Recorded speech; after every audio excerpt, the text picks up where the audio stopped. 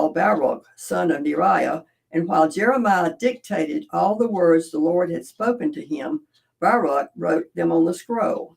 Then Jeremiah told Baruch, I am restricted. I cannot go to the Lord's temple. So you go to the house of the Lord on a day of fasting and read to the people from the scroll the words of the Lord that you wrote as I dictated. Read them to all the people of Judah who come in from their towns. Perhaps they will bring their petition before the Lord, and each will turn from his wicked ways, for the anger and wrath pronounced against this people by the Lord are great.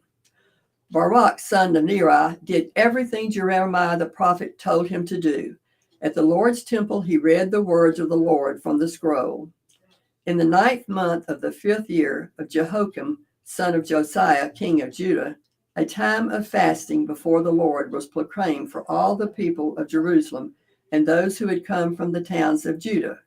From the room of Jemiah, son of Shaphan, the secretary, which was in the upper courtyard at the entrance of the new gate of the temple, Baruch read to all the people at the Lord's temple the words of Jeremiah from the scroll. When Micaiah, son of Jeremiah, the son of Shaphan, heard all the words of the Lord from the scroll, he went down to the secretary's room in the royal palace where all the officials were sitting.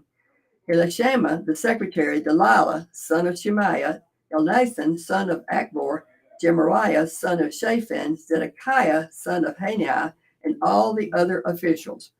After Micaiah told them everything he had heard Baruch read to the people from the scroll, all the officials sent Judah, son of Nethaniah, the son of Shelemi, the son of Cushi, to say to Baruch, bring the scroll from which you have read to the people and come. So Baruch, son of Neriah, went to them with the scroll in his hand. They said to him, sit down, please, and read it to us. So Baruch read it to them. When they heard all these words, they looked at each other in fear and said to Baruch, we must report all these words to the king. Then they asked Baruch, tell us, how did you come to write all this? Did Jeremiah dictate it? Yes, Baruch replied, he dictated all these words to me, and I wrote them in ink on the scroll. Then the official said to Baruch, you and Jeremiah go and hide. Don't let anyone know where you are. After they put the scroll in the room of Elishama, the secretary, they went to the king in the courtyard and reported everything to him. The king sent Jehudi to get the scroll, and Jehudi brought it from the room of Elishama, the secretary, and read it to the king and all the officials standing beside him. It was the 9th month, and the king was sitting in the winter apartment with a fire burning in the firepot in front of him. Whenever Jehudi had read 3 or 4 columns of the scroll, the king cut them off with a scribe's knife and threw them into the firepot until the entire scroll was burned in the fire. The king and all his attendants who heard all these words showed no fear, nor did they tear their clothes. Even though Elnathan, Delilah, and Jeremiah urged the king not to burn the scroll, he would not listen to them. Instead, the king commanded Jeremiel, a son of the king, Seraiah, son of Azriel, and Shelemiah, son of Abdil, to arrest Baruch, the scribe, and Jeremiah the prophet, but the Lord had hidden them. After the king burned the scroll containing the words that Baruch had written at Jeremiah's dictation, the word of the Lord came to Jeremiah. Take another scroll and write on it all the words that were on the first scroll, which Jehoiakim, king of Judah, burned up. Also tell Jehoiakim, king of Judah, this is what the Lord says. You burned that scroll and said, why did you write on it that the king of Babylon would certainly come and destroy this land and cut off both men and animals from it? Therefore, this is what the Lord says about Jehoiakim, king of Judah. He will have no one to sit on the throne of David. His body will be thrown out and exposed to the heat by day and the frost by night. I will punish him and his children and his attendants for their wickedness. I will bring on them and those living in Jerusalem and the people of Judah every disaster I pronounced against them, because they have not listened. So Jeremiah took another scroll and gave it to the scribe Baruch, son of Neriah. And as Jeremiah dictated, Baruch wrote on it all the words of the scroll that Jehoiakim, king of Judah, had burned in the fire, and many similar words were added to them. Chapter 37. Zedekiah, son of Josiah, was made king of Judah by Nebuchadnezzar, king of Babylon. He reigned in place of Jehoiakim, son of Jehoiakim. Neither he nor his attendants nor the people of the land paid any attention to the words the Lord had spoken through Jeremiah the prophet. King Zedekiah, however, sent Jehucal, son of Shelemiah, with the priest Zephaniah, son of Messiah, to Jeremiah the prophet with this message: Please pray to the Lord our God for us. Now Jeremiah was free to come and go among the people, for he had not yet been put in prison. Pharaoh's army had marched out of Egypt, and when the Babylonians who were besieging Jerusalem heard the report about them, they withdrew from Jerusalem. Then the word of the Lord came to Jeremiah the prophet. This is what the Lord, the God of Israel, says. Tell the king of Judah, who sent you to inquire of me, Pharaoh's army, which has marched out to support you, will go back to its own land, to Egypt. Then the Babylonians will return and attack this city. They will capture it and burn it down.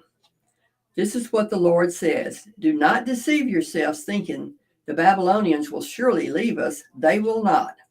Even if you were to defeat the entire Babylonian army that is attacking you and only wounded men were left in their tents, they would come out and burn this city down.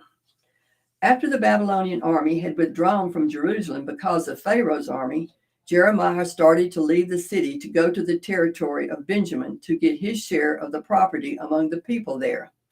But when he reached the Benjamin gate, the captain of the guard, whose name was Arijah, son of Shelemiah, the son of Hananiah, arrested him and said, You are deserting the Babylonians. That's not true, Jeremiah said. I am not deserting the Babylonians. But Arijah would not listen to him. Instead, he arrested Jeremiah and brought him to the officials.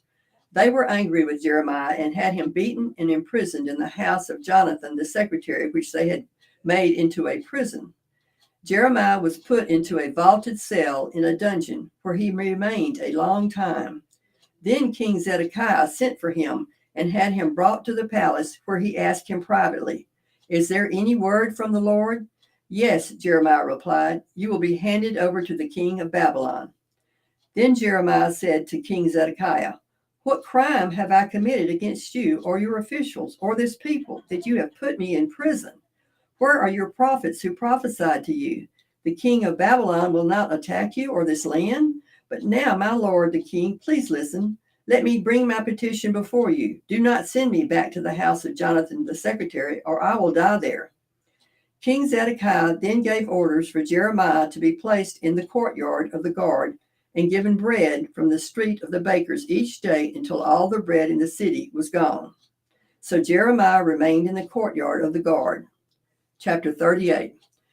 Shephatiah, son of Matan, Gedaliah, son of Pashur, Jehuel, son of Shelemiah, and Pashur, son of Malchar, heard what Jeremiah was telling all the people when he said, This is what the Lord says.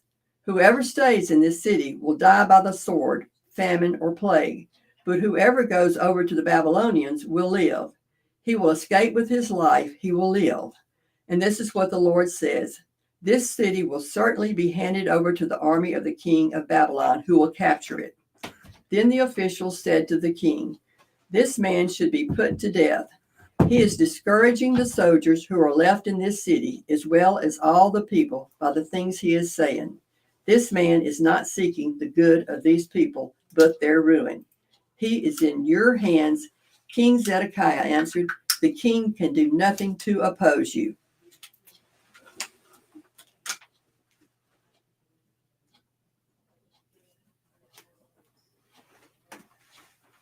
Awesome. Right there.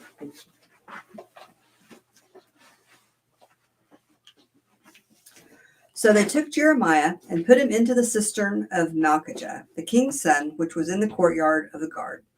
They lowered Jeremiah by ropes into the cistern. It had no water in it, only mud, and Jeremiah sank down into the mud.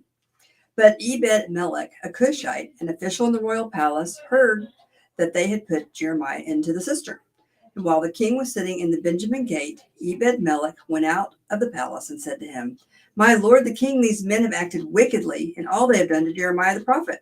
They have thrown him into a cistern where he will starve to death when there is no longer any bread in the city. The king commanded Ebed-melech the Cushite, "Take 30 men from here with you and lift Jeremiah the prophet out of the cistern before he dies." So Ebed-melech took the men with him and went to a room under the treasury in the palace. He took some old rags and worn out clothes from there and let them down with ropes to Jeremiah in the cistern. Ebed-melech the Cushite said to Jeremiah, "Put these old rags and worn out clothes under your arms to pad the ropes." Jeremiah did so, and they pulled him up with the ropes and lifted him out of the cistern. And Jeremiah remained in the courtyard of the guard. Then King Zedekiah sent for Jeremiah the prophet and had him brought to the third entrance to the temple of the Lord. "I'm going to ask you something," the king said to Jeremiah. "Do not hide anything from me." Jeremiah said to Zedekiah, "If I give you an answer, will you not kill me?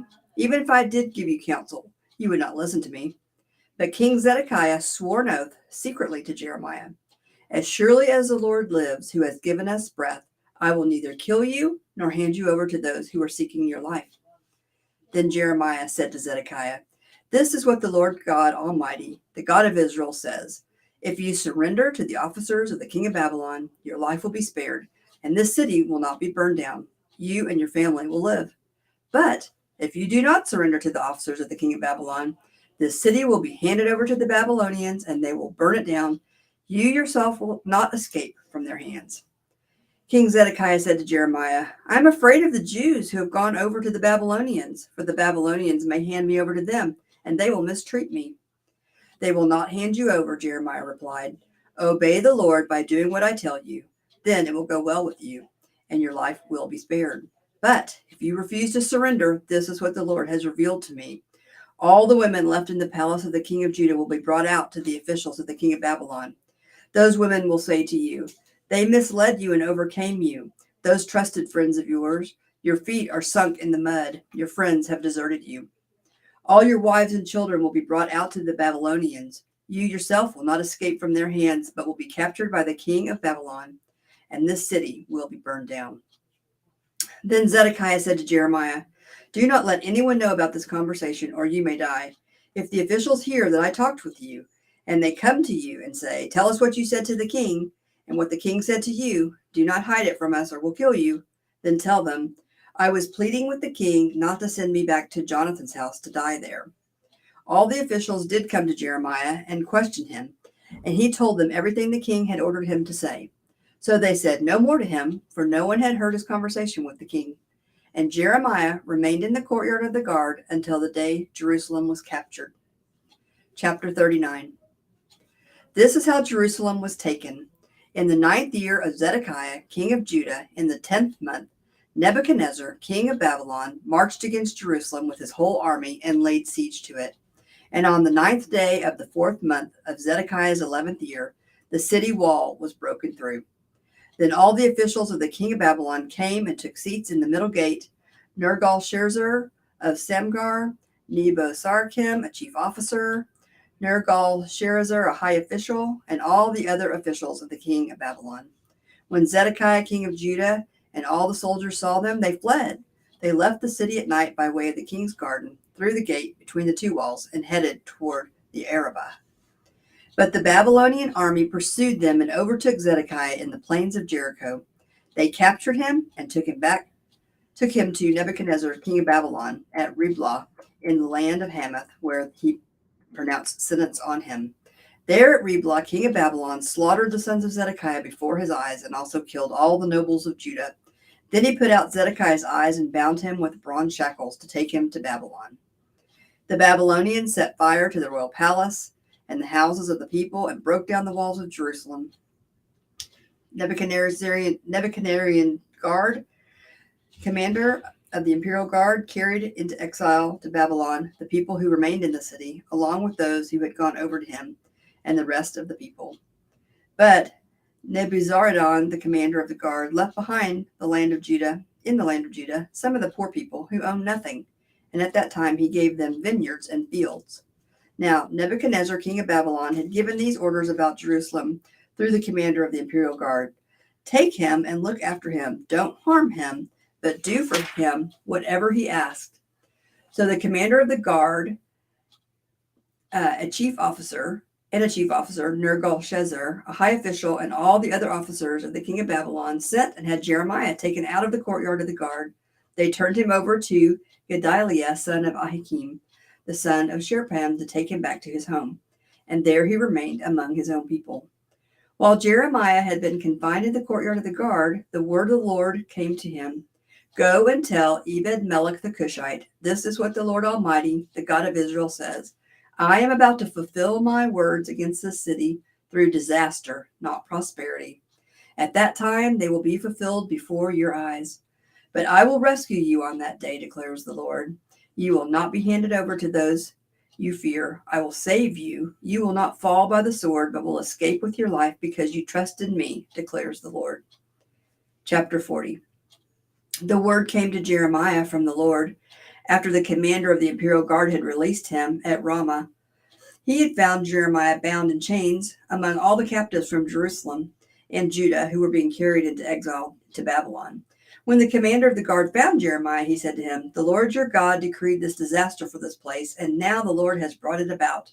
He has done just as he said he would. All this happened because you people sinned against the Lord and did not obey him. But today I am freeing you from the chains on your wrist. Come with me to Babylon if you like, and I will look after you. But if you do not want to, then don't come. Look, the whole country lies before you. Go wherever you please. However, before Jeremiah turned to go, the guard added, Go back to Gedaliah, son of Ahikam, son of Shaphan, whom the king of Babylon has appointed over the towns of Judah, and live with him among the people, or go anywhere else you please. Then the commander gave him provisions and a present and let him go. So Jeremiah went to Gedaliah, son of Ahikam, at Mizpah, and stayed with him among the people who were left behind in the land. When all the army officers and their men who were still in the open country heard that the king of Babylon had appointed Gedaliah, son of Ahikam, as governor over the land, and had put him in charge of the men, women, and children who were the poorest in the land and who had not been carried into exile into Babylon, they came to Gedaliah at Mizpah. Ishmael, son of Nethaniah, Jonathan, and Jonathan, the son of Kareah, Seraiah, son of Tehumeth, and the sons of Ephi, the Netophathite, and Jozniah, the son of Machathite, and their men. Gedaliah, son of Ahikam, son of Shaphan, took an oath to reassure them and their men. Do not be afraid to serve the Babylonians, he said. Settle down in the land and serve the king of Babylon, and it will go well with you. I myself will stay at Mizpah to represent you before the Babylonians who come to us. But you are to harvest the wine, summer fruit, and oil, and put them in your storage jars, and live in the towns you have taken over. When all the Jews in Moab, Ammon, Edom, and all the other countries heard that the king of Babylon had left a remnant in Judah and had appointed Gedaliah, son of Ahikam, son of Shaphan, as governor over them, they all came back to the land of Judah, to Gedaliah at Mizpah, from all the countries where they had been scattered, and they harvested an abundance of wine and summer fruit. Johanan, son of Kareah, and all the army officers still in the open country came to Gedaliah at Mizpah and said to him, Don't you know that Baalis, king of the Ammonites, has sent Ishmael, son of Nethaniah, to take your life? But Gedaliah, son of Ahikam, did not believe them. So Johanan, son of Kareah, said privately to Gedaliah in Mizpah, Let me go and kill Ishmael, son of Nethaniah, and no one will know it. Why should he take your life and cause all the Jews who are gathered around you to be scattered and the remnant of Judah to perish? But Gedaliah, son of Ahikam, said to Johanan, son of Kareah, Don't do such a thing. What you are saying about Ishmael is not true. Chapter 41. In the 7th month, Ishmael, son of Nethaniah, son of Elishama, who was of royal blood and had been one of the king's officers, came with 10 men to Gedaliah, son of Ahikam, at Mizpah. While they were eating together there, Ishmael, son of Nethaniah, and the 10 men who were with him got up and struck down Gedaliah, son of Ahikam, son of Shaphan, with the sword, killing the one whom the king of Babylon had appointed as governor over the land. Ishmael also killed all the Jews who were with Gedaliah at Mizpah, as well as the Babylonian soldiers who were there. The day after Gedaliah's assassination, before anyone knew about it, 80 men who had shaved off their beards, torn their clothes, and cut themselves came from Shechem, Shiloh, and Samaria, bringing grain offerings and incense with them to the house of the Lord. Ishmael, son of Nethaniah went out from Mizpah to meet them, weeping as he went. When he met them, he said, "Come to Gedaliah, son of Achim." When they went into the city, Ishmael, son of Nethaniah, and the men who were with him slaughtered them and threw them into a cistern. But 10 of them said to Ishmael, "Don't kill us. We have wheat and barley, oil and honey hidden in a field." So he let them alone and did not kill them with the others. Now the cistern where he threw all the bodies of the men he had killed along with Gedaliah was the one King Asa had made as a part of his defense against Baasha, king of Israel. Ishmael, son of Nethaniah, filled it with the dead. Ishmael made captives of all the rest of the people who were in Mizpah, the king's daughters, along with all the others who were left there, over whom Nebuzaradan, commander of the imperial guard, had appointed Gedaliah, son of Achim. Ishmael, son of Nethaniah, took them captive and set out to cross over to the Ammonites. When Johanan, son of Kareah, and all the army officers who were with him heard about the crimes Ishmael had committed, they took their men and went to fight Ishmael. They caught up with him near the great pool in Gibeon. When all the people Ishmael had with him saw Johanan and the army officers who were with him, they were glad. All the people Ishmael had taken captive at Mizpah turned and went over to Johanan, son of Kareah, but Ishmael and 8 of his men escaped from Johanan and fled to the Ammonites. Then Johanan, son of Kareah, and all the army officers who were with him led away all the survivors from Mizpah whom he had recovered from Ishmael after he'd assassinated Gedaliah, son of Achim. The soldiers, women, children, and court officials he had brought from Gibeon. And on they went, stopping at Geruth Kimhan near Bethlehem on their way to Egypt to escape the Babylonians. They were afraid of them because Ishmael had killed Gedaliah, son of Ahikam, whom the king of Babylon had appointed as governor over the land. Chapter 42.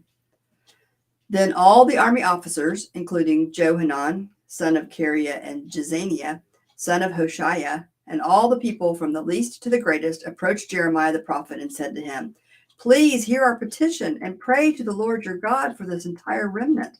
For as you now see, though we were once many, now only a few are left. Pray that the Lord your God will tell us where we should go and what we should do." "I have heard you," replied Jeremiah the prophet. "I will certainly pray to the Lord your God as you have requested. I will tell you everything the Lord says, and I will keep nothing back from you."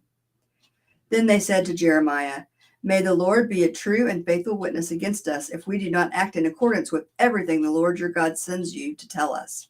Whether it is favorable or unfavorable, we will obey the Lord our God, to whom we are sending you, so that it will go well with us, for we will obey the Lord our God." 10 days later, the word of the Lord came to Jeremiah. So he called together Johanan, son of Kareah, and all the army officers who were with him, and all the people from the least to the greatest, and he said to them, "This is what the Lord, the God of Israel, to whom you sent me to present your petition, says. If you stay in this land, I will build you up and not tear you down. I will plant you and not uproot you. For I am grieved over the disaster I've inflicted on you. Do not be afraid of the king of Babylon, whom you now fear. Do not be afraid of him, declares the Lord, for I am with you and will save you and deliver you from his hands. I will show you compassion so that he will have compassion on you and restore you to your land. However, if you say, 'We will not stay in this land,' and so disobey the Lord your God, and if you say, 'No, we will go and live in Egypt, where we will not see war or hear the trumpet or be hungry for bread,' then hear the words of the Lord, O remnant of Judah. This is what the Lord Almighty, the God of Israel, says. If you are determined to go to Egypt, and you do go and settle there, then the sword you fear will overtake you there, and the famine you dread will follow you into Egypt, and there you will die.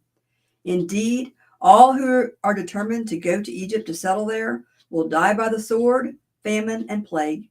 Not one of them will survive or escape the disaster I will bring on them. This is what the Lord Almighty, the God of Israel, says.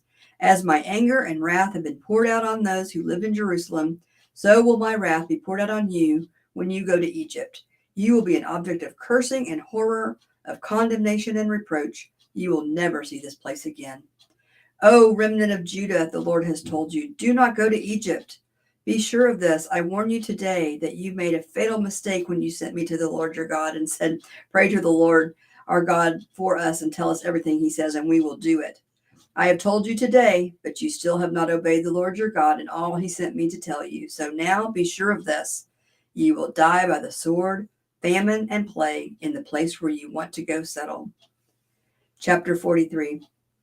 When Jeremiah finished telling the people all the words of the Lord their God, everything the Lord had sent him to tell them, Azariah, son of Hoshaiah, and Johanan, son of Kareah, and all the arrogant men said to Jeremiah, You are lying. The Lord our God has not sent you to say you must not go to Egypt to settle there. But Baruch, son of Neriah, is inciting you against us to hand us over to the Babylonians so they may kill us or carry us into exile in Babylon.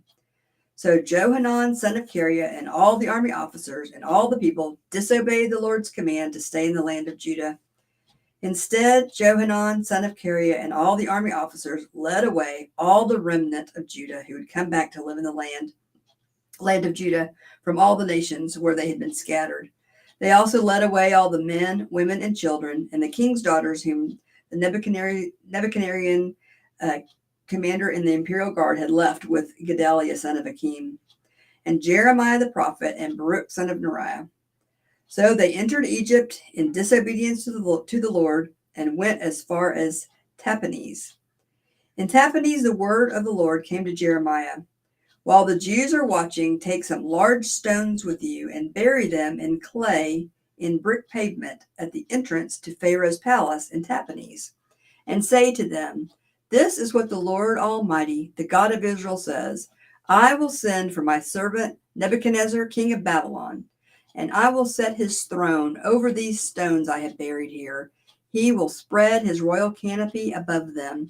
He will come and attack Egypt, bringing death to those destined for death, captivity to those destined for captivity, and the sword to those destined for the sword. He will set fire to the temples of the gods of Egypt. He will burn their temples and take their gods captive. As a shepherd wraps his garment around him, so he will wrap Egypt around himself and depart from there unscathed. There in the temple of the sun in Egypt, he will demolish the sacred pillars and will burn down the temples of the gods of Egypt. Chapter 44.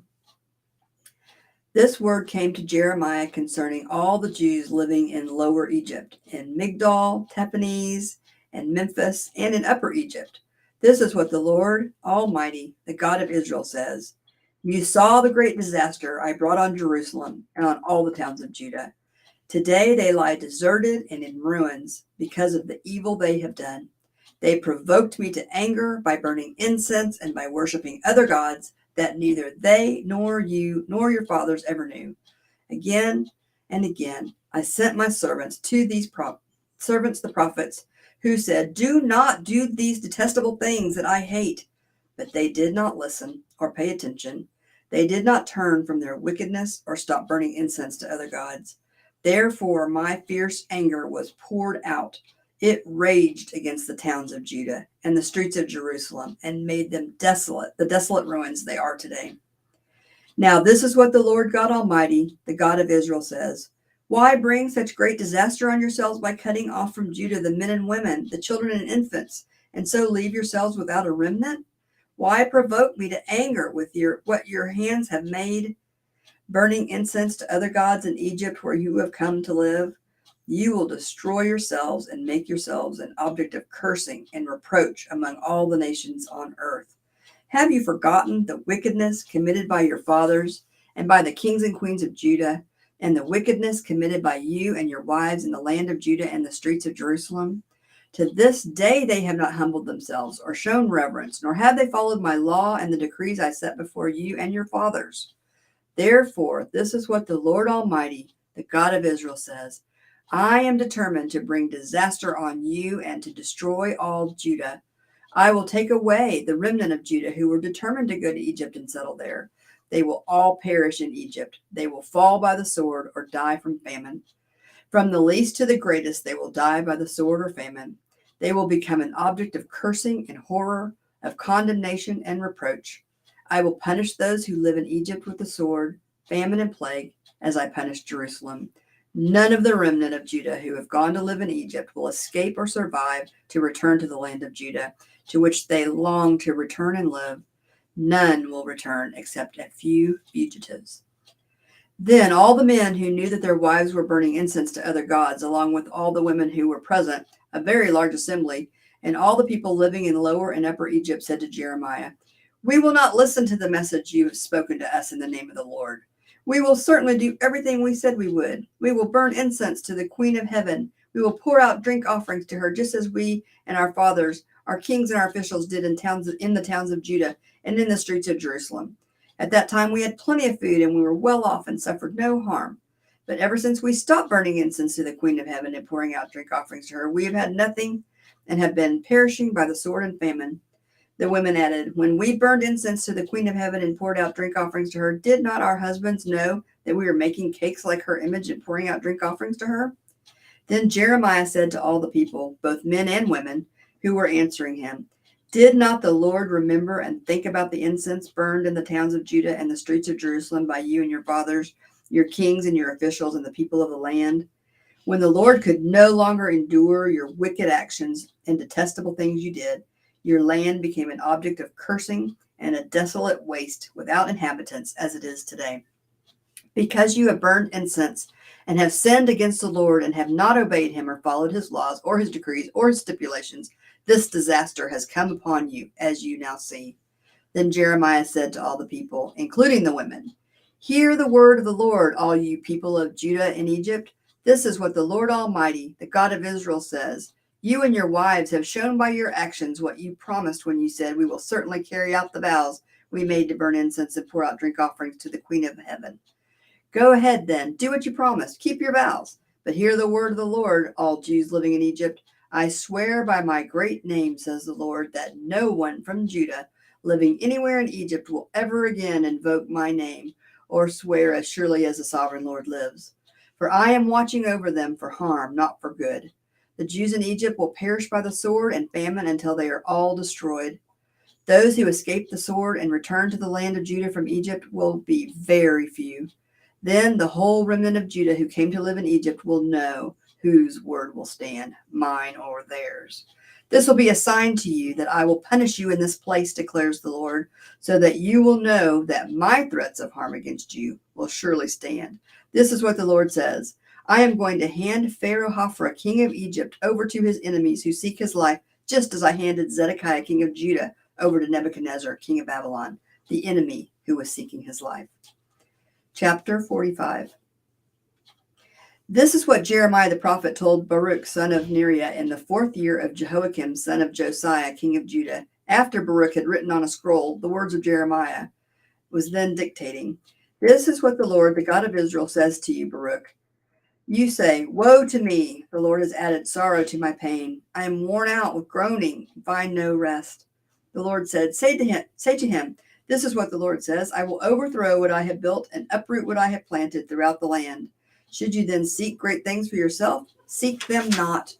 For I will bring disaster on all the people, declares the Lord. But wherever you go, I will let you escape with your life. Chapter 46. This is the word of the Lord that came to Jeremiah the prophet concerning the nations, concerning Egypt. This is the message against the army of Pharaoh Necho, king of Egypt, which was defeated at Carchemish on the Euphrates River by Nebuchadnezzar, king of Babylon, in the 4th year of Jehoiakim, son of Josiah, king of Judah. Prepare your shields, both large and small, and march out for battle. Harness the horses, mount the steeds, take your positions with helmets on. Polish your spears, put on your armor. What do I see? They are terrified, they are retreating, their warriors are defeated. They flee in haste without looking back, and there is terror on every side, declares the Lord. The swift cannot flee, nor the strong escape. In the north by the river Euphrates, they will stumble and fall. Who is this that rises like the Nile, like rivers of surging waters? Egypt rises like the Nile, like rivers of surging waters. She says, I will rise and cover the earth. I will destroy cities and their people. Charge, O horses. Drive furiously, O charioteers. March on, O warriors, men of Cush and Put, who carry shields, men of Lydia, who draw the bow. But that day belongs to the Lord Almighty, a day of vengeance, for vengeance on his foes. The sword will devour till it is satisfied, till it has quenched its thirst with blood. For the Lord Almighty, will offer sacrifice in the land of the north by the river Euphrates. Go up to Gilead and get balm, O virgin daughter of Egypt, but you multiply remedies in vain. There is no healing for you. The nations will hear of your shame. Your cries will fill the earth. One warrior will stumble over another. Both will fall down together. This is the message the Lord spoke to Jeremiah the prophet about the coming of Nebuchadnezzar, king of Babylon, to attack Egypt. Announce this in Egypt and proclaim it in Migdol. Proclaim it also in Memphis and Tahpanhes. Take your positions and get ready, for the sword devours those around you. Why will your warriors be laid low? They cannot stand, for the Lord will push them down. They will stumble repeatedly. They will fall over each other. They will say, "Get up, let us go back to our own people and our native lands, away from the sword of the oppressor." There they will exclaim, "Pharaoh, king of Egypt, is only a loud noise. He has missed his opportunity." Surely as I live, declares the King, whose name is the Lord Almighty, one will come who is like Tabor among the mountains, like Carmel by the sea. Pack your belongings for exile, you who live in Egypt, for Memphis will be laid waste and lie in ruins without inhabitant. Egypt is a beautiful heifer, but a gadfly is coming against her from the north. The mercenaries in her ranks are like fattened calves. They too will turn and flee together. They will not stand their ground, for the day of disaster is coming upon them, the time for them to be punished. Egypt will hiss like a fleeing serpent as the enemy advances in force. They will come against her. With axes like men who cut down trees. They will chop down her forest, declares the Lord. Dense though it may be, they are more numerous than locusts. They cannot be counted. The daughter of Egypt will be put to shame, handed over to the people of the north. The Lord Almighty, the God of Israel, says, I am about to bring punishment on Ammon, god of Thebes, on Pharaoh, on Egypt and her gods and her kings, and on those who rely on Pharaoh. I will hand them over to those who seek their lives, to Nebuchadnezzar, king of Babylon, and his officers. Later, however, Egypt will be inhabited as in times past, declares the Lord. Do not fear, O Jacob, my servant. Do not be dismayed, O Israel. I will surely save you out of a distant place, your descendants from the land of their exile. Jacob will again have peace and security, and no one will make him afraid. Do not fear, O Jacob, my servant, for I am with you, declares the Lord. Though I completely destroy all the nations among which I scatter you, I will not completely destroy you. I will discipline you, but only with justice. I will not let you go entirely unpunished. Chapter 47. This is the word of the Lord that came to Jeremiah the prophet concerning the Philistines before Pharaoh attacked Gaza. This is what the Lord says. See how the waters are rising in the north? They will become an overflowing torrent. They will overflow the land and everything in it. The towns and those who live in them, the people will cry out. All who dwell in the land will wail at the sounds of the hoofs galloping steeds, at the noise of enemy chariots, at the rumble of their wheels. Fathers will not turn to help their children. Their hands will hang limp. For the day has come to destroy all the Philistines and to cut off all survivors. Who could help Tyre and Sidon? The Lord is about to destroy the Philistines, the remnant from the coasts of Kaphtor. Gaza will shave her head in mourning. Ashkelon will be silenced. O remnant on the plain, how long will you cut yourselves? Ah, sword of the Lord, you cry, how long until you rest? Return to your scabbard. Cease and be still. But how can it rest when the Lord has commanded it, when he has ordered it to attack Ashkelon and the coast?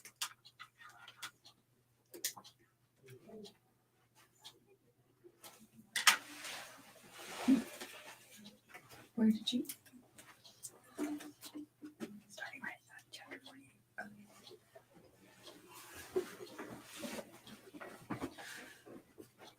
Chapter 48. This is what the Lord Almighty, the God of Israel, says. Woe to Nebo, for it will be ruined. Kiriathaim will be disgraced and captured. The stronghold will be disgraced and shattered. Moab will be praised no more. In Heshbon, men will plot her downfall. Come, let us put an end to that nation. You too, O madmen, will be silenced. The Lord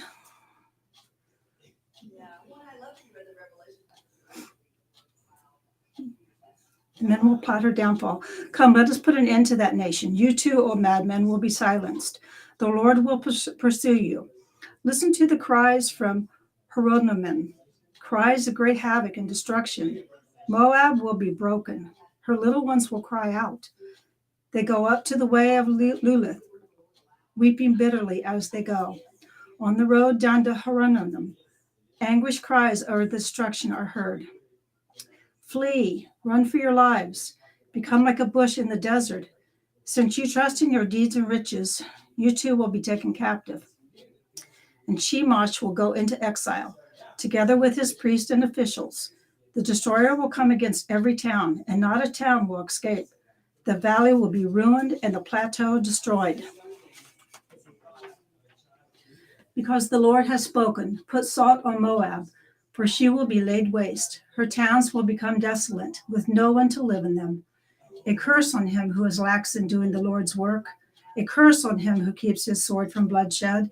Moab has been at rest from youth, like wine left on its dregs, not poured from one jar to another. She has not gone into exile, so she tastes as she did, and her aroma is unchanged. But days are coming, declares the Lord, when I will send men who pour from jars, and they will pour her out, and they will empty her jars and smash her jugs. Then Moab will be ashamed of Chemosh, as the house of Israel was ashamed when they trusted in Bethel. How can you say we are warriors, men valiant in battle? Moab will be destroyed and her towns invaded. Her finest young men will go down in the slaughter, declares the King, whose name is the Lord Almighty. The fall of Moab is at hand. Her calamity will come quickly. Mourn for her, all who live around her, all who know her fame. Say, how broken is the mighty scepter, how broken the glorious staff. Come down from your glory and set on the parched ground, O inhabitants of the daughter of Dibon. For he who destroys Moab will come up against you and ruin your fortified cities.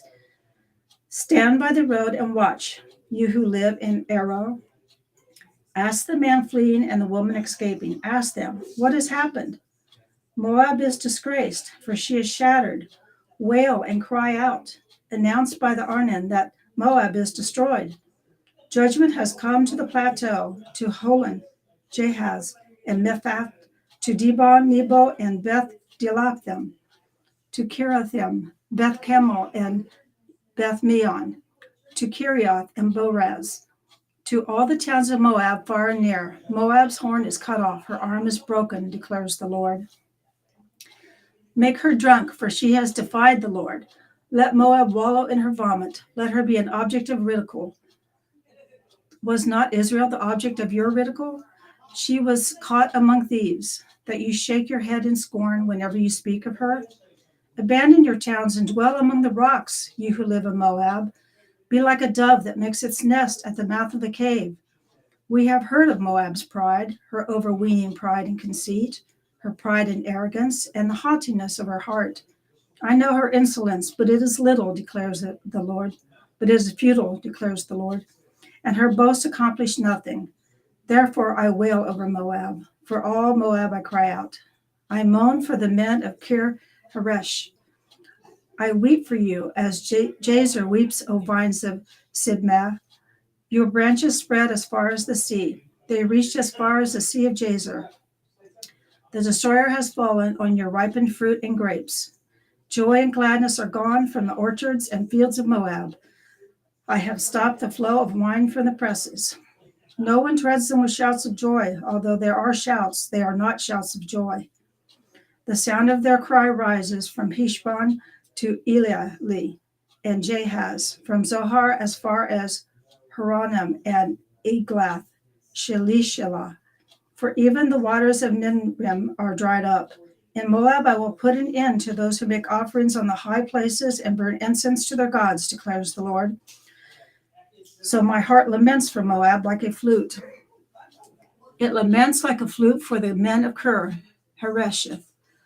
The wealth they acquired is gone. Every head is shaved and every beard cut off. Every hand is slashed and every waist is covered with sackcloth. On the routes of Moab and in the public squares, there is nothing but mourning. For I have broken Moab like a jar that no one wants, declares the Lord. How shattered she is. How they wail. How Moab turns her back in shame. Moab has become an object of ridicule. an object of horror to all those around her. This is what the Lord says.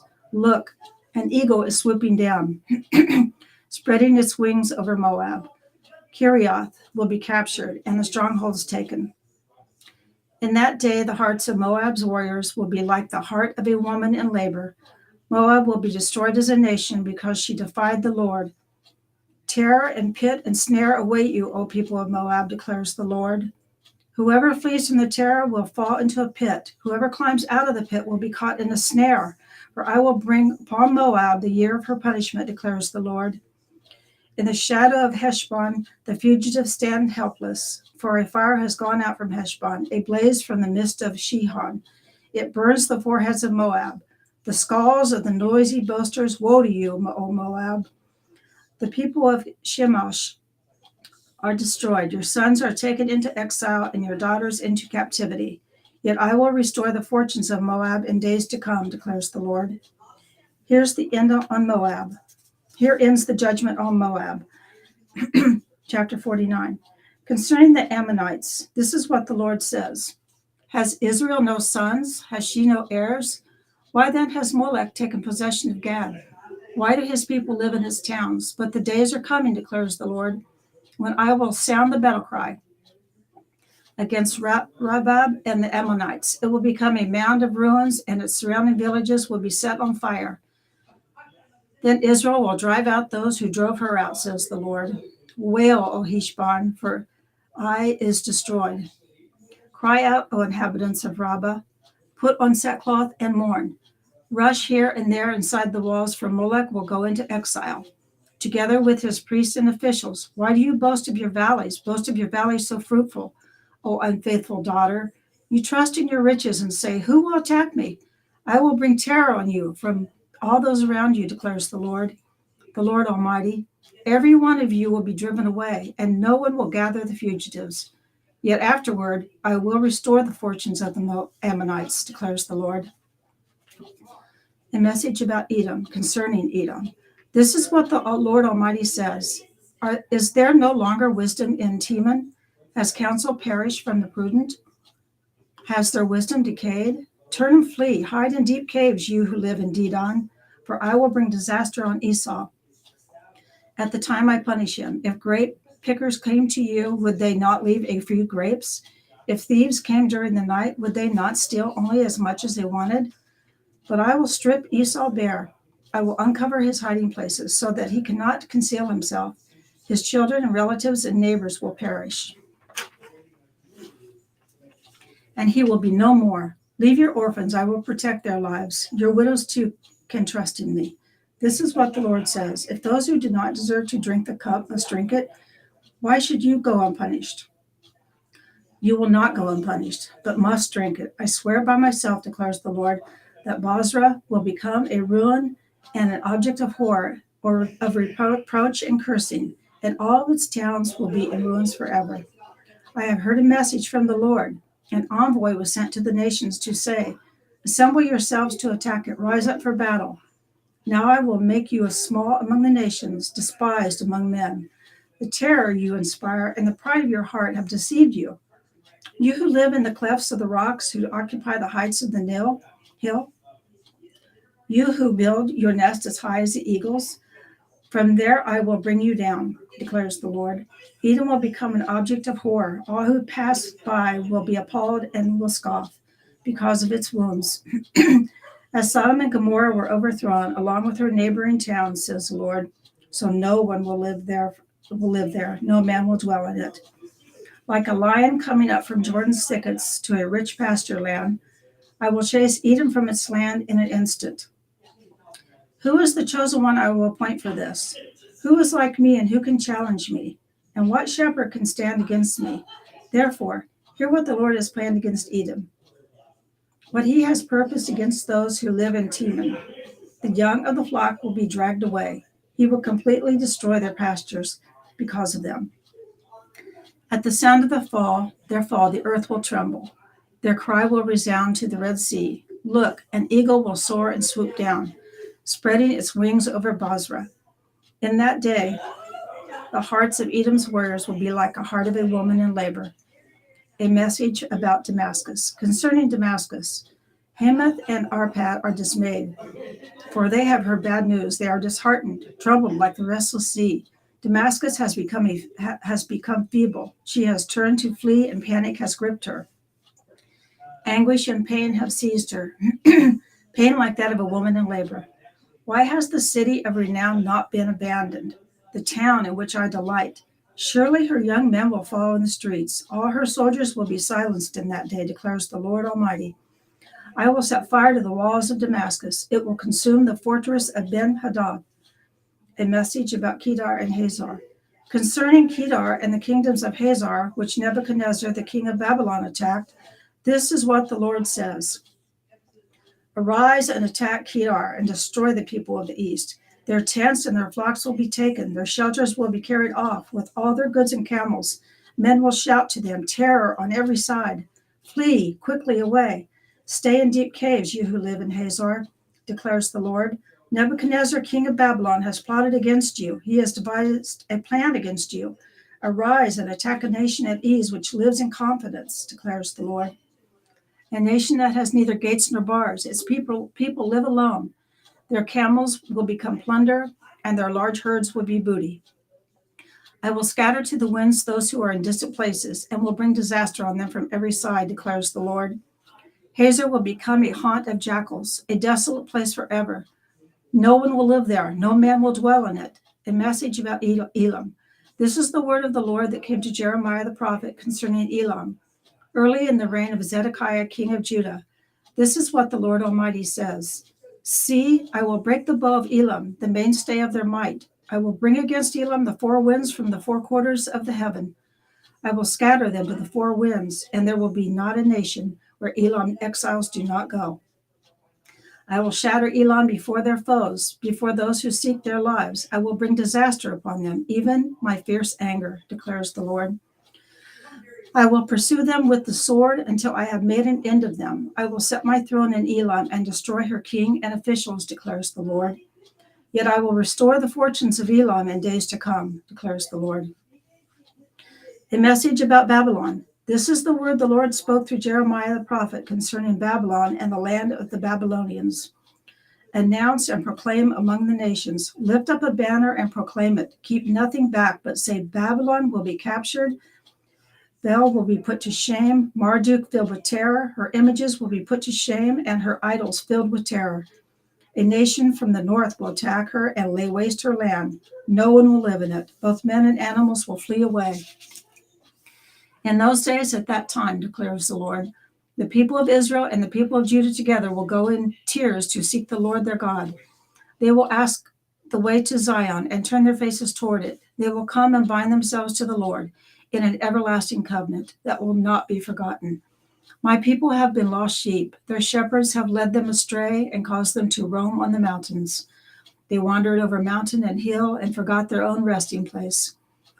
Whoever found them devoured them, their enemies said. We are not guilty, for they sinned against the Lord, their true pastor. The Lord, the hopes of their fathers. Flee out of Babylon, leave the land of the Babylonians, and be like the goats that lead the flock. For I will stir up and bring against Babylon an alliance of great nations from the land of the north. They will take up their positions against her, and from the north she will be captured. Their heirs will be like skilled warriors who do not return empty-handed. So Babylonia will be plundered. All who plunder her will have their fill, declares the Lord. Because you rejoice and are glad, you who pillage my inheritance, because you frolic like a heifer threshing grain and neigh like stallions, your mother will be greatly ashamed. She who gave birth to you will be disgraced. She will be the least of the nations. A wilderness, a dry land, a desert. Because of the Lord's anger, she will not be inhabited, but will be completely desolate.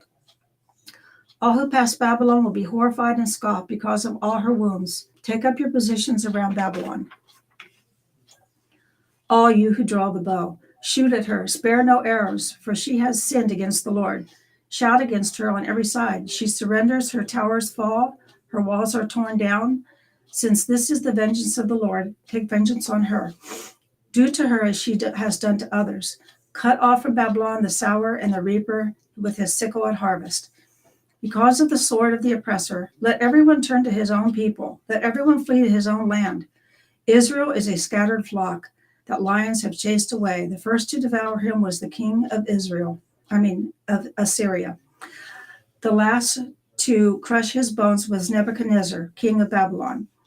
Therefore, this is what the Lord Almighty, the God of Israel, says. I will punish the king of Babylon and his land as I punished the king of Assyria, but I will bring back Israel to his own pasture, and he will graze on Carmel and Bashan. His appetite will be satisfied on the hills of Ephraim and Gilead. In those days, at that time, declares the Lord, search will be made for Israel's guilt, but there will be none, and for the sins of Judah, but none will be found, for I will forgive the remnant I spare. Attack the land of Merathaim and those who live in Peacock. Pursue, kill, and completely destroy them, declares the Lord. Do everything I have commanded you. The noise of the battle is in the land, the noise of great destruction. How broken and shattered is the hammer of the whole earth. How desolate is Babylon among the nations. I set a trap for you, O Babylon, and you were caught before you knew it. You were found and captured because you opposed the Lord.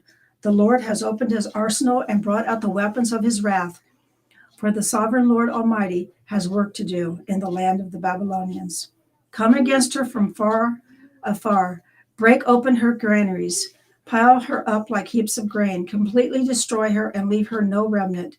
Kill all her young bulls. Let them go down to the slaughter. Woe to them, for their day has come, the time for them to be punished. Listen to the fugitives and refugees from Babylon, declaring in Zion how the Lord our God has taken vengeance for his temple. Summon archers against Babylon. All those who draw the bow, encamp all around her. Let no one escape. Repay her for her deeds. Do to her as she has done, for she has defied the Lord, the Holy One of Israel. Therefore her young men will fall in the streets. All of her soldiers will be silenced in that day, declares the Lord. See, I am against you, O arrogant one, declares the Lord Almighty, for your day has come, the time for you to be punished. The arrogant one will stumble and fall, and no one will help her up. I will kindle a fire in her towns that will consume all who are around her. This is what the Lord Almighty says. The people of Israel are oppressed, and the people of Judah as well. All their captors hold them fast, refusing to let them go. Yet their Redeemer is strong, and the Lord Almighty is his name. He will vigorously defend their cause so that he may bring rest to their land, but unrest to those who live in Babylon. A sword against the Babylonians, declares the Lord, against those who live in Babylon, and against her officials and wise men. A Lord against her false prophets, they will become fools. A sword against her warriors, they will be filled with terror. A sword against her horses and chariots and all the foreigners in her ranks, they will become women.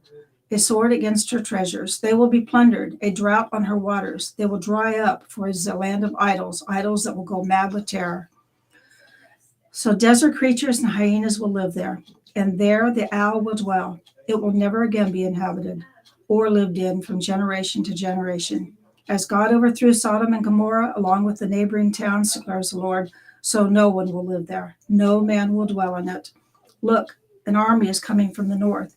A great nation and many kings are being stirred up from the ends of the earth.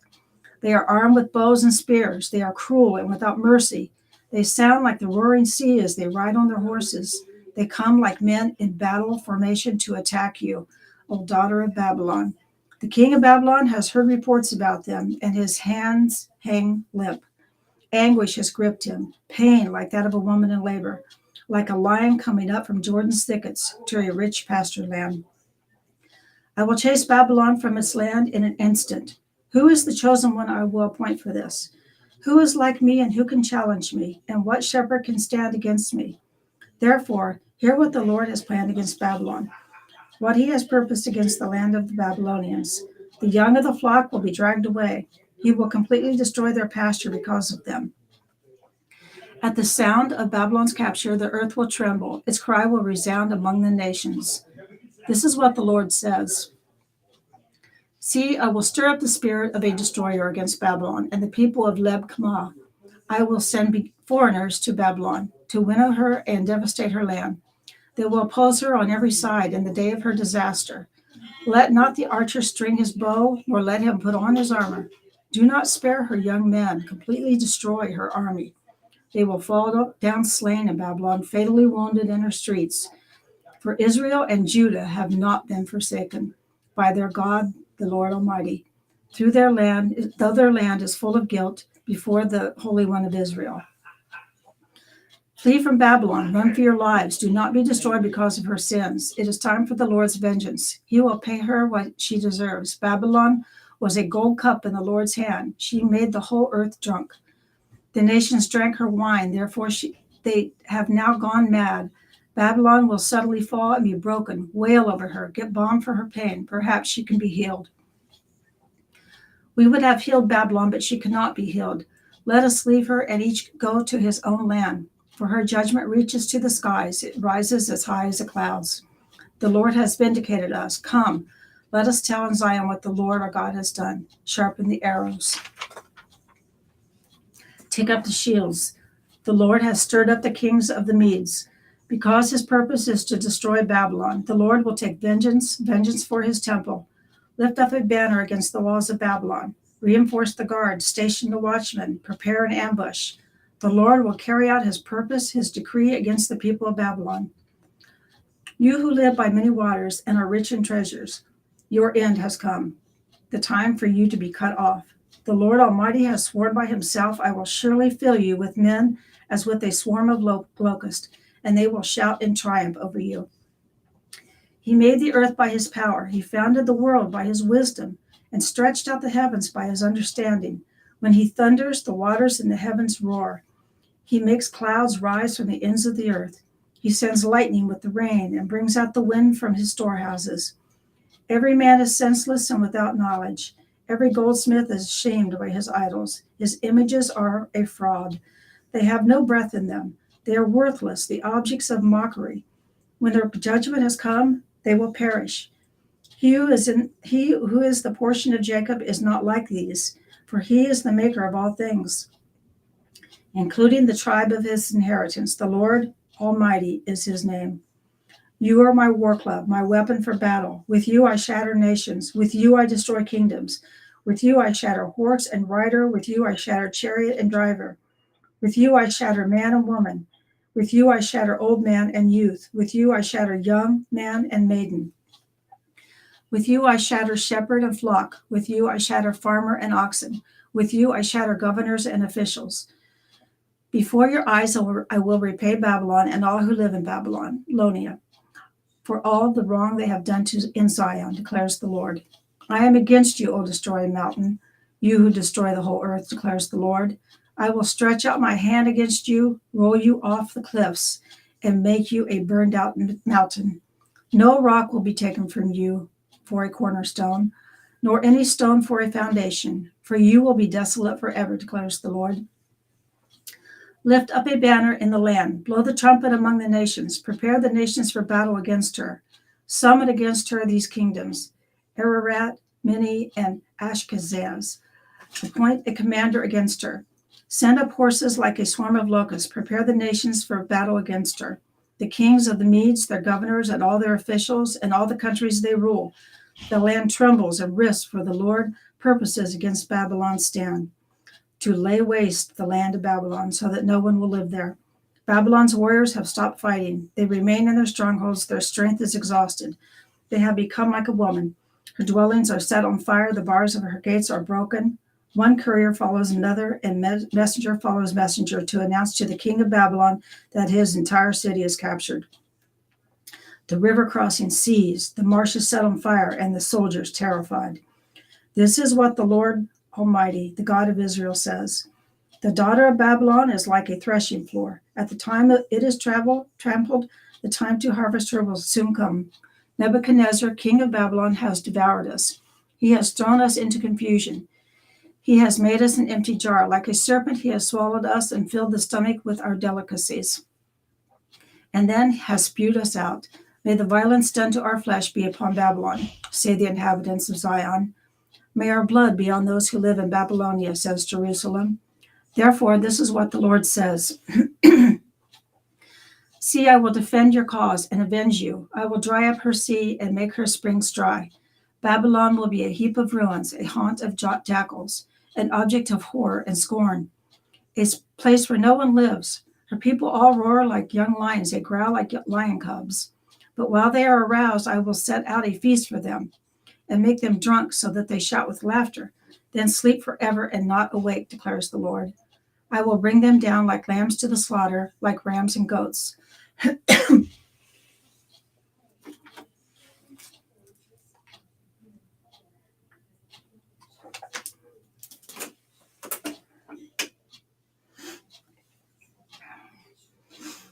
How Sheshash will be captured, the boast of the whole earth seized. What a horror Babylon will be among the nations. The sea will rise over Babylon. Its roaring waves will cover her. Her towns will be desolate, a dry and desert land, a land where no one lives, through which no man travels. I will punish Bel in Babylon and make him spew out what he has swallowed. The nations will no longer stream to him, and the wall of Babylon will fall. Come out of her, my people. Run for your lives.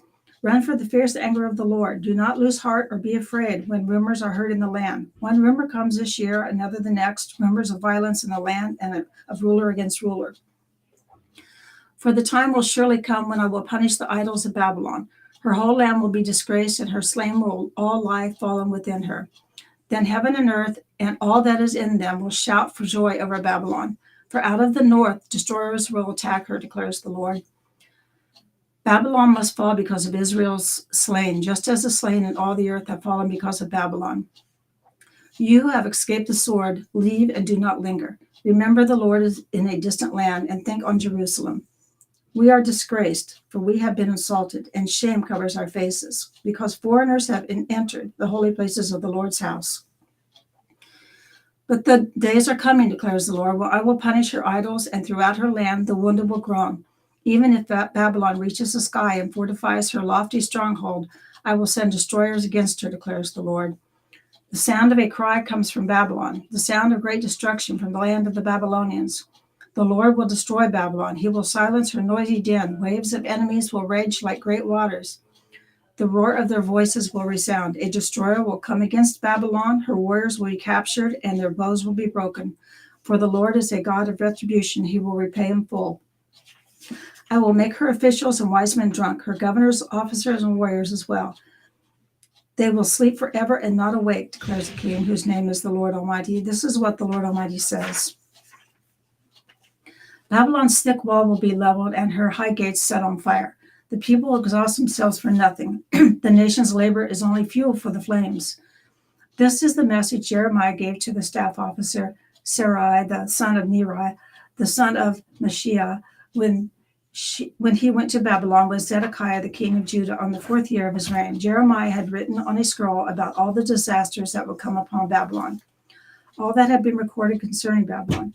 He said to Sarai, when you get to Babylon, see that you read all these words aloud. Then say, O Lord, you have said you will destroy this place so that neither man nor animal will live in it. It will be desolate forever. When you finish reading the scroll, tie a stone to it and throw it into the Euphrates. Then say, so will Babylon sink to rise no more because of the disaster I will bring upon her, and her people will fall. The words of Jeremiah end here.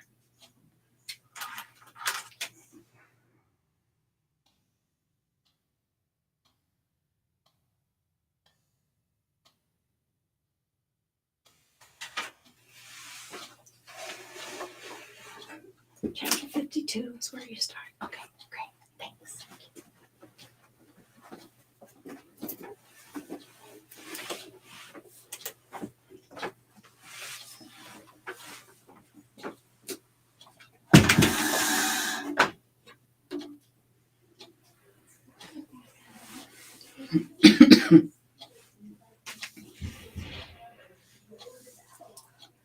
Jeremiah chapter 52. Zedekiah was 21 years old when he became king, and he reigned in Jerusalem 11 years. His mother's name was Hamutal, daughter of Jeremiah. She was from Libnah. He did evil in the eyes of the Lord, just as Jehoiakim had done. It was because of the Lord's anger that all this happened to Jerusalem and Judah, and in the end he thrust them from his presence. Now Zedekiah rebelled against the king of Babylon. So in the 9th year of Zedekiah's reign, on the 10th day of the 10th month, Nebuchadnezzar, king of Babylon, marched against Jerusalem with his whole army. They camped outside the city and built siege works all around it. The city was kept under siege until the 11th year of King Zedekiah. By the 9th day of the 4th month, the famine in the city had become so severe that there was no food for the people to eat. Then the city wall was broken through, and the whole army fled.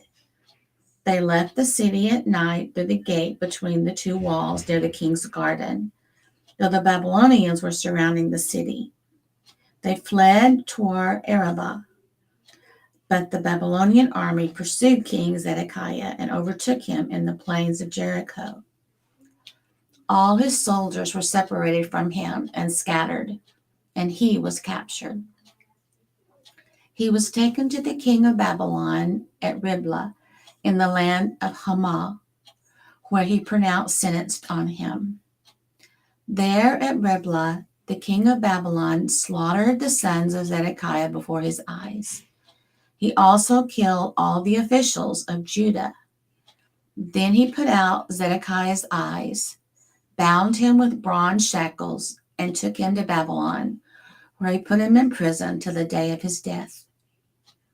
On the 10th day of the 5th month, in the 19th year of Nebuchadnezzar, king of Babylon, Nebuzaradan, commander of the imperial guard who served the king of Babylon, came to Jerusalem. He set fire to the temple of the Lord, the royal palace, and all the houses of Jerusalem. Every important building he burned down. The whole Babylonian army, under the commander of the imperial guard, broke down all the walls around Jerusalem. The commander of the guard carried into exile some of the poorest people and those who remained in the city, along with the rest of the craftsmen and those who had gone over to the king of Babylon. But he left behind the rest of the poorest people of the land to work the vineyards and fields. The Babylonians broke up the bronze pillars, the movable stands, and the bronze seat that were at the temple of the Lord, and they carried all the bronze to Babylon. They also took away the pots, shovels, wick trimmers, sprinkling bowls, dishes, and all the bronze articles used in the temple service. The commander of the imperial guard took away the basins, censers, sprinkling bowls, pots, lampstands, dishes, and bowls used for drink offerings, all that were made of pure gold or silver. The bronze from the 2 pillars, the sea, and the 12 bronze bulls under it, and the movable stands which King Solomon had made for the temple of the Lord, was more than could be weighed. Each of the pillars was 18 cubits high and 12 cubits in circumference. Each was 4 fingers thick and hollow. The bronze capital on top of the one pillar of 5 cubits high, and was decorated with the network and pomegranates of bronze all around. The other pillar with its pomegranates was similar. There were 96 pomegranates on the sides. The total number of pomegranates above the surrounding network was 100. The commander of the guard took as prisoners Sarai, the chief priest, Zephaniah, the priest next in rank, and the 3 doorkeepers.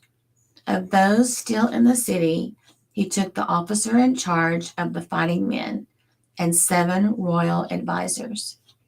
He also took the secretary, who was chief officer in charge of conscripting the people of the land, and 60 of his men who were found in the city. The commander took them all and brought them to the king of Babylon at Riblah. There at Riblah in the land of Hamath, the king had them executed. So Judah went into captivity away from her land. This is the number of the people Nebuchadnezzar carried into exile. In the 7th year, 3,023 Jews. In Nebuchadnezzar's 18th year, 832 people from Jerusalem. In his 23rd year, 745 Jews taken into exile by the commander of the imperial guard. There were 4,600 people in all. In the 37th year of the exile of Jehoiakim, king of Judah, in the year Evil-Merodach became king of Babylon, he released Jehoiakim, king of Judah, and freed him from prison on the 25th day of the 12th month. He spoke kindly to him and gave him a seat of honor higher than those of the other kings who were with him in Babylon. So Jehoiakim put aside his prison clothes and for the rest of his life ate regularly at the king's table. Day by day, the king of Babylon gave Jehoiakim a regular allowance as long as he lived to the day of his death.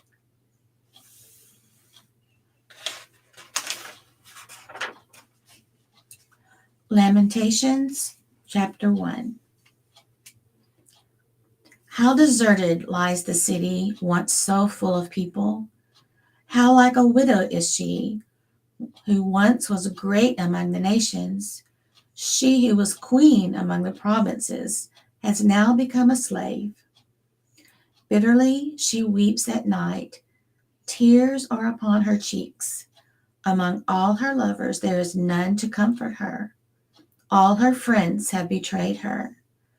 They have become her enemies. After affliction and harsh labor, Judah has gone into exile. She dwells among the nations. She finds no resting place. All who pursue her have overtaken her in the midst of her distress. The roads to Zion mourn, for no one comes to her appointed feasts. All her gateways are desolate.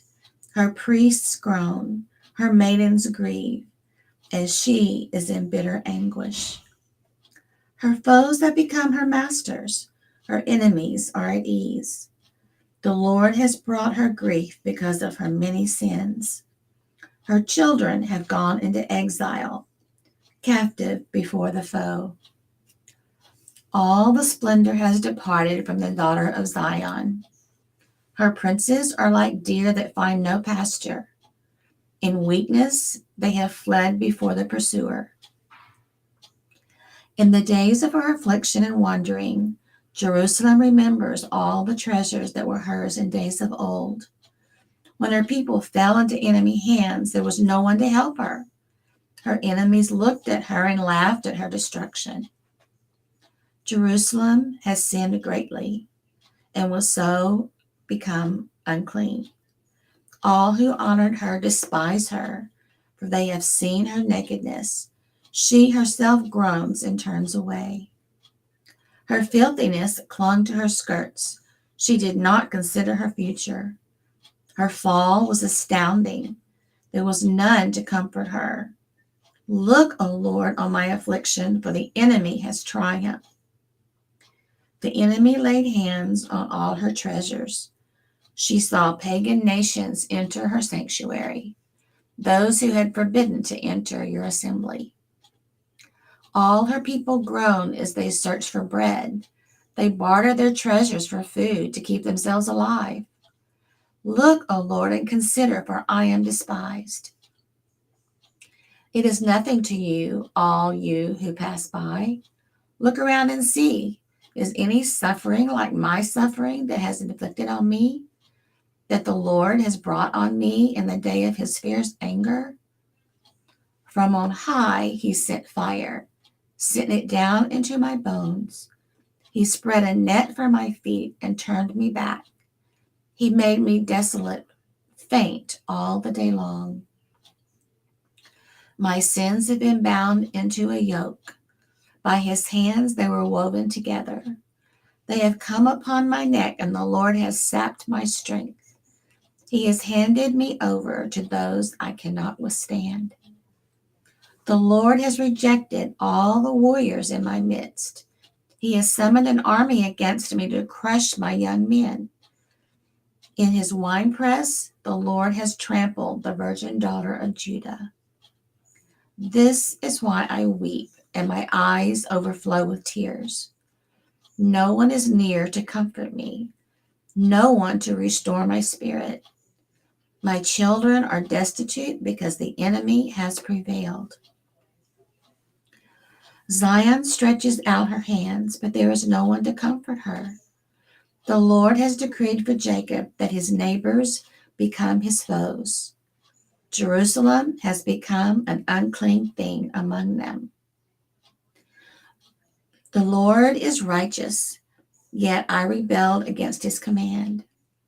Listen, all you peoples, look upon my suffering. My young men and maidens have gone into exile. I called to my allies, but they betrayed me. My priests and my elders perish in the city while they search for food to keep themselves alive.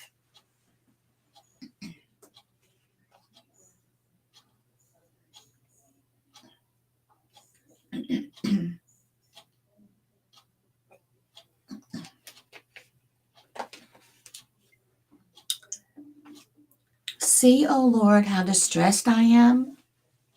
I am in torment within, and in my heart I am disturbed, for I have been most rebellious. Outside the sword bereaves, inside there is only death. People have heard my groaning, but there is no one to comfort me. All my enemies have heard of my distress. They rejoice at what you have done. May you bring the day you have announced, so that they may become like me. Let all their wickedness come before you. Deal with them as you have dealt with me because of all my sins. My groans are many, and my heart is faint. Chapter 2. How the Lord has covered the daughter of Zion with the cloud of his anger. He has hurled down the splendor of Israel from heaven to earth. He has not remembered his footstool in the day of his anger. Without pity, the Lord has swallowed up all the dwellings of Jacob. In his wrath, he has torn down the strongholds of the daughter of Judah. He has brought her kingdom and its princess down to the ground in dishonor. In fierce anger, he has cut off every horn of Israel. He has withdrawn his hand at the approach of the enemy. He has burned in Jacob like a flaming fire that consumes everything around it. Like an enemy, he has strung his bow. His right hand is ready. Like a foe, he has slain all who are pleasing to the eye. He has poured out his wrath like fire on the tent of the daughter of Zion. The Lord is like an enemy. He has swallowed up Israel. He has swallowed up all her palaces and destroyed her strongholds. He has multiplied mourning and lamentation for the daughter of Judah. He has laid waste his dwellings like a garden. He has destroyed his place of meeting. The Lord has made Zion forget her appointed feasts and her Sabbaths. In his fierce anger, he has spurned both king and priest. The Lord has rejected his altar and abandoned his sanctuary. He has handed over to the enemy the walls of her palaces. They have raised a shout in the house of the Lord as on the day of an appointed feast. The Lord determined to tear down the wall around the daughter of Zion. He stretched out a measuring line and did not withhold his hand from destroying. He made ramparts and walls lament. Together they washed away. Her gates have sunk into the ground. Their bars he has broken and destroyed. Her kings and princes are exiled among the nations. The law is no more, and our prophets no longer find visions from the Lord. The elders of the daughter of Zion sit on the ground in silence. They have sprinkled dust on their heads and put on sackcloth. The young women of Jerusalem have bowed their heads to the ground. My eyes fail from weeping. I am in torment within. My heart is poured out on the ground because my people are destroyed, because children and infants faint in the streets of the city. They say to their mothers, "Where is bread and wine?"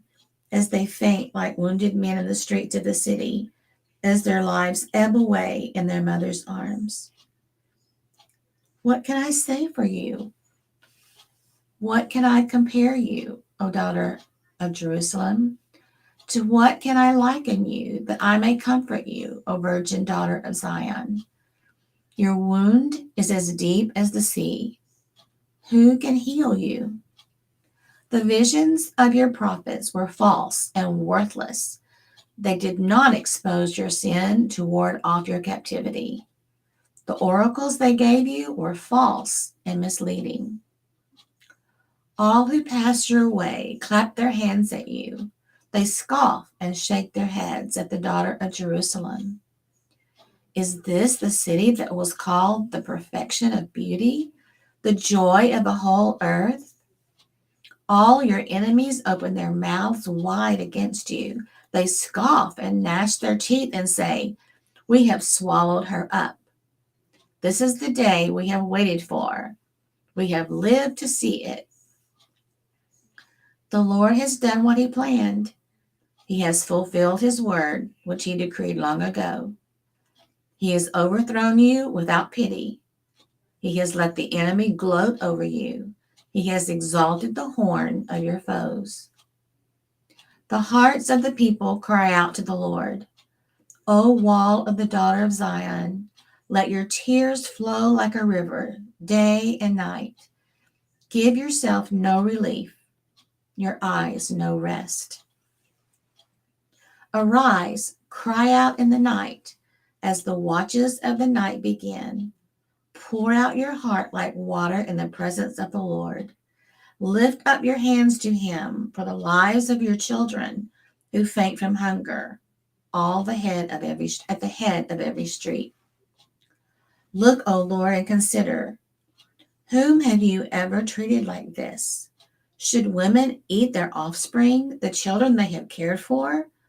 Should priest and prophet be killed in the sanctuary of the Lord? Young and old lie together in the dust of the streets. My young men and maidens have fallen by the sword. You have slain them in the day of your anger. You have slaughtered them without pity. As you summoned to a feast day, so you summoned against me terrors on every side. In the day of the Lord's anger, no one escaped or survived. Those I cared for and reared, my enemy has destroyed. Chapter 3. I am the man who has seen affliction by the rod of his wrath. He has driven me away and made me walk in darkness rather than light. Indeed, he has turned his hand against me again and again all day long. He has made my skin and my flesh grow old and has broken my bones.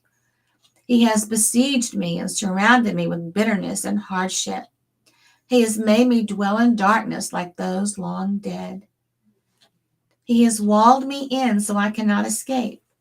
He has weighed me down with chains. Even when I call out or cry for help, he shuts out my prayer. He has barred my way with blocks of stone. He has made my paths crooked.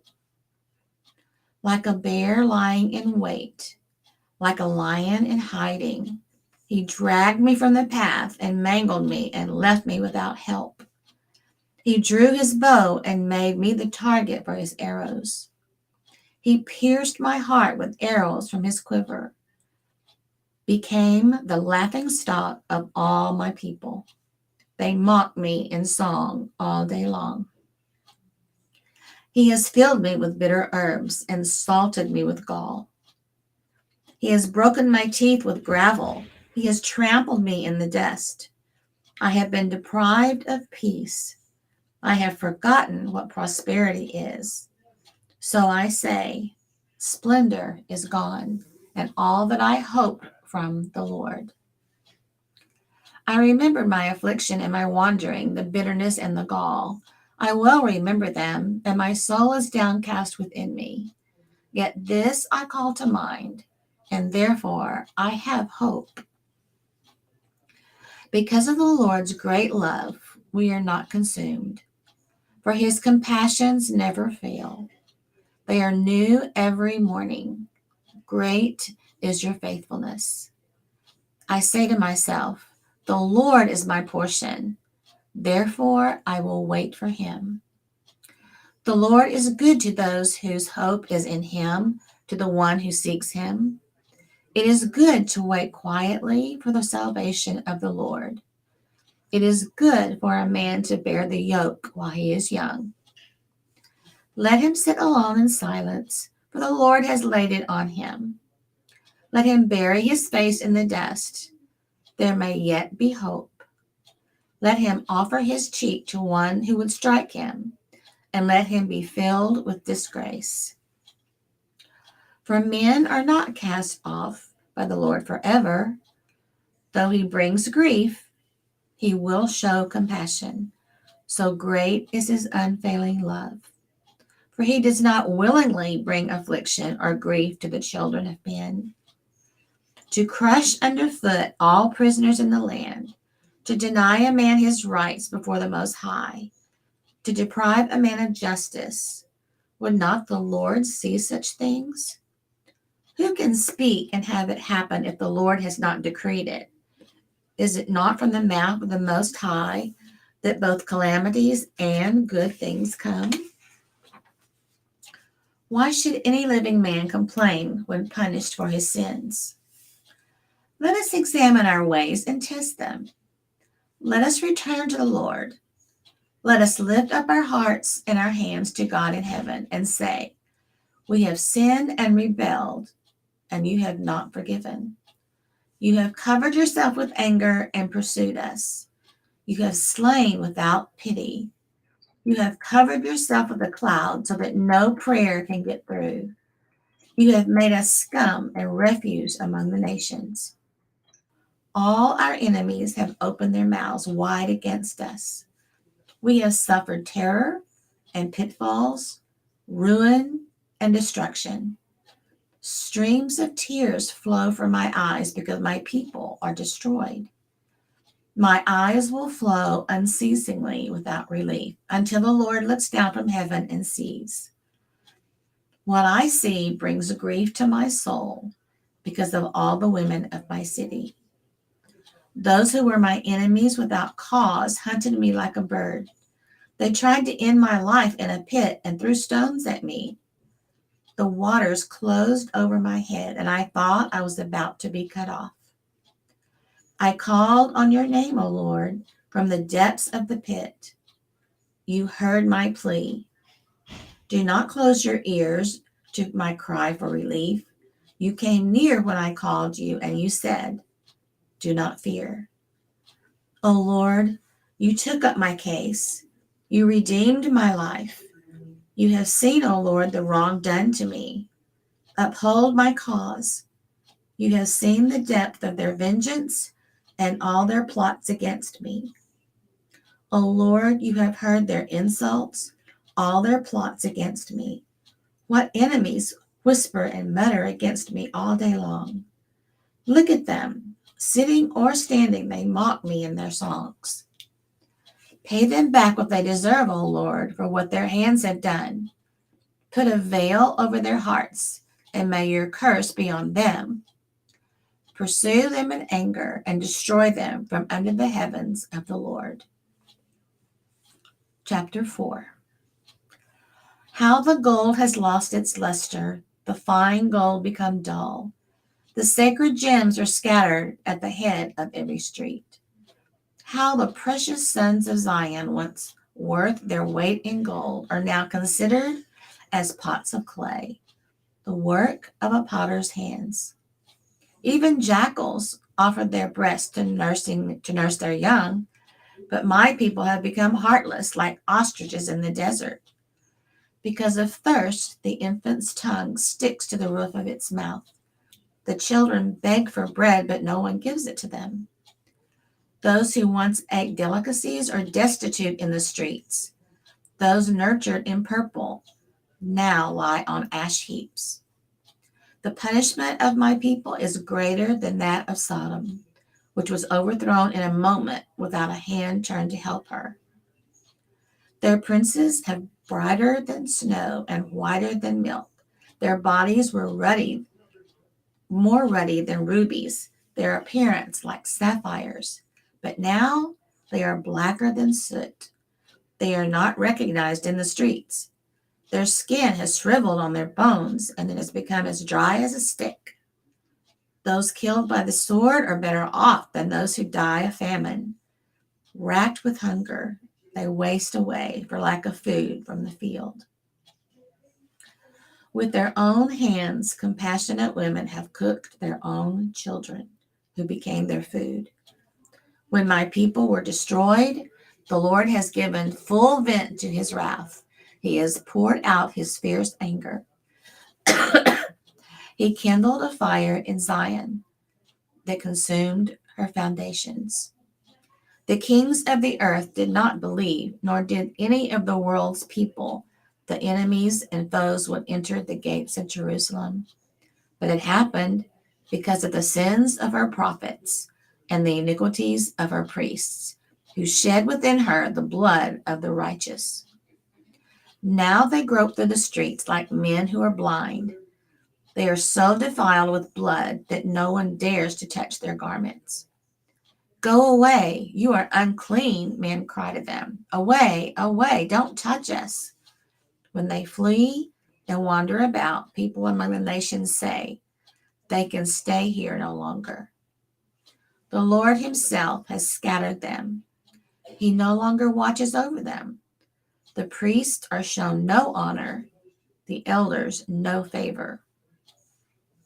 Moreover, our eyes fail, looking in vain for help. From our towers we watched for a nation that could not save us. Men stalked us at every step, so we could not walk in our streets. Our end was near. Our days were numbered, for our end had come. Our pursuers were swifter than eagles in the sky. They chased us over the mountains and lay in wait for us in the desert. The Lord's anointed, our very life breath, was caught in their traps. We thought that under his shadow we would live among the nations. Rejoice and be glad, O daughter of Edom. You have lived in the land of Uz, but to you also the cup will be passed. You will be drunk and stripped naked. O daughter of Zion, your punishment will end. He will not prolong your exile. But, O daughter of Edom, he will punish your sin and expose your wickedness. Remember, O Lord, what has happened to us. Look and see our disgrace. Our inheritance has been turned over to aliens, our homes to foreigners. We have become orphans and fatherless, our mothers like widows. We must buy the water we drink. Our wood can be the only at a price. Those who pursue us are at our heels. We are weary and find no rest. We submitted to Egypt and Assyria to get enough bread.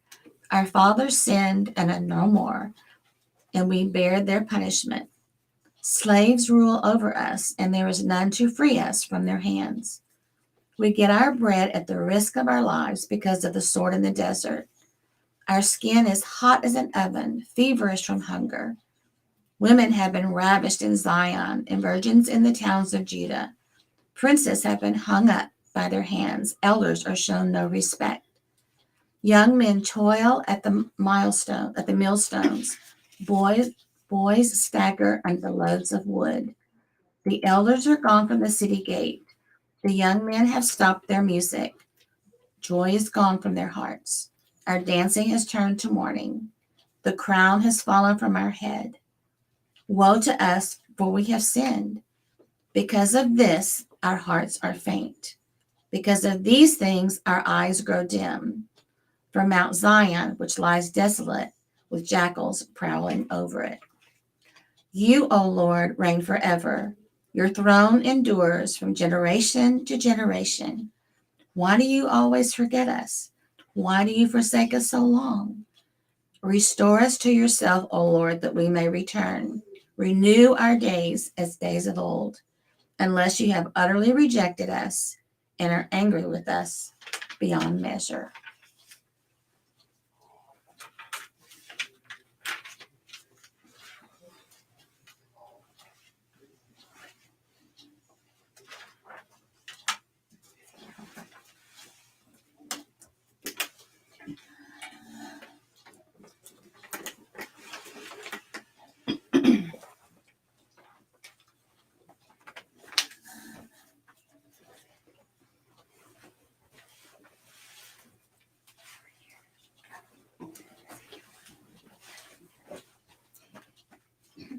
Ezekiel chapter 1.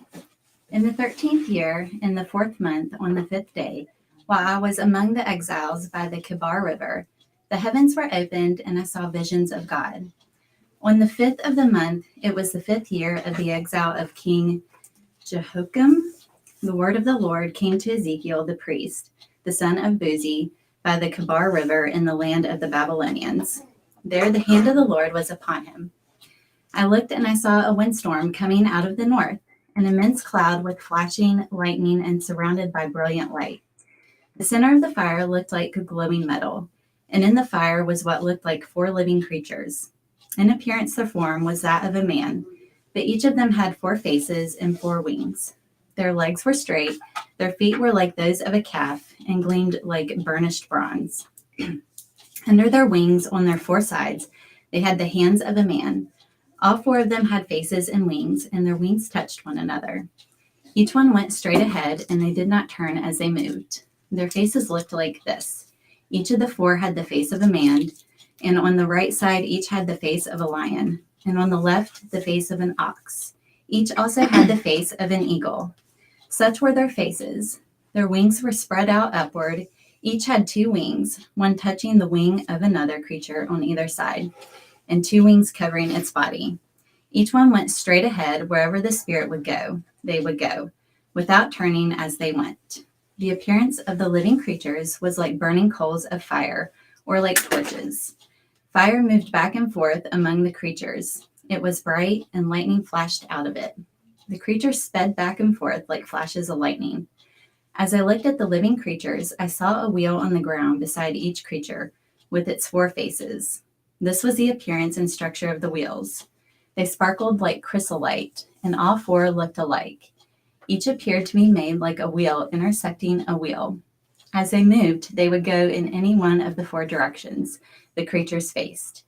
The wheels did not turn about as the creatures went. Their rims were high and awesome, and all 4 rims were full of eyes all around.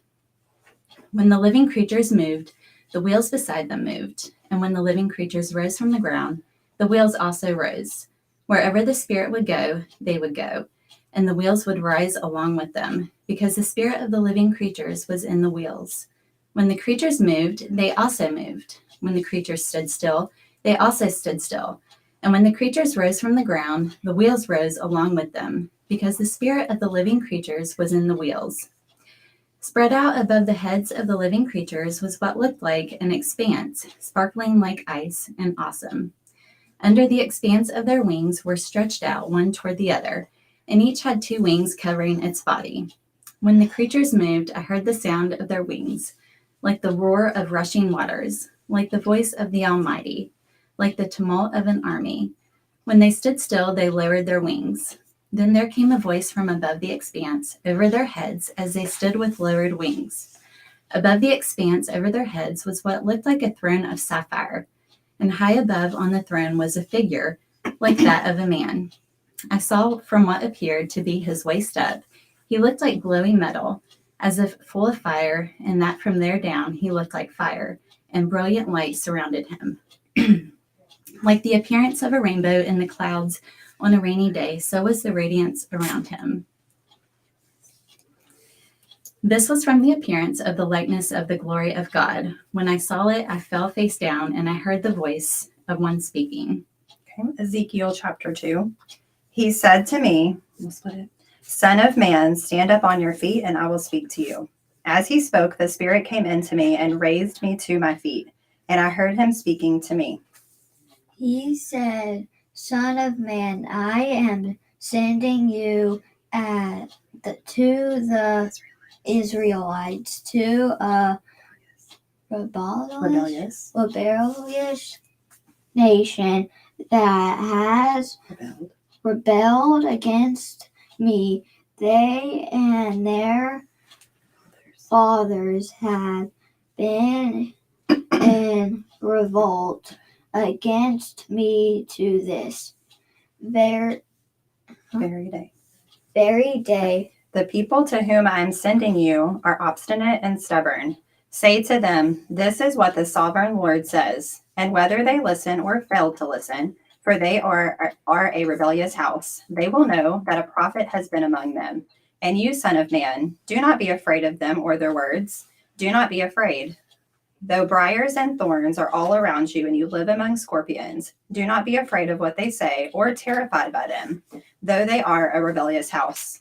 You must speak my words to them, whether they listen or fail to listen, for they are rebellious. But you, son of man, listen to what I say to you. Do not rebel like that rebellious house. Open your mouth and eat what I give you. Then I looked, and I saw a hand stretched out to me. In it was a scroll, which he unrolled before me. On both sides of it were written words of lament and mourning and woe. Good. And he said to me, Son of man, eat what is before you, eat this scroll, then go and speak to the house of Israel. So I opened my mouth, and he gave me the scroll to eat. Then he said to me, Son of man, eat this scroll I am giving you, and fill your stomach with it. So I ate it, and it tasted as sweet as honey in my mouth. He then said to me, Son of man, go now to the house of Israel, and speak my words to them. You are not being sent to a people You're not being sent to a people of obscure speech and difficult language, but to the house of Israel, not to many people of obscure speech and difficult languages, whose words you cannot understand. Surely if I had sent you to them, they would have listened to you. But the house of Israel is not willing to listen to you, because they are not willing to listen to me. For the whole house of Israel is hardened and obstinate. But I will make you as unyielding and hardened as they are. I will make your forehead like the hardest stone, harder than flint. Do not be afraid of them or terrified by them, though they are a rebellious house. And he said to me, Son of man, listen carefully and take to heart all the words I speak to you. Go now to the countrymen in exile and speak to them. Say to them, this is what the sovereign Lord says, whether they listen or fail to listen. Then the Spirit lifted me up, and I heard behind me a loud rumbling sound. May the glory of the Lord be praised in his dwelling place. The sound of the wings of the living creatures brushing against each other, and the sound of the wheels beside them, a loud rumbling sound. The Spirit then lifted me up and took me away. I went in bitterness and in the anger of my spirit, with the strong hand of the Lord upon me. I came to the exiles who lived at Tel Aviv near the Kebar River, and there, where they were living, I sat among them for 7 days, overwhelmed. At the end of 7 days, the word of the Lord came to me. Son of man, I have made you a watchman for the house of Israel. So hear the word I speak and give them warning from me. When I say to a wicked man, you will surely die, and you do not warn him or speak out to dissuade him from his evil ways in order to save his life, that wicked man will die for his sin, and I will hold you accountable for his blood. But if you do warn the wicked man and he does not turn from his wickedness or from his evil ways, he will die for his sin, but you will have saved yourself. Again, when a righteous man turns from his righteousness and does evil, I put a stumbling block before him, and he will die. Since you did not warn him, he will die for his sin. The righteous things he did will not be remembered, and I will hold you accountable for his blood.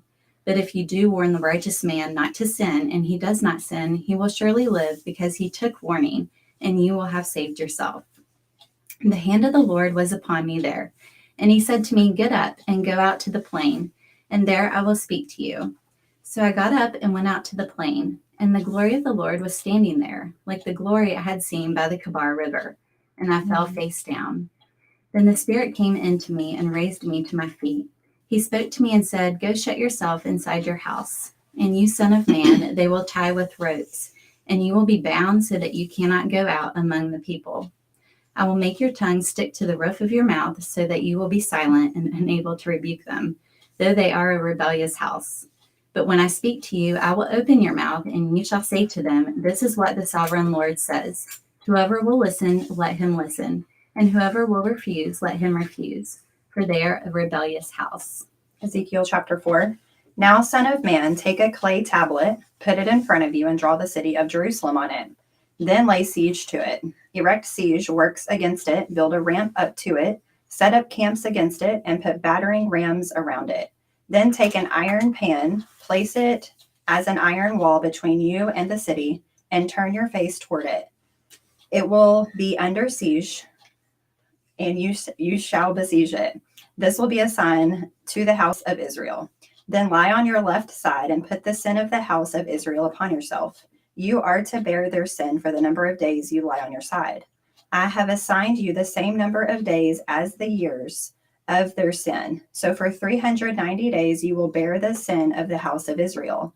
After you have finished this, lie down again, this time on your right side, and bear the sin of the house of Judah. I have assigned you 40 days, a day for each year. Turn your face toward the siege of Jerusalem, and with bared arm prophesy against her. I will tie you up with ropes so that you cannot turn from one side to the other until you have finished the days of your siege. Take wheat and barley, beans and lentils, millet and spelt. Put them in a storage jar and use them to make bread for yourself.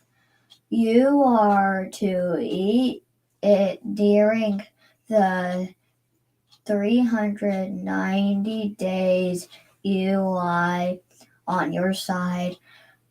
Weigh out 20 shekels of food to eat each day, and eat it at set times.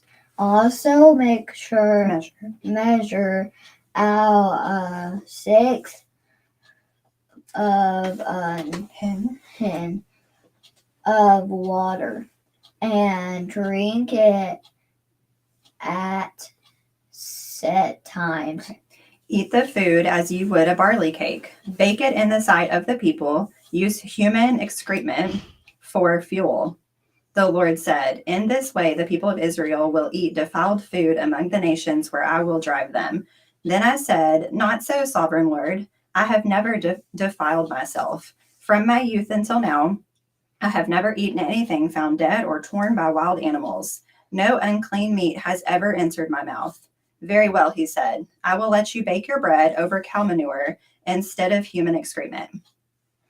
He then said to me, Son of man, I will cut off the supply of food in Jerusalem. The people will eat rationed food in anxiety and drink rationed water in despair, for food and water will be scarce. They will be appalled at the sight of each other and will waste away because of their sin. Now, son of man, take a sharp sword and use it as a barber's razor to shave your head and your beard. Then take a set of scales and dive up to the hair. When the days of your siege come to an end, burn a third of your hair with fire inside the city. Take a third and strike it with the sword all around the city, and scatter a third to the wind, for I will pursue them with drawn sword. But take a few strands of hair and tuck them away in the folds of your garment. Again, take a few of these and throw them into the fire and burn them up. A fire will spread from there to the whole house of Israel. And this is what the sovereign Lord says. This is Jerusalem, which I have set in the center of the nations, with countries all around her. Yet in her wickedness she has rebelled against my laws and decrees more than the nations and countries around her. She has rejected my laws and has not followed my decrees. Therefore, this is what the sovereign Lord says. You have been more unruly than the nations around you and have not followed my decrees or kept my laws. You have not even conformed to the standards of the nations around you. Therefore, this is what the sovereign Lord says. I myself am against you, Jerusalem, and I will inflict punishment on you in the sight of the nations. Because of all your detestable idols, I will do to you what I have never done before and will never do again. Therefore, in your midst, fathers will eat their children, and children will eat their fathers. I will inflict punishment on you and will scatter all your survivors to the winds. Therefore, as surely as I live, declares the sovereign Lord, because you have defiled my sanctuary with all your vile images and detestable practices, I myself will withdraw my favor. I will not look on you with pity or spare you. A third of your people will die of the plague or perish by famine inside you. A third will fall by the sword outside your walls. A third will scatter to the winds and pursue with drawn sword. Then my anger will cease, and my wrath against them will subside, and I will be avenged. And when I have spent my wrath upon them, they will know that I, the Lord, have spoken in my zeal. I will make you a ruin and a reproach among the nations around you, in the sight of all who pass by. You will be a reproach and a taunt, a warning and an object of horror to the nations around you, when I inflict punishment on you in anger and in wrath and with the stinging rebuke. I, the Lord, have spoken. When I shoot at you with my deadly and destructive arrows of famine, I will shoot to destroy you. I will bring more and more famine upon you and cut off your supply of food. I will send famine and wild beasts against you, and they will leave you childless. Plague and bloodshed will sweep through you. I will bring the sword against you. I, the Lord, have spoken. Okay. Chapter 6. The word of the Lord came to me. Son of man, set your face against the mountains of Israel. Prophesy against them and say, O mountains of Israel, hear the word of the sovereign Lord. This is what the sovereign Lord says to the mountains and hills, to the ravines and valleys. I am about to bring a sword against you, and I will destroy your high places.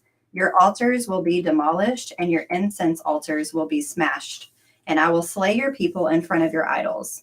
I will lay the dead bodies of the Israelites in front of their idols, and I will scatter your bones around the altars. Wherever you live, the towns will be laid waste, and the high places demolished, so that your altars will be laid waste and devastated. Your idols smashed and ruined, your incense altars broken down, and what you have made wiped out. Your people will fall slain among you, and you will know that I am the Lord. But I will spare some for you of you will escape the sword when you are scattered among the land and nations. Then in the nations where they have been carried captive, those who escape will remember me, how I have been grieved by their adulterous heart, which I have turned away from me, and by their eyes which I have lusted after the idols. They will loathe themselves for the evil they have done, and for all their detestable practices, and they will know that I'm the Lord, and I did not threaten in vain to bring this calamity on them. This is what the sovereign Lord says. Strike your hands together and stomp your feet and cry out, alas, because of all the wicked and detestable practices of the house of Israel, for they will fall by the sword, famine, and plague.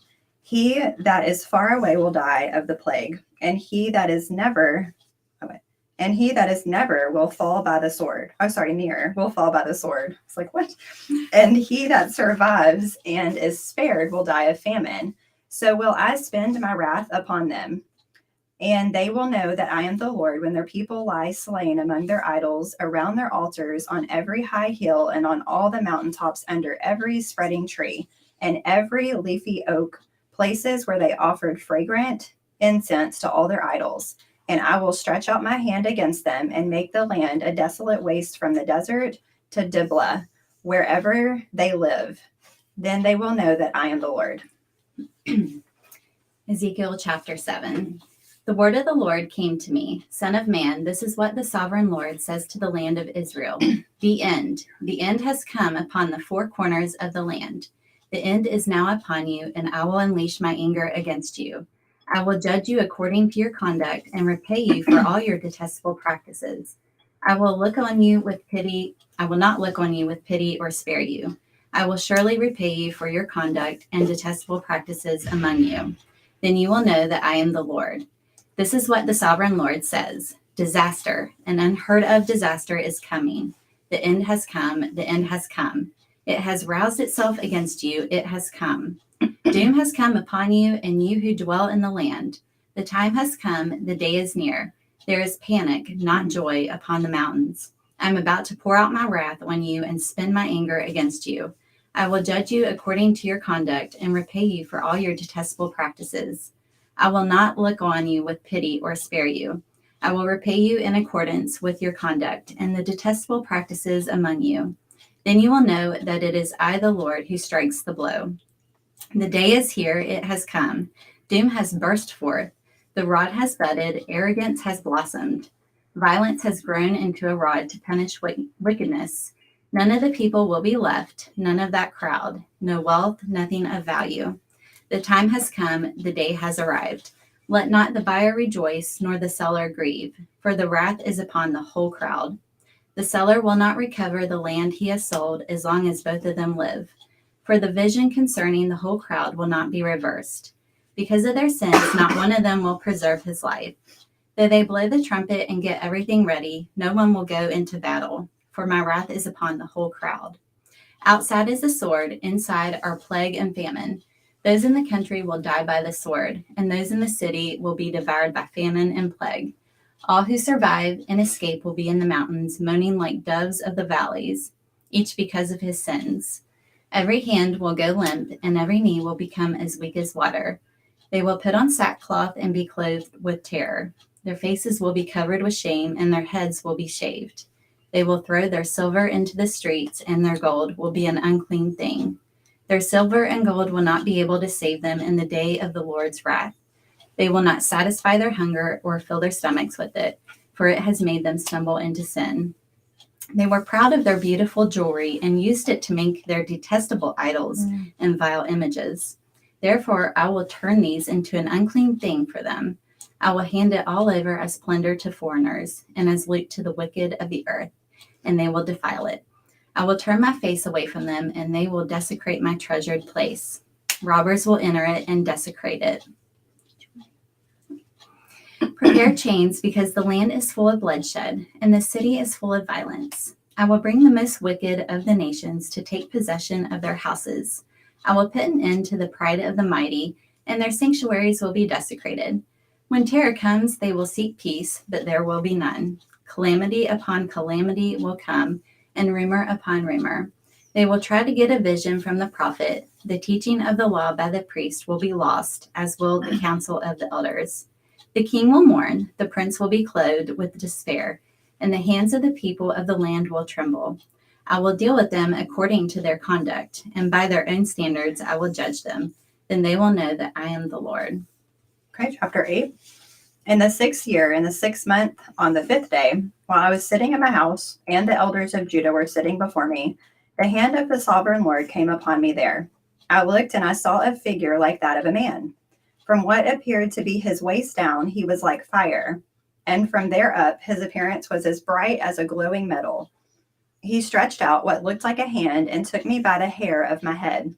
The Spirit lifted me up between earth and heaven, and in visions of God, he took me to Jerusalem, to the entrance to the north gate of the inner court, where the idol that provokes to jealousy stood.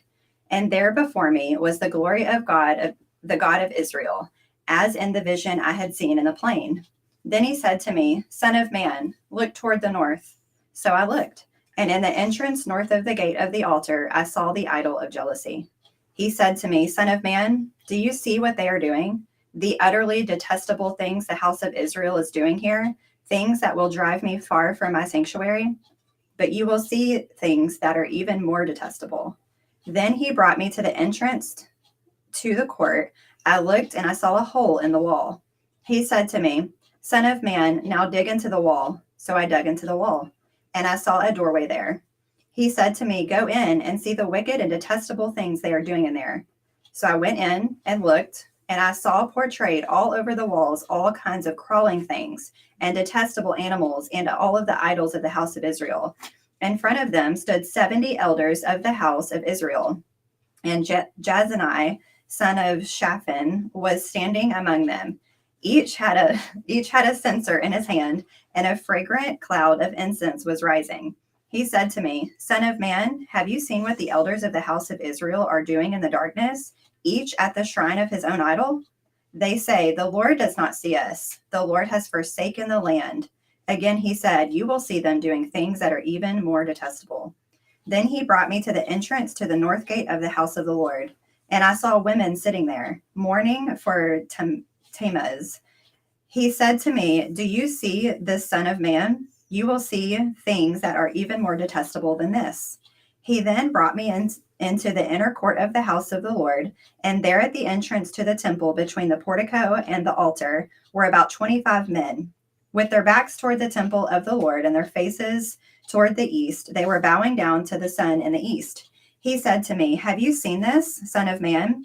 Is it a trivial matter for the house of Judah to do detestable things they are doing here?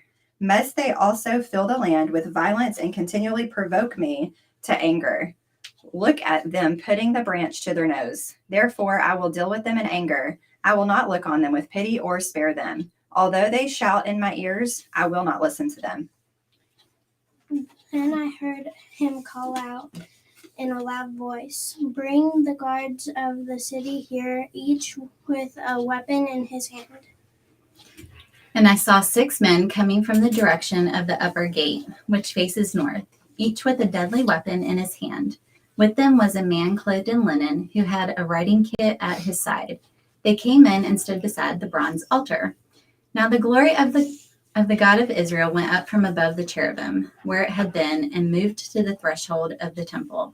Then the Lord called to the man clothed in linen, who had the writing kit at his side, and said to him, Go throughout the city of Jerusalem and put a mark on the foreheads of those who grieve and lament over all the detestable things that are done in it. As I listened, he said to the others, Follow him through the city and kill, without showing pity or compassion. Slaughter old men, young men, and maidens, women and children, but do not touch anyone who has the mark. Begin at my sanctuary. So they began with the elders who were in front of the temple. Then he said to them, Defile the temple and fill the courts with the slain. Go. So they went out and began killing throughout the city. While they were killing and I was left alone, I fell face down, crying out, All sovereign Lord, are you going to destroy the entire remnant of Israel in this outpouring of your wrath on Jerusalem? He answered me, The sin of the house of Israel and Judah is exceedingly great. The land is full of bloodshed, and the city is full of injustice. They say, The Lord has forsaken the land. The Lord does not see. So I will not look on them with pity or spare them, and I will bring down on them their own heads what they have done. Then the man in linen with the writing kit at his side brought back word, saying, I have done as you have commanded. Ezekiel chapter 10. I looked, and I saw the likeness of a throne of sapphire above the expanse that was over the heads of the cherubim. The Lord said to the man clothed in linen, Go in among the wheels beneath the cherubim. Fill your hands with burning coals from among the cherubim and scatter them all over the city. And as I watched, he went in. Now the cherubim was standing on the south side of the temple when the man went in, and a cloud filled the inner court.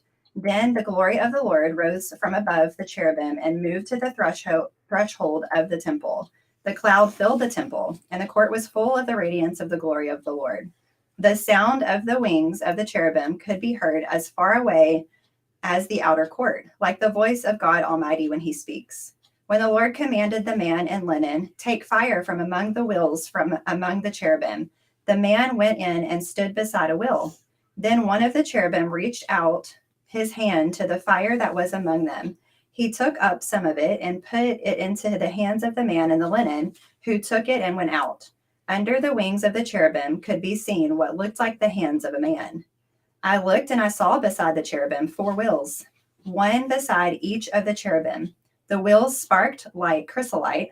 As for their appearance, the 4 of them looked alike. Each was like a wheel intersecting into a wheel. As they moved, they would go in any of the 4 directions the cherubim faced. The wheels did not turn about as the cherubim went. The cherubim went in whatever direction the head faced, without turning as they went. Their entire bodies, including their backs, their hands, and their wings, were completely full of eyes, as were their 4 wheels. I heard the wheels being called the whirling wheels. Each of the cherubim had 4 faces. One face was of the cherub, the second the face of a man, and the third the face of a lion, and the fourth the face of an eagle. Then the cherubim rose upward. These were the living creatures I had seen by the Kebar River. When the cherubim moved, the wheels beside them moved. And when the cherubim spread their wings to rise from the ground, the wheels did not leave their side. When the cherubim stood still, they also stood still. When the cherubim rose, they rose with them, because the spirit of the living creatures was in them. Then the glory of the Lord departed from over the threshold of the temple and stopped above the cherubim. While I watched the cherubim spread their wings and rose from the ground as they went, the wheels went with them. They stopped at the entrance to the east gate of the Lord's house, and the glory of the God of Israel was above them. These were the living creatures I had seen beneath the God of Israel by the Kebar River, and I realized that they were cherubim. Each had 4 faces and 4 wings, and under their wings was what looked like the hands of a man. Their faces had the same appearance as those I had seen by the Kebar River. Each one went straight ahead. Chapter 11. Then the Spirit lifted me up and brought me to the gate of the house of the Lord that faces east. There at the entrance to the gate were 25 men, and I saw among them Jazaniah, son of Azur, and Pelatiah, son of Benaiah, leaders of the people. The Lord said to me, Son of man, these are the men who are plotting evil and giving wicked advice in the city. They say, will it not soon be time to build houses? The city is a cooking pot, and we are the meat. Therefore prophesy against them. Prophesy, Son of man. The Spirit of the Lord came upon me, and he told me to say, this is what the Lord says, that is what you are saying, O house of Israel, but I know what is going through your mind. You have killed many people in this city and filled its streets with the dead. Therefore, this is what the sovereign Lord says. The bodies you have thrown there are the meat, and this city is the pot. But I will drive you out of it. You fear the sword, and the sword is what I will bring against you, declares the sovereign Lord. I will drive you out of the city and hand you over to foreigners and inflict punishment on you. You will fall by the sword, and I will execute judgment on you at the borders of Israel. Then you will know that I am the Lord. This city will not be a pot for you, nor will you be the meat in it. I will execute judgment on you at the borders of Israel. And you will know that I am the Lord, for you have not followed my decrees or kept my laws, but you have conformed me to the standards of the nations around you. Now as I was prophesying, Pelatiah, son of Benaiah, died. Then I fell face down and cried out in a loud voice, All sovereign Lord, will you completely destroy the remnant of Israel? The word of the Lord came to me. Son of man, your brothers who are your blood relatives, and the whole house of Israel, and those of whom the people of Jerusalem have said, They are far away from the Lord. This land was given to us as our possession. Therefore say, this is what the sovereign Lord says. Although I sent them far away among the nations and scattered them among the countries, yet for a little while I have been a sanctuary for them in the countries where they have gone. Therefore say, this is what the sovereign Lord says. I will gather you from nations and bring you back from the countries where you have been scattered, and I will give you back the land of Israel again. They will return to it and remove all its vile images and detestable idols. I will give them an undivided heart and put a new spirit in them. I will remove them from their heart of stone and give them a heart of flesh. Then they will follow my decrees and be careful to keep my laws. They will be my people and I will be their God. But as for those whose hearts are devoted to their vile images and detestable idols, I will bring down on their own heads what they have done, declares the sovereign Lord. Then the cherubim with the wheels beside them spread their wings, and the glory of the God of Israel was above them. The glory of the Lord went up from within the city and stopped above the mountain east of it. The Spirit lifted me up and brought me to the exiles in Babylonia, in the vision given by the Spirit of God. Then the vision I had seen went up from me, and as I told the exiles everything the Lord had shown me. Chapter 12. The word of the Lord came to me. Son of man, you are living among a rebellious people. They have eyes to see, but do not see, and ears to hear, but do not hear. They are a rebellious people. Therefore, son of man, pack your belongings for exile, and in the daytime, as they watch, set out and go from where you are to another place. Perhaps they will understand, though they are a rebellious house. During the daytime, while they watch, bring out your belongings packed for exile. Then in the evening, while they are watching, go out like those who go into exile. While they watch, dig through the wall and take your belongings out through it. Put them on your shoulder as they are watching and carry them out at dusk. Cover your face so that you cannot see the land, for I have made you a sign to the house of Israel. So I did as I was commanded. During the day, I brought out my things packed for exile. Then in the evening, I dug through the walls with my hands. I took my belongings out at dusk, carrying them on my shoulders while they watched. In the morning, the word of the Lord came to me.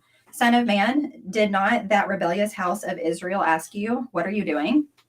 Say to them, this is what the sovereign Lord says. This oracle concerns the prince in Jerusalem and the whole house of Israel who are there. Say to them, I am assigned to you.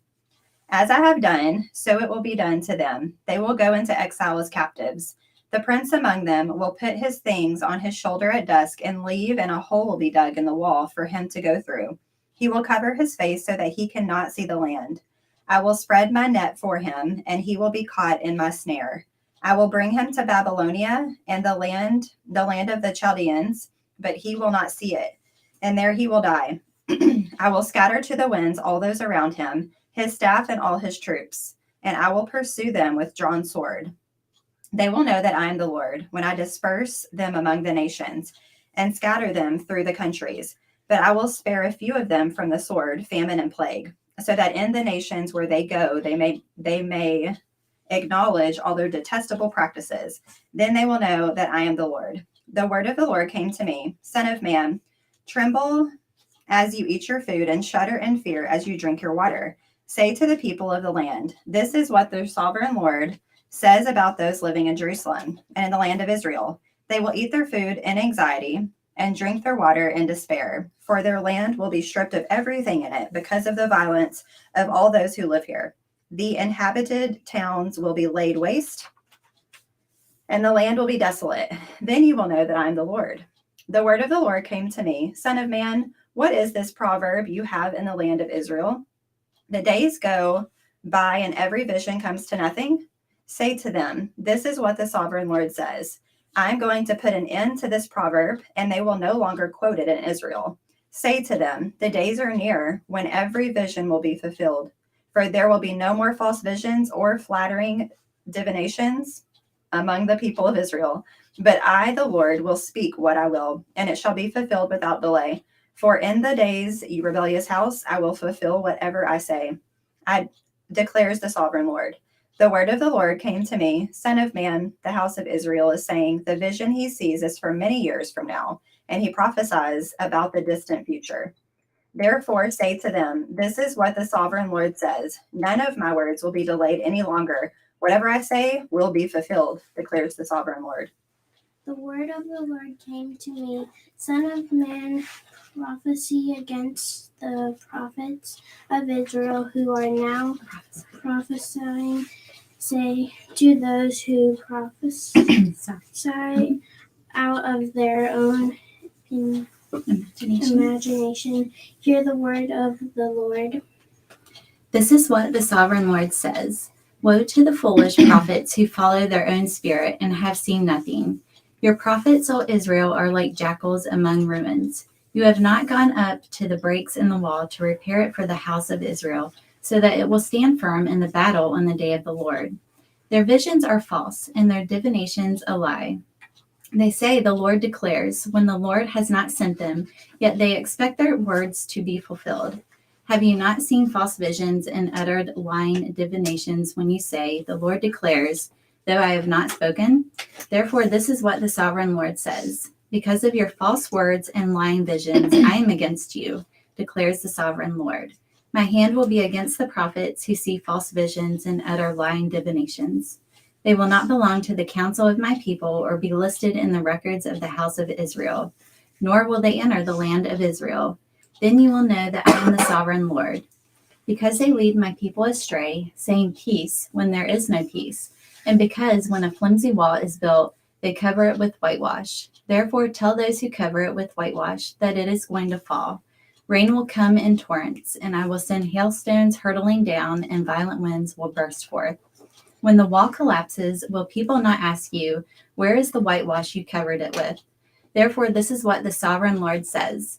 In my wrath, I will unleash a violent wind, and in my anger, hailstones and torrents of rain will fall with destructive fury. I will tear down the wall you have covered with whitewash and will level it to the ground so that its foundation will be laid bare. When it falls, you will be destroyed in it, and you will know that I am the Lord. So I will spend my wrath against the wall and against those who covered it with whitewash. I will say to you, the wall is gone, and so are those who whitewashed it. Those prophets of Israel who prophesied to Jerusalem and saw visions of peace for her, when there was no peace, declares the sovereign Lord. Now, son of man, set your face against the daughters of your people who prophesy out of their own imagination. Prophesy against them and say, this is what the sovereign Lord says. Woe to the women who sew magic charms on all their wrists and make veils of various lengths for their heads in order to ensnare people. Will you ensnare the lives of my people but preserve your own? You have profaned me among my people for a few handfuls of barley and scraps of bread. By lying to my people who listens to the lies, you have killed those who should not have died and have spared those who should not live. Therefore, this is what the sovereign Lord says. I am against your magic charms with which you ensnare people like birds, and I will tear them from your arms. I will set free the people that you ensnare like birds. I will tear off your veils and save my people from your hands, and they will no longer fall prey to your power. Then you will know that I am the Lord. Because you disheartened the righteous with your lies, when I have brought them no grief, and because you encouraged the wicked not to turn from their evil ways, and so save their lives. Therefore, you will no longer see false visions or practice divination. I will save my people from your hands, and then you will know that I am the Lord. 14. Some of the elders of Israel came to me and sat down in front of me. Then the word of the Lord came to me. Son of man, these men have set up idols in their hearts and put wicked stumbling blocks before their faces. Should I let them inquire of me at all? Therefore, speak to them and tell them, this is what the sovereign Lord says. When any Israelite sets up idols in his heart and puts a wicked stumbling block before his face, and then goes to a prophet, I, the Lord, will answer him myself in keeping with his great idolatry. I will do this to recapture the hearts of the people of Israel, who have all deserted me for their idols. Therefore, say to the house of Israel, this is what the sovereign Lord says. Repent, turn from your idols, and renounce all your detestable practices. When any Israelite or any alien living in Israel separates himself from me and sets up idols in his heart and puts a wicked stumbling block before his face, and then goes to a prophet to inquire of me, I, the Lord, will answer him myself. I will set my face against the man and make him an example and a byword. I will cut him off from my people. Then you will know that I am the Lord. Do this one. And if the prophet is enticed to utter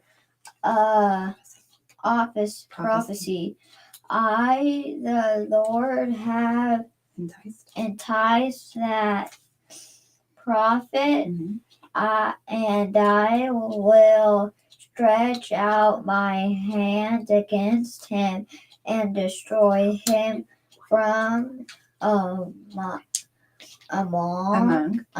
my people Israel, that they will bear their guilt. The prophet will be as guilty as the one who consults him. Then the people of Israel will no longer stray from me. No, nor will they defile themselves anymore with all their sins. They will be my people, and I will be their God, declares the sovereign Lord. The word of the Lord came to me, Son of man, if a country sins against me by being unfaithful, and I stretch out my hand against it to cut off its food supply and send famine upon it and kill its men and their animals, even if these three men, Noah, Daniel, and Job, were in it, they could save only themselves by their righteousness, declares the sovereign Lord. Or if I send wild beasts through that country and they leave it childless and it becomes desolate so that no one can pass through it because of the beasts, as surely as I live, declares the sovereign Lord, even if these three men were in it, they could not save their own sons or daughters. They alone would be saved, but the land would be desolate. Or if I bring a sword against that country and say, let the sword pass throughout the land, and I kill its men and their animals, as surely as I live, declares the sovereign Lord, even if these three men were in it, they could not save their own sons or daughters. They alone would be saved. Or if I send a plague into that land and pour out my wrath upon it through bloodshed, killing its men and their animals, as surely as I live, declares the sovereign Lord. Even if Noah, Daniel, and Job were in it, they could save neither son nor daughter. They would save only themselves by their righteousness. For this is what the sovereign Lord says. How much worse will it be when I send against Jerusalem my four dreadful judgments, sword and famine and wild beasts and plague, to kill its men and their animals. Yet there will be some survivors, sons and daughters, who will be brought out of it. They will come to you, and when you see their conduct and their actions, you will be consoled regarding the disaster. And I have brought upon Jerusalem every disaster I have brought upon it. You will be consoled when you see their conduct and their actions, for you will know that I have done nothing in it without cause, declares the sovereign Lord. The word of the Lord came to me, Son of man, how is the wood of a vine better than that of a branch of any of the trees in the forest?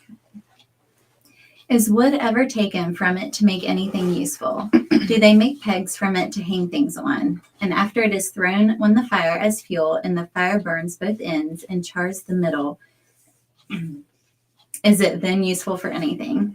If it was not useful for anything when it was whole, how much less can it be made into something useful when the fire has burned it and it is charred? Therefore, this is what the sovereign Lord says. As I have given the wood of the vine among the trees and of the forest as fuel for the fire, so will I treat the people living in Jerusalem. I will set my face against them. Although they have come out of the fire will yet consume them. And when I set my face against them, and you will know that I am the Lord, I will make the land desolate because they have been unfaithful, declares the sovereign Lord. Sure. Yeah. Okay. I was going to do this page. Oh my. The word of the Lord came to me. Son of man, confront Jerusalem with her detestable practices and say, this is what the sovereign Lord says to Jerusalem. Your ancestry and birth were in the land of the Canaanites. Your father was an Amorite and your mother a Hittite. On the day you were born, your cord was not cut, nor were you washed with the water to make you clean, nor were you rubbed with salt or wrapped in cloths. No one looked on you with pity or had compassion enough to do any of these things for you. Rather, you were thrown out into the open field, for on the day you were born, you were despised. Then I passed by and saw you kicking about in your blood, and as you lay there in your blood, I said to you, live, and I made you grow like a plant of the field. You grew up and developed and became the most beautiful of jewels. Your breasts were formed and your hair grew, you who were naked and bare.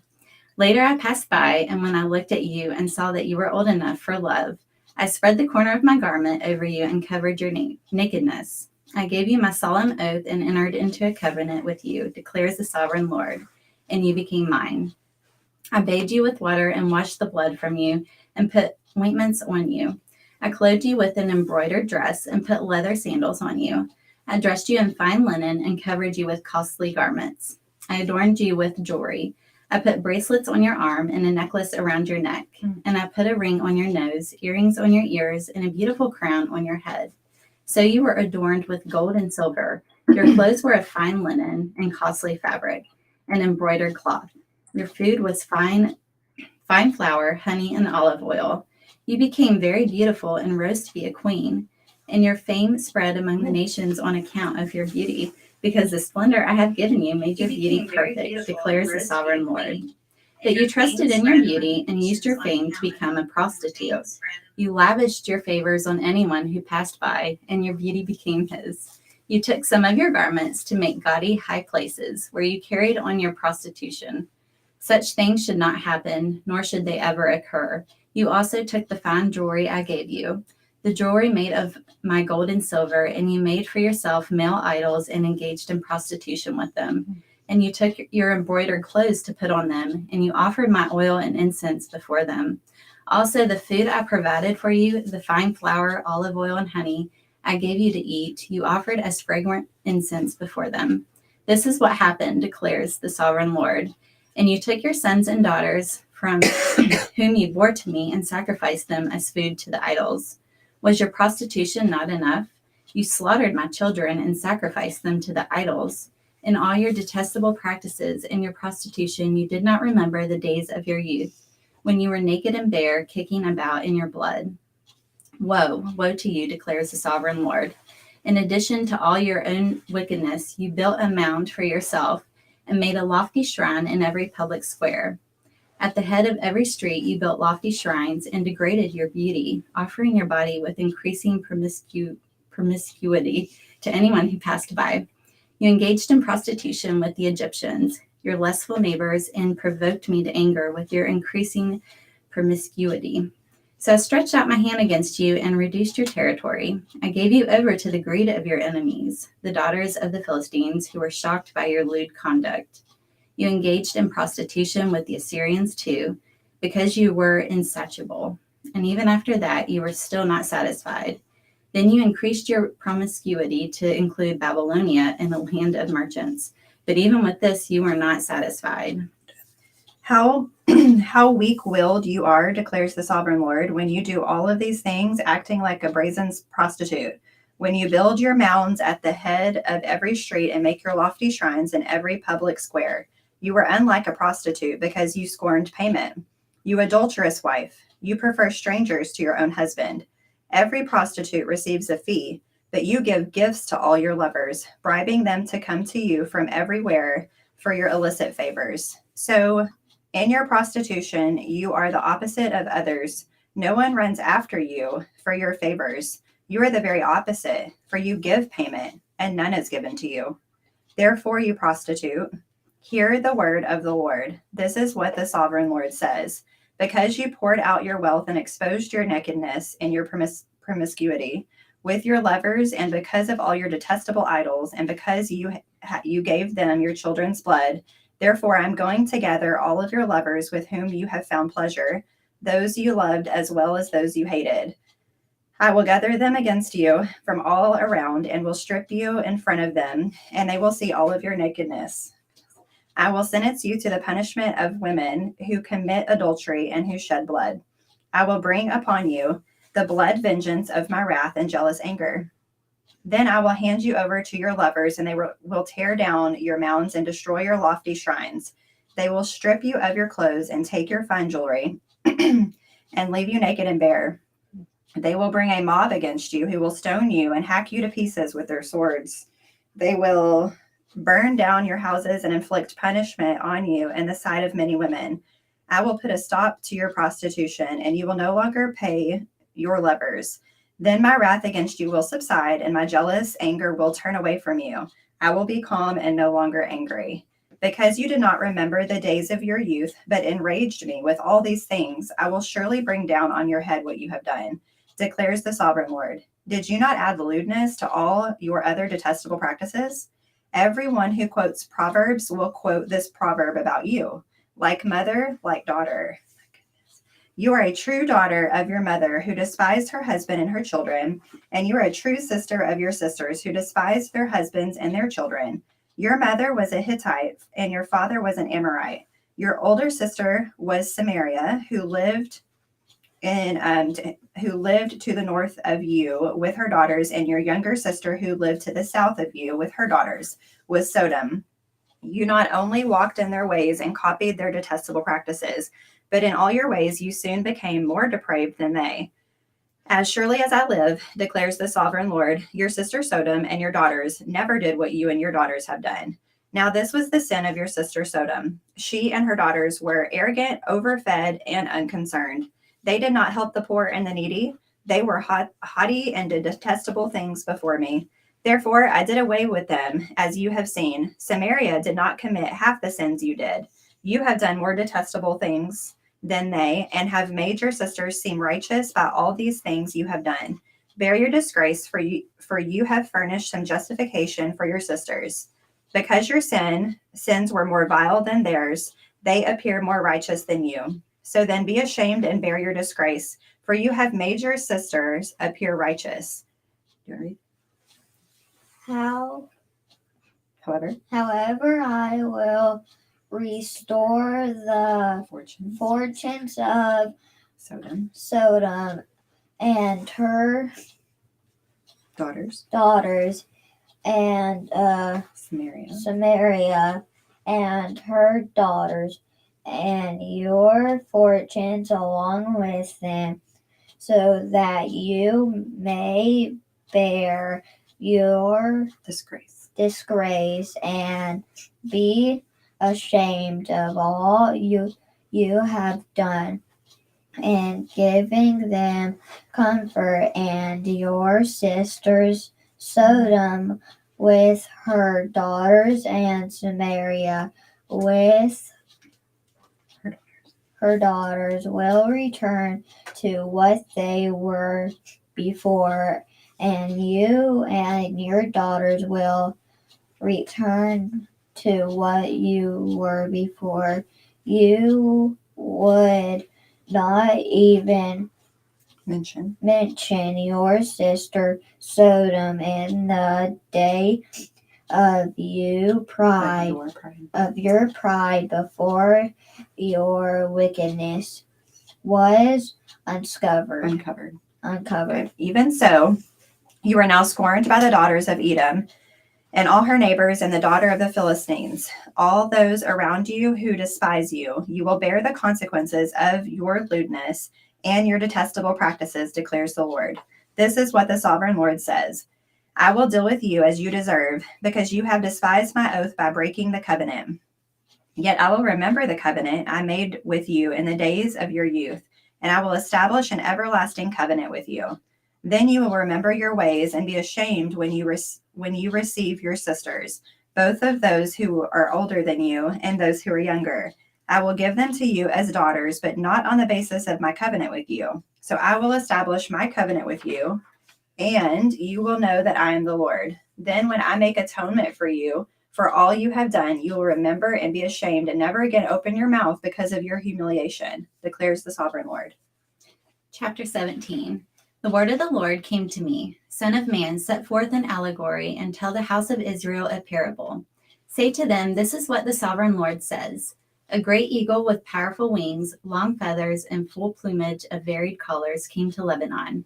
Taking hold of the top of a cedar, he broke off its topmost shoot and carried it away to a land of merchants where he planted it in the city of traders.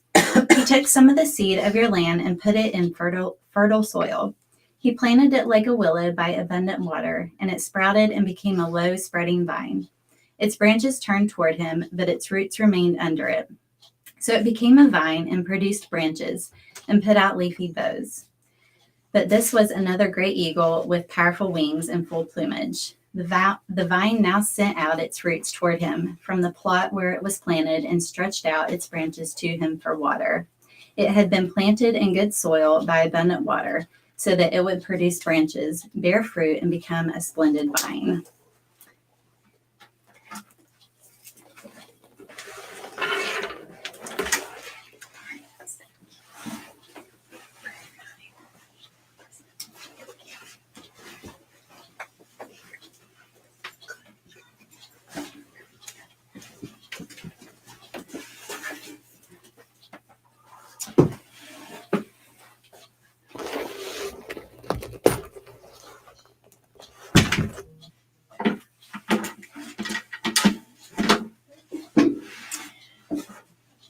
Say to them, this is what the sovereign Lord says. Will it thrive?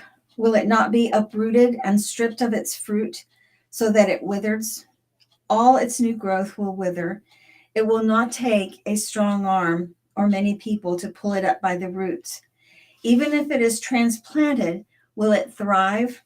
Will it not wither completely when the east wind strikes it, wither away in the plot where it grew? Then the word of the Lord came to me. Say to this rebellious house, do you not know what these things mean? Say to them, the king of Babylon went to Jerusalem and carried off her king and her nobles, bringing them back with him to Babylon. Then he took a member of the royal family and made a treaty with them, putting them under oath. He also carried away the leading men of the land so that the kingdom would be brought low, unable to rise again, surviving only by keeping his treaty. But the king rebelled against him by sending his envoys to Egypt to get horses and a large army. Will he succeed? Will he who does such things escape? Will he break the treaty and yet escape? As surely as I live, declares the sovereign Lord, he shall die in Babylon, in the land of the king who put him on the throne, whose oath he despised and whose treaty he broke. Pharaoh, with his mighty army and great horde, will be of no help to him in war when ramps are built and siege works erected to destroy many lives. He despised the oath by breaking the covenant, because he had given his land in pledge and yet did all these things. He shall not escape. Therefore, this is what the sovereign Lord says. As surely as I live, I will bring down on his head my oath that he despised and my covenant that he broke. I will spread my net for him, and he will be caught in my snare. I will bring him to Babylon and execute judgment upon him there, because he was unfaithful to me. All his fleeing troops will fall by the sword, and the survivors will be scattered to the winds. Then you will know that I, the Lord, have spoken. This is what the sovereign Lord says. I myself will take a shoot from the very top of a cedar and plant it. I will break off a tender sprig from its topmost shoots and plant it on a high and lofty mountain. On the mountain heights of Israel I will plant it. It will produce branches and bear fruit and become a splendid cedar. Birds of every kind will nest in it, and they will find shelter in the shade of its branches. All the trees of the field will know that I, the Lord, bring down the tall tree and make the low tree grow tall. I dry up the green tree and make the dry tree flourish. I, the Lord, have spoken, and I will do it. The word of the Lord came to me. What do you people mean by quoting this proverb about the land of Israel? The fathers eat sour grapes, and the children's teeth are set on edge. As surely as I live, declares the sovereign Lord, you will no longer quote this proverb in Israel. For every living soul belongs to me. the Father as well as the Son, both alike belong to me. The soul who sins is the one who will die. Suppose there is a righteous man who does what is just and right. He does not eat at the mountain shrines or look to the idols of the house of Israel. He does not defile his neighbor's wife or lie with a woman during her period. He does not oppress anyone, but returns what he took in pledge for a loan. He does not commit robbery, but gives his food to the hungry and provides clothing for the naked. He does not lend at usury or take excessive interest. He withholds his hand from doing wrong and judges fairly between man and man. He follows my decrees and faithfully keeps my laws. That man is righteous, he will surely live, declares the sovereign Lord. Suppose he has a violent son who sheds blood or does any of these other things, though the father has done none of them. He eats at the mountain shrines, he defiles his neighbor's wife, he oppresses the poor and needy, he commits robbery, he does not return what he took in pledge, he looks to the idols, he does detestable things, he lends at usury and takes excessive interest. Will such a man live? He will not. Because he has done all these detestable things, he will surely be put to death, and his blood will be on his own head. But suppose this son has a son who sees all the sins his father commits, and though he sees them, he does not do such things. He does not eat at the mountain shrines or look to the idols of the house of Israel. He does not defile his neighbor's wife. He does not oppress anyone or require a pledge for a loan. He does not commit robbery, but gives his food to the hungry and provides clothing for the naked. He withholds his hand from sin and takes no usury or excessive interest. He keeps my laws and follows my decrees. He will not die for his father's sin. He will surely live, but his father will die for his own sin because he practiced extortion, robbed his brother, and did what was wrong among the people.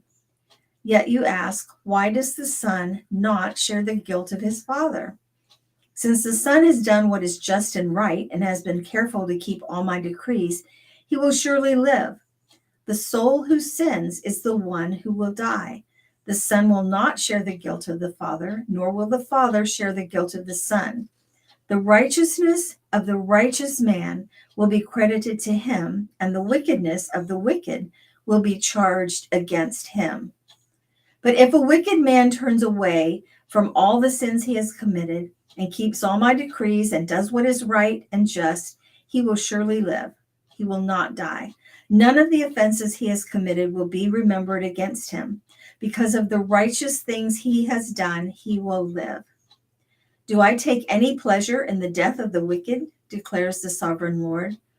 Rather, am I not pleased when they turn from their ways and live? But if a righteous man turns from his righteousness and commits sin and does the same detestable things the wicked man does, will he live? None of the righteous things he has done will be remembered because of the unfaithfulness he is guilty of and because of the sins he has committed, he will die. Yet you say the way of the Lord is not just. Hear, O house of Israel, is my way unjust? Is it not your ways that are unjust? If a righteous man turns from his righteousness and commits sin, he will die for it. Because of the sin he has committed, he will die. But if a wicked man turns away from the wickedness he has committed and does what is just and right, he will save his life. Because he considers all the offenses he has committed and turns away from them, he will surely live. He will not die. Yet the house of Israel says, the way of the Lord is not just. Are my ways unjust, O house of Israel? Is it not your ways that are unjust? Therefore, O house of Israel, I will judge you each according to his ways, declares the sovereign Lord. Repent, turn away from all your offenses, then sin will not be your downfall. Rid yourselves of all the offenses you have committed and get a new heart and a new spirit. Why will you die, O house of Israel? For I take no pleasure in the death of anyone, declares the sovereign Lord. Repent and live. Ezekiel chapter 19. Take up a lament concerning the princes of Israel, and say, what a lioness was your mother among the lions. She lay down among the lions and reared her cubs. She brought up one of her cubs, and he became a strong lion. He learned to tear the prey, and he devoured them. The nations heard about him, and he was trapped in their pit. They led him with hooks to the land of Egypt. When she saw her hope unfulfilled, her expectation gone, she took another of her cubs and made him a strong lion. He prowled among the lions, for he was now a strong lion. He learned to tear the prey, and he devoured them. He broke down their strongholds and devastated their towns. The land and all who were in it were terrified by his roaring. Then the nations came against him, those from regions round about. They spread their net for him, and he was trapped in their pit. With hooks they pulled him into a cage and brought him to the king of Babylon. They put him in prison, so his roar was heard no longer on the mountains of Israel. Your mother was like a vine in your vineyard, planted by the water. It was fruitful and full of branches because of abundant water. Its branches were strong, fit for a ruler's scepter. It towered high above the thick foliage, conspicuous for its height and for its many branches. But it was uprooted in fury and thrown to the ground. The east wind made it shrivel. It was stripped of its fruit.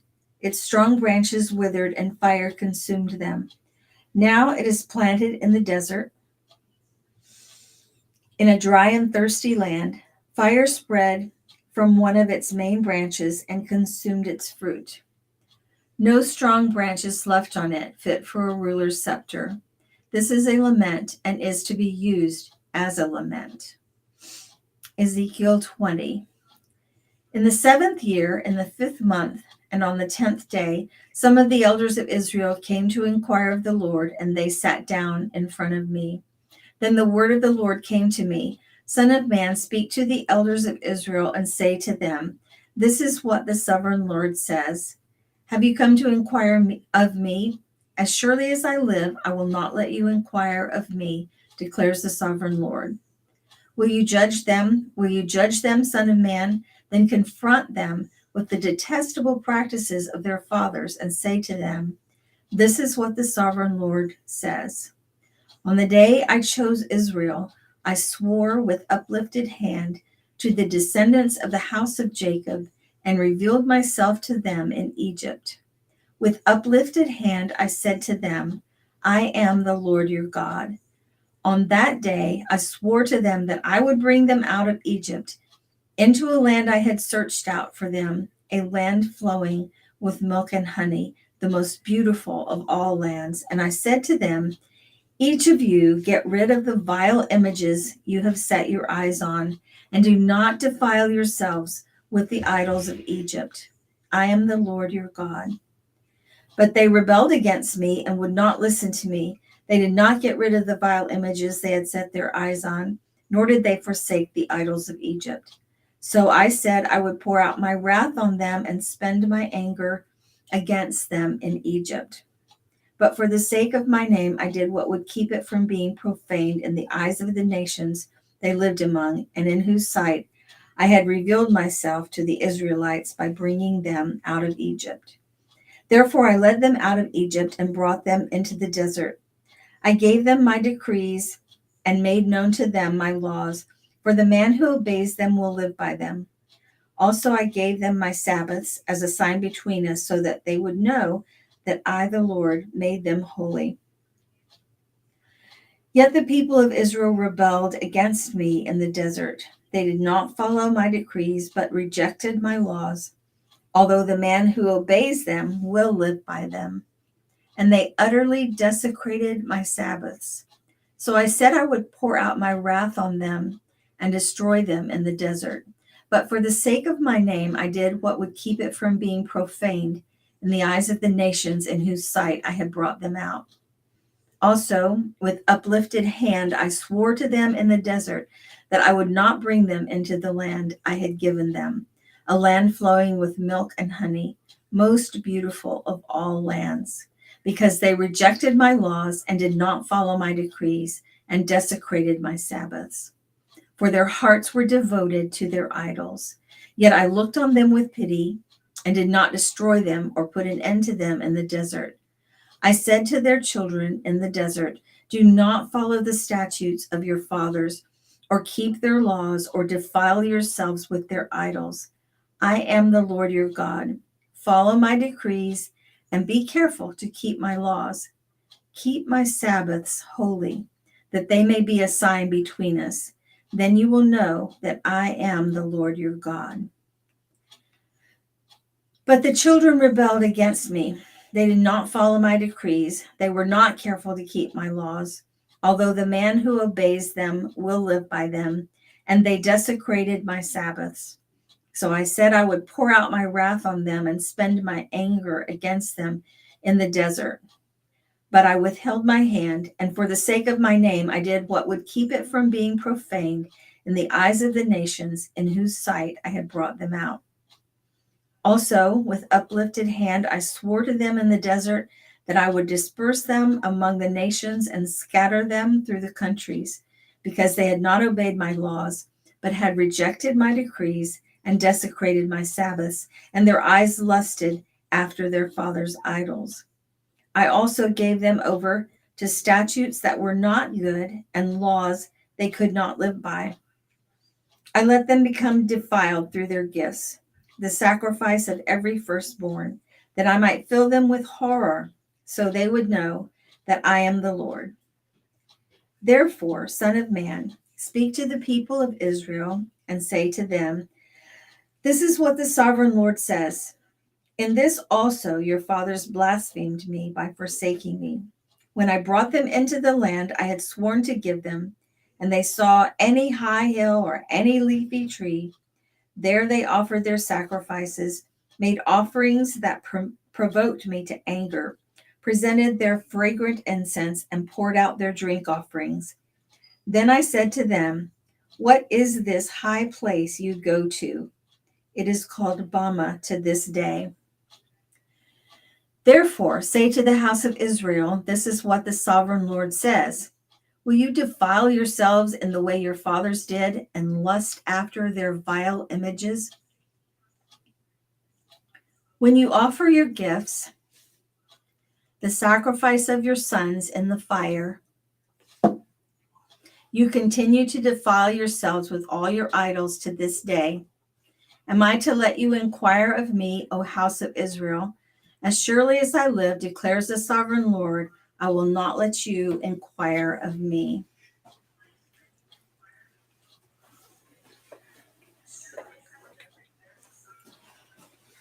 Right here on verse 32. Thank you.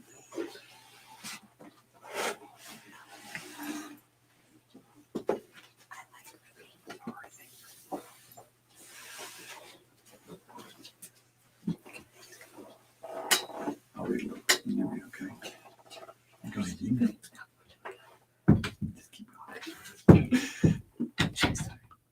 going. You say we meant to be like the nations, like the peoples of the world who serve wood and stone. But what you have in mind will never happen. As surely as I live, declares the sovereign Lord, I will rule over you with a mighty hand and an outstretched arm and with outpoured wrath. I will bring you from the nations and gather you from the countries where you have been scattered, with a mighty hand and outstretched arm and with outpoured wrath. I will bring you into the desert of the nations, and there, face to face, I will execute judgment upon you. As I judged your fathers in the desert of the land of Egypt, so I will judge you, declares the sovereign Lord. I will take note of you as you pass under my rod, and I will bring you into the bound of the covenant. I will purge you on those who revolve and rebel against me. Although I will bring them out of the land where they are living, yet they will not enter the land of Israel. Then you will know that I am the Lord. As for you, O house of Israel, this is what the sovereign Lord says. Go and serve your idols. every one of you. But afterwards, you will surely listen to me and no longer profane my holy name with your gifts and idols. For on my holy mountain, the high mountain of Israel, declares the sovereign Lord, there in the land, the entire house of Israel will serve me, and there I will accept them. There I will require your offerings and your choice gifts, along with all your holy sacrifices. I will accept you as fragrant incense when I bring you out from the nations and gather you from the countries where you have been scattered. And I will show myself holy among you in the sight of the nations. Then you will know that I am the Lord when I bring you into the land of Israel, the land I had sworn with uplifted hand to give to your fathers. There you will remember your conduct and all the actions by which you have defiled yourselves, and you will loathe yourselves for all the evil you have done.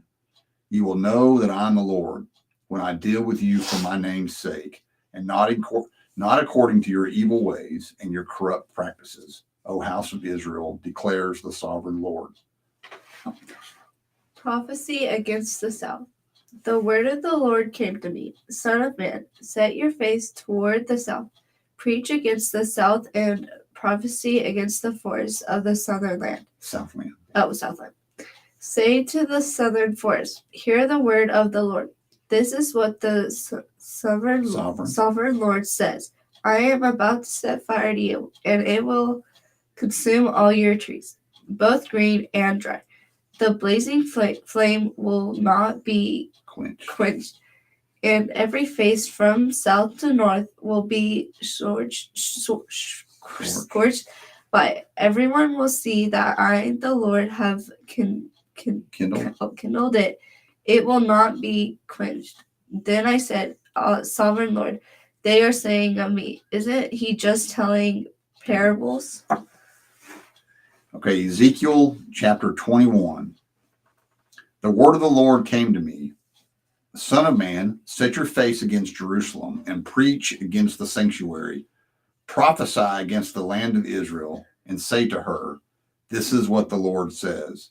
I am against you. I will draw my sword from its scabbard and cut off from you both the righteous and the wicked. Because I am going to cut off the righteous and the wicked, my sword will be unsheathed against everyone from south to north. Then all people will know that I am the Lord, that I, the Lord, have drawn my sword from its scabbard. It will not return again. Therefore, groan, Son of man, groan before them with broken heart and bitter grief. And when they ask you, why are you groaning? You shall say, because of the news that is coming. Every heart will melt and every hand go limp. Every spirit will become faint and every knee become as weak as water. It is coming. It will surely take place, declares the sovereign Lord. The word of the Lord came to me. Son of man, prophesy and say, this is what the Lord says. A sword, sharpened and polished, sharpened for the slaughter, polished to flash like lightning. Shall we rejoice in the scepter of my son Judah? The sword despises every such stick. The sword is appointed to be polished, to be grasped with the hand. It is sharpened and polished, made ready for the hand of the slayer. Cry out and wail, Son of man, for it is against my people. It is against all the princes of Israel. They are thrown to the sword, along with my people. Therefore beat your breasts. Testing will surely come. And what if the scepter of Judah, which the sword despises, does not continue, declares the sovereign Lord. So then, Son of man, prophesy and strike your hands together. Let the sword strike twice, even 3 times. It is a sword for slaughter, a sword for great slaughter, closing in on them from every side, so that hearts may melt and the fallen be many. I have stationed the sword for slaughter at all their gates. It is made to flash like lightning. It is grasped for slaughter. O sword, slash to the right, then to the left, wherever your blade is turned. I too will strike my hands together, and my wrath will subside. I, the Lord, have spoken. The word of the Lord came to me. Son of man, mark out 2 roads for the sword of the king of Babylon to take, both starting from the same country. Make a signpost where the road branches off to the city. Mark out 1 road for the sword to come against Rabbah, I guess. Rabbah on the Of the Ammonites. And the another against Judah and fortified Jerusalem. For the king of Babylon will stop at the fork in the at the junction of the 2 roads to seek an omen. He will cast lots with arrows. He will consult his idols.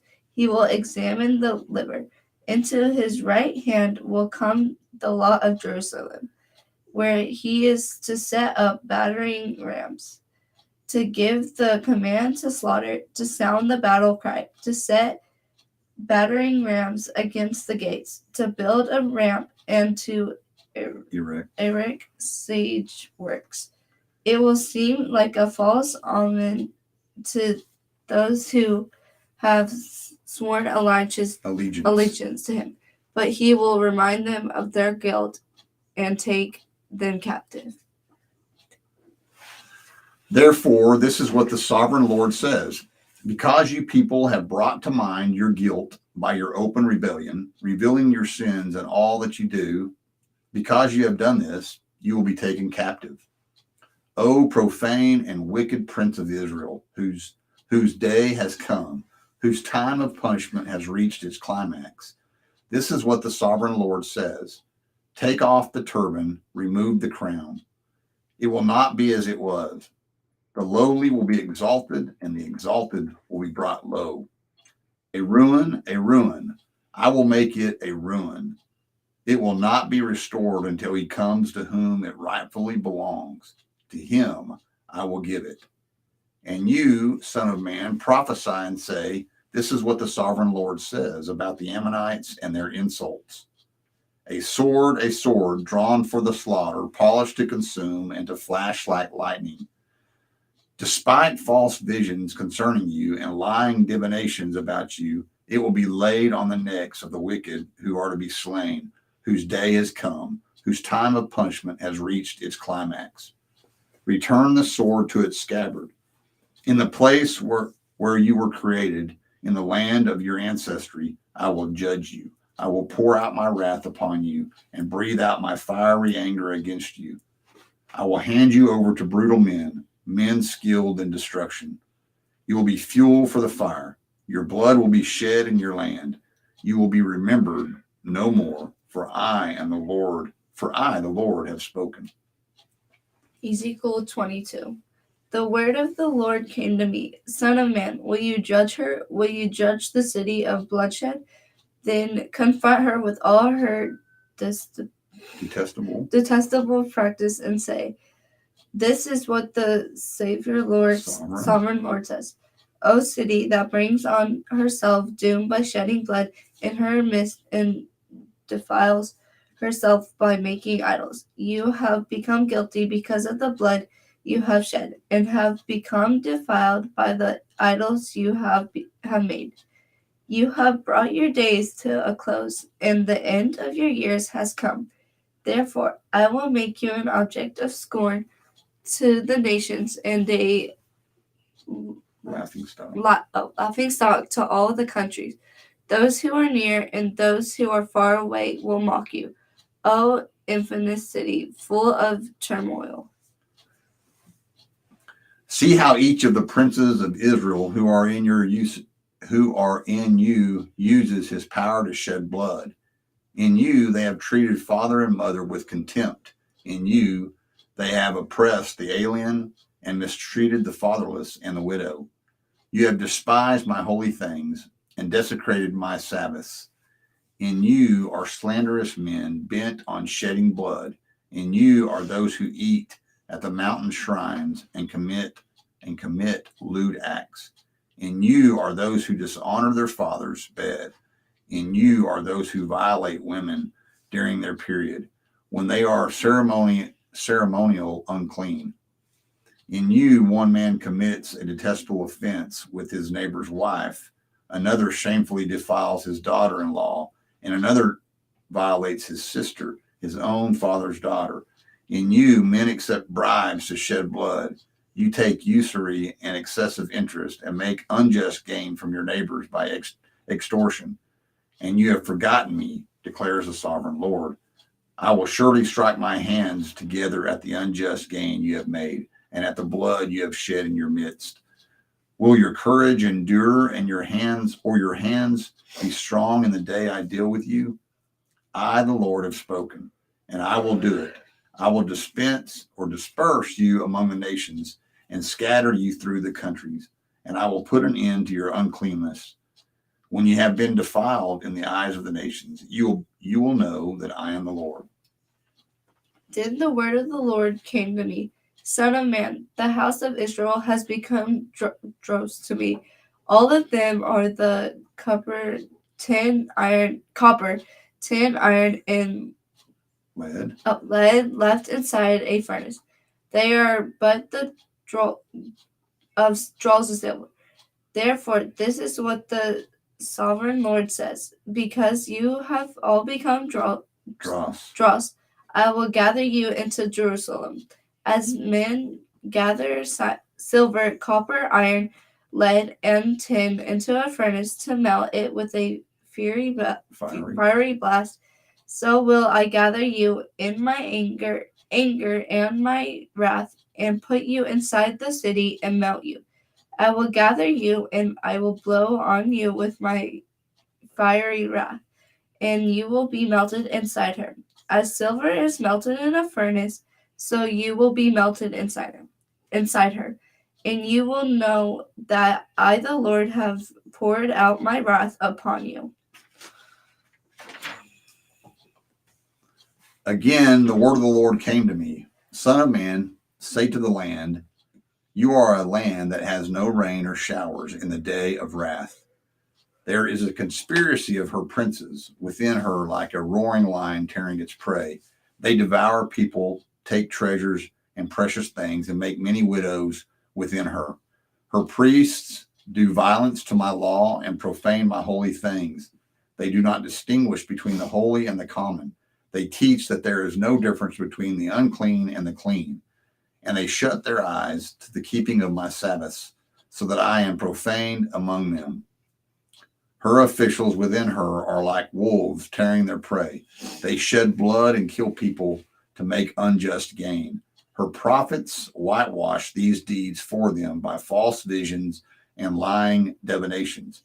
They say, this is what the sovereign Lord says, when the Lord has not spoken. The people of the land practice extortion and commit robbery. They oppress the poor and needy and mistreat the alien, denying them justice. I looked for a man among them who would build up the wall and stand before me in the gap on behalf of the land, so I would not have to destroy it, but I found none. So I will pour out my wrath on them and consume them with my fiery anger, bringing down on their own heads all they have done, declares the sovereign Lord. Ezekiel 23. The word of the Lord came to me, Son of man, there were two women, daughters of the same mother. They became prostitutes in Egypt, engaging in prostitution from their youth. In that land, their breasts were fondled and their virgin bosoms caressed. The older was named Aholah, and her sister was Oholibah. They were mine and gave birth to sons and daughters. Oholah is Samaria, and Oholibah is Jerusalem. Aholah engaged in prostitution while she was still mine, and she lusted after her lovers, the Assyrians, warriors, clothed in blue, governors and commanders, all of their handsome young men and mounted horsemen. She gave herself as a prostitute to all the elite of the Assyrians and defiled herself with all the idols of everyone she lusted after. She did not give up the prostitution she became in Egypt. She began. She began in Egypt. When during her youth men slept with her, caressed her virgin bosom, and poured out their lust upon her. Therefore, Go ahead. Okay, I'll go ahead. Therefore, I handed her over to her lovers, the Assyrians, for whom she lusted. They stripped her naked, took away her sons and daughters, and killed her with the sword. She became a byword among women, and punished was inflicted on her. Her sister, Aholibah, saw this, yet in her lust and prostitution she was more depraved than her sister. She too lusted after the Assyrians, governors and commanders, warriors in full dress, mounted horsemen, all handsome young men. I saw that she too defiled herself. Both of them went the same way. But she carried her prostitution still further. She saw men portrayed on a wall, figures of Chaldeans portrayed in red, with belts around their waists and flowing turbans on their heads. All of them looked like Babylonian chariot officers, natives of Chaldea. As soon as she saw them, she lusted after them and sent messengers to them in Chaldea. Then the Babylonians came to her, to the bed of love, and in their lust they defiled her. After she had been defiled by them, she turned away from them in disgust. When she carried on her prostitution openly and exposed her nakedness, I turned away from her in disgust, just as I had turned away from her sister. Yet she became more and more promiscuous as she recalled the days of her youth, when she was a prostitute in Egypt. There she lusted after her lovers, whose genitals were like those of donkeys and whose emission was like that of horses. So you longed for the lewdness of your youth, when in Egypt your bosom was caressed and your breast fondled. Therefore, Aholibah, this is what the sovereign Lord says: I will stir up your lovers against you, those you turned away from in disgust, and I will bring them against you from every side, the Babylonians and all the Chaldeans, the men of Pekod and Shoa and Koa, and all the Assyrians with them, handsome young men, all of them governors and commanders, chariot officers and men of high rank, all mounted on horses. They will come against you with weapons, chariots, and wagons, and with a throng of people they will take up positions against you on every side with large and small shields and with helmets. I will turn you over to them for punishment, and they will punish you according to their standards. I will direct my jealous anger against you, and they will deal with you in fury. They will cut off your noses and your ears, and those of you who are left will fall by the sword. They will take away your sons and daughters, and those of you who are left will be consumed by fire. They will also strip you of your clothes and take your fine jewelry. So I will put a stop to the lewdness and prostitution you began in Egypt. You will not look on these things with longing or remember Egypt anymore.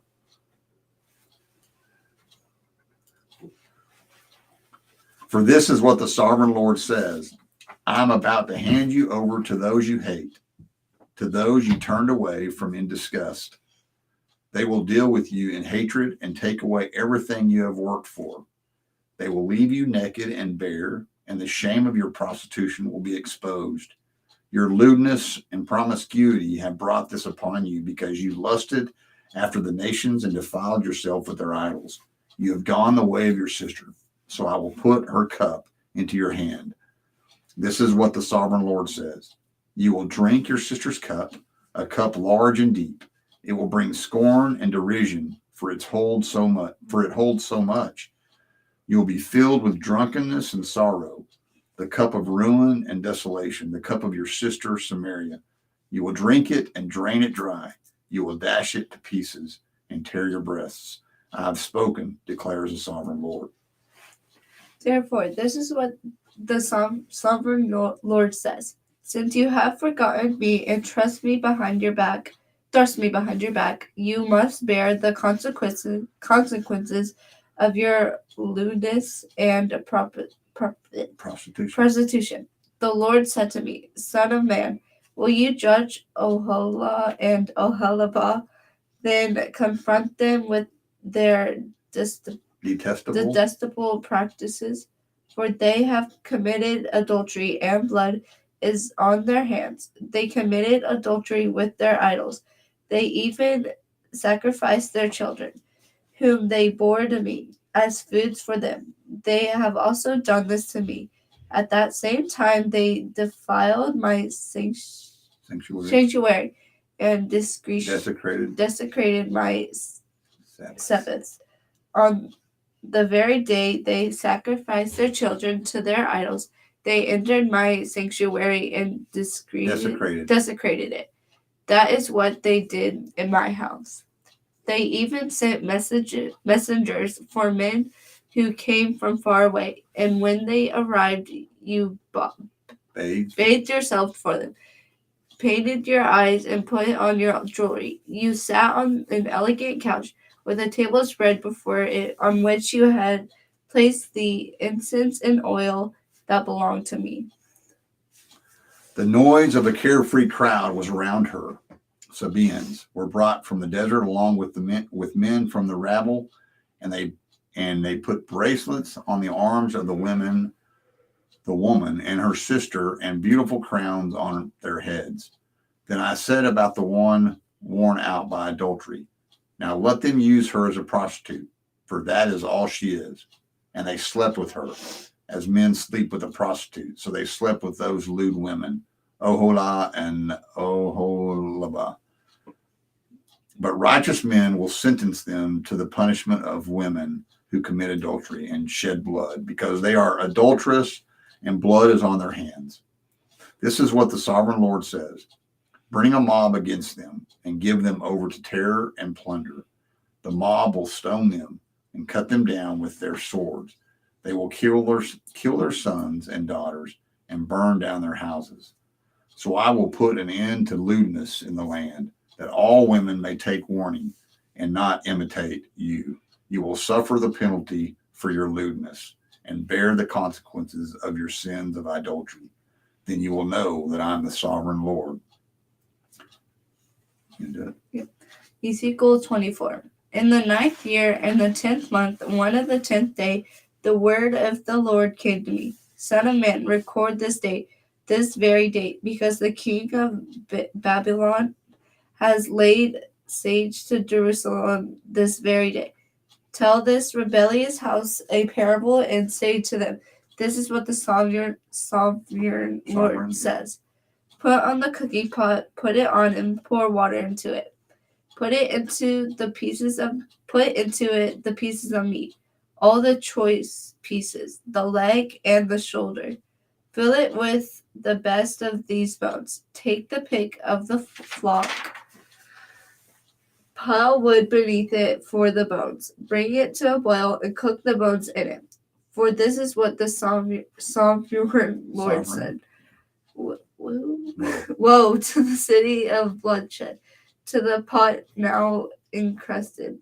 His deposit will not go away.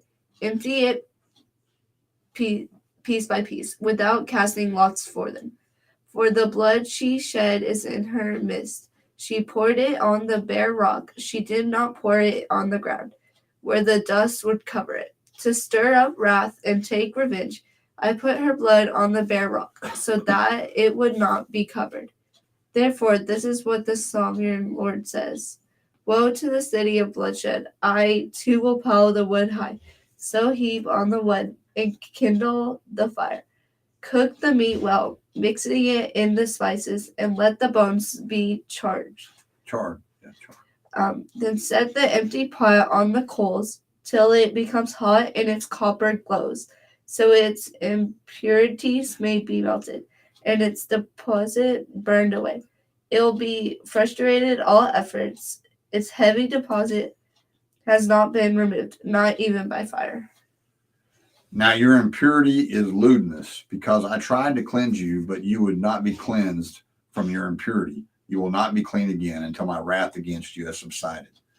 I, the Lord, have spoken. The time has come for me to act. I will not hold back. I will not have pity, nor will I relent. You will be judged according to your conduct and your actions, declares the sovereign Lord. The word of the Lord came to me, Son of man, with one blow I am about to take away from you the delight of your eyes. Yet do not lament or weep or shed any tears. Groan quietly. Do not mourn for the dead. Keep your turban fastened and your sandals on your feet. Do not cover the lower part of your face or eat the customary food of mourners. So I spoke to the people in the morning, and in the evening my wife died. The next morning I did as I had been commanded. Then the people asked me, "Won't you tell us what these things have to do with us?" So I said to them, "The word of the Lord came to me. Say to the house of Israel, this is what the sovereign Lord says. I am about to desecrate my sanctuary, the stronghold in which you take pride, and delight of your eyes, the object of your affection. The sons and daughters you left behind will fall by the sword, and you will do as I have done. You will not cover the lower part of your face or eat the customary food of mourners. You will keep your turbans on your heads and your sandals on your feet. You will not mourn or weep, but will waste away because of your sins and groan among yourselves. Ezekiel will be a sign to you. You will do just as he has done. When this happens, you will know that I am the sovereign Lord. And you, son of man, on the day I take away their stronghold, their joy and glory, the delight of their eyes, their heart's desire, and their sons and daughters as well, on that day a fugitive will come to tell you the news. At that time your mouth will be opened. You will speak with him and will no longer be silent. So you will be a sign to them, and they will know that I am the Lord." Ezekiel 25. The word of the Lord came to me. Son of man, set your face against the Ammonites and prophesy against them. Say to them, hear the word of the sovereign Lord. This is what the sovereign Lord says. Because you said, "Aha," over my sanctuary when it was desecrated, and over the land of Israel when it was laid waste, and over the people of Judah when they went into exile. Therefore, I am going to give you to the people of the east as a possession. They will set up their camps and pitch their tents among you. They will eat your fruit and drink your milk. I will turn Rabbah into a pasture for camels, and into a resting place for sheep. Then you will know that I am the Lord, for this is what the sovereign Lord says. Because you have clapped your hands and stamped your feet, rejoicing with all the malice of your heart against the land of Israel, therefore I will stretch out my hand against you and give you a plunder to the nations. I will cut you off from the nations and exterminate you from the countries. I will destroy you, and you will know that I am the Lord. This is what the sovereign Lord says. Because Moab and Seir said, "Look, the house of Judah has become like all the other nations. Therefore I will expose the flank of Moab, beginning at its frontier towns, Beth, Jeshemoth, Baal-min, and Kiriathaim, the glory of that land. I will give Moab along with the Ammonites to the people of the east as a possession, so that the Ammonites will not be remembered among the nations, and I will inflict punishment on Moab. They will know that I am the Lord. This is what the sovereign Lord says. Because Edom took revenge on the house of Judah and became very guilty by doing so, therefore this is what the sovereign Lord says. I will stretch out my hand against Edom and kill its men, and their animals will lay it waste, and from Teman to Dedan they will fall by the sword. I will take vengeance on Edom by the hand of my people Israel, and they will deal with Edom in accordance with my anger and my wrath. They will know my vengeance, declares the sovereign Lord. This is what the sovereign Lord says. Because the Philistines acted in vengeance and took revenge with malice in their hearts, and with ancient hostility sought to destroy Judah, therefore this is what the sovereign Lord says. I'm about to stretch out my hand against Philistines, and I will cut off the Kerethites and destroy those remaining along the coast. I will carry out great vengeance on them and punish them in my wrath. Then they will know that I am the Lord when I take vengeance on them. Ezekiel 26. In the 11th year, on the first day of the month, the word of the Lord came to me. Son of man, because Tyre has said to Jerusalem, the gate to the nations is broken, and its doors have swung open to me. Now that she lies in ruins, I will prosper. Therefore, this is what the sovereign Lord says. I am against you, O Tyre, and I will bring many nations against you, like the sea casting up its waves. Then they will destroy the walls of Tyre and pull down her towers. I will scrape away her rubble and make her bare rock. Out in the sea she will become a place to spread fish nets. For I have spoken, declares the sovereign Lord. She will become plunder for the nations, and her settlements on the mainland will be ravaged by the sword. Then they will know that I am the Lord. For this is what the sovereign Lord says. From the north I am going to bring against Tyre Nebuchadnezzar, king of Babylon, king of kings. I'm going to sneeze. With horses and chariots, with horsemen and a great army. He will ravage your settlements on the mainland with the sword. He will set up siege works against you, build a ramp up to your walls, and raise his shields against you. He will direct the blows of his battering rams against your walls and demolish your towers with his weapons. His horses will be so many that they will cover you with dust. Your walls will tremble at the noise of the war horses, wagons, and chariots when he enters the gates as men enter a city whose walls have been broken through. The hooves of his horses will trample all your streets. He will kill your people with the sword, and your strong pillars will fall to the ground. They will plunder your wealth and loot your merchandise. They will break down your walls and demolish your fine houses and throw your stones, timber, and rubble into the sea. I will put an end to your noisy songs, and the music of your harps will be heard no more. I will make you a bare rock, and you will become a place to spread fish nets. You will never be rebuilt, for I, the Lord, have spoken, declares the sovereign Lord. This is what the sovereign Lord says to Tyre. Will not the coastlands tremble at the sound of your fall, when the wounded groan and the slaughter takes place in you? Then all the princes of the coast will step down from their thrones and lay aside their robes and take off their embroidered garments. Clothed with terror, they will sit on the ground, trembling every moment, appalled at you. Then they will take up a lament concerning you and say to you, how you are destroyed, O city of renown, peopled by men of the sea. You were a power of the sea on the seas, you and your citizens. You put your terror on all who lived there. Now the coastlands tremble on the day of your fall. The islands in the sea are terrified at your collapse. This is what the sovereign Lord says. When I make you a desolate city, like cities no longer inhabited, and when I bring the ocean depths over you and its vast waters cover you, then I will bring you down with those who go down to the pit, to the people of long ago. I will make you dwell in the earth below, as in ancient ruins, with those who go down to the pit, and you will not return or take your place in the land of the living. I will bring you to a horrible end, and you will be no more. You will be sought, but you will never again be found, declares the sovereign Lord. Ezekiel 27. The word of the Lord came to me. Son of man, take up the lament concerning Tyre. Say to Tyre, situated at the gateway to the sea, merchant of peoples on many coasts. This is what the sovereign Lord says.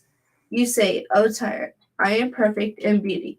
Your domain was on the high seas. Your buildings brought your beauty to perfection. They made all your timbers of pine trees from Senir. They took a cedar from Lebanon to make a mast for you. Of oaks from Bashan, they made your oars of cypress wood from the coast of Cyprus. They make your deck inland with inlaid ivory. ivory, fine embroidered linen from Egypt was your sail, and served as your banner. Your awnings were of blue and purple from the coast of Elisha. Yeah, let me finish that real quick. Where? Oh, there it is right there. You know what? Well, let's just call it even. Right, all right. Come on.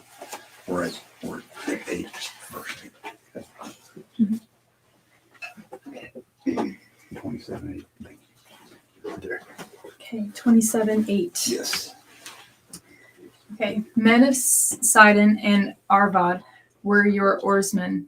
Your skilled men, O Tyre, were aboard as your seamen. Veteran craftsmen of Gebel were on board as shipwrights to caulk your seams. All the ships of the sea and their sailors came alongside to trade for your wares. Men of Persia, Lydia, and Put served as soldiers in your army. They hung their shields and helmets on your walls, bringing you splendor. Men of Arvad and Helik manned your walls on every side. Men of Gamed were in your towers. They hung their shields around your walls. They brought your beauty to perfection. Tarshish did business with you because of your great wealth of goods. They exchanged silver, iron, tin, and lead for your merchandise. Greece, Tubal, and Meshish traded with you. They exchanged slaves and articles of bronze for your wares. Men of Beth Togarmah exchanged war horses, and mules for your merchandise. The men of Rhodes traded with you, and many coastlands were your customers. They paid you with ivory tusks and ebony. Aram did business with you because of your many products. They exchanged turquoise, purple fabric, embroidered work, fine linen, coral, and rubies for your merchandise. Judah and Israel traded with you. They exchanged wheat from Minnith and confections, honey, oil, and balm of your wares. Damascus, because of your many products and great wealth of goods, did business with you in wine from Helbon and wool from Zohar. Danates and Greeks from Uzal brought your merchandise. They exchanged wrought iron, Kajia, and Calamus for your wares. Dedan traded in saddle blankets with you. Arabia and all the princes of Kedar were your customers. They did business with you in lambs, rams, and goats. The merchants of Sheba and Ramah traded with you for your merchandise. They exchanged the finest of all kinds of spices and precious stones and gold. Haran, Cana, and Eden, and merchants of Sheba, Ashur, and Kilmad traded with you. In your marketplace, they traded with you beautiful garments, blue fabric, embroidered work, and multicolored rugs with cords twisted and tightly knotted. The ships of Tarshish serve as carriers for your wares. You are filled with heavy cargo in the heart of the sea. Your oarsmen take you out to the high seas, but the east wind will break you to pieces in the heart of the sea. Your wealth, merchandise, and wares, your mariners, seamen, and shipwrights, your merchants and all your soldiers, and everyone else on board will sink into the heart of the sea. On the day of your shipwreck, the shorelands will quake. When your seamen cry out, all who handle the oars will abandon their ships. The mariners and all the seamen will stand on the shore. They will raise their voice and cry bitterly over you. They will sprinkle dust on their heads and roll in ashes. They will shave their heads because of you and will put on sackcloth. They will weep over you with anguish of soul and with bitter mourning. As they wail and mourn over you, they will take up a lament concerning you, who was ever silenced like Tyre, surrounded by the sea. When your merchandise went out on the seas, you satisfied many nations. With your great wealth and your wares, you enriched the kings of the earth. Now you are shattered by the sea and the depths of the waters. Your wares and all your company have gone down with you. All who live in the coastlands are appalled at you. Their kings shudder with horror, and their faces are distorted with fear. The merchants among the nations hiss at you. You have come to a horrible end and will be no more. A prophecy against the king of Tyre. Ezekiel 28. The word of the Lord came to me. Son of man, say to the ruler of Tyre, this is what the sovereign Lord says.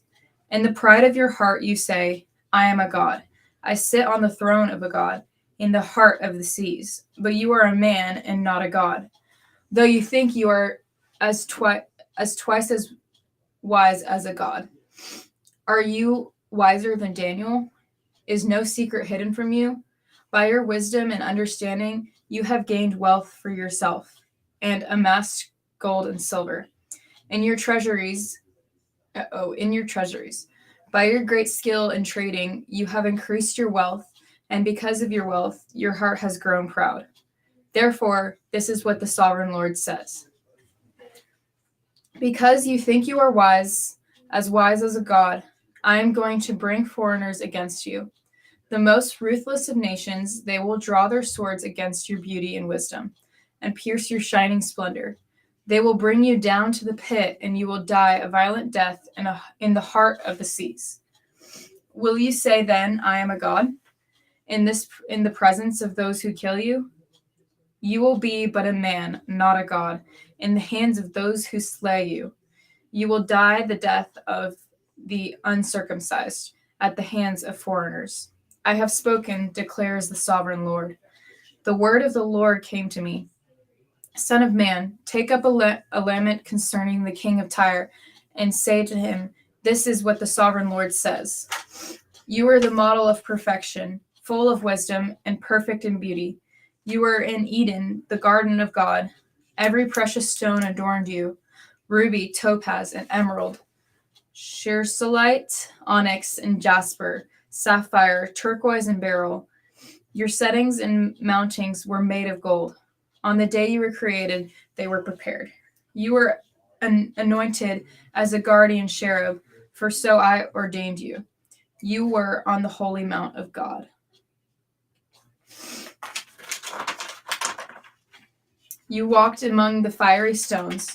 You were blameless in your ways from the day you were created till wickedness was found in you. Through your white stripes trade, you were filled with violence, and you sinned. So I drove you in disgrace from the mount of God, and I expelled you, O guardian cherub. From among the fiery stones, your heart became proud on account of your beauty, and you corrupted your wisdom because of your splendor. So I threw you to the earth. I made a spectacle of you before kings. By your many sins and dishonest trade, you have desecrated your sanctuaries. So I made a fire come out from you, and it consumed you, and I reduced you to ashes on the ground, in the sight of all who were watching. All the nations who knew you are appalled at you. You have come to a horrible end and will be no more. A prophecy against Sidon. The word of the Lord came to me, Son of man, set your face against Sidon, prophecy against her, and say, this is what the sovereign Lord says. I am against you, O Sidon, and I will gain glory within you. They will know that I am the Lord, when I inflict punishment on her and show myself holy within her. I will send a plague upon her and make blood flow in her streets. The slain will fall within her, with the sword against her on every side. Then they will know that I am the Lord.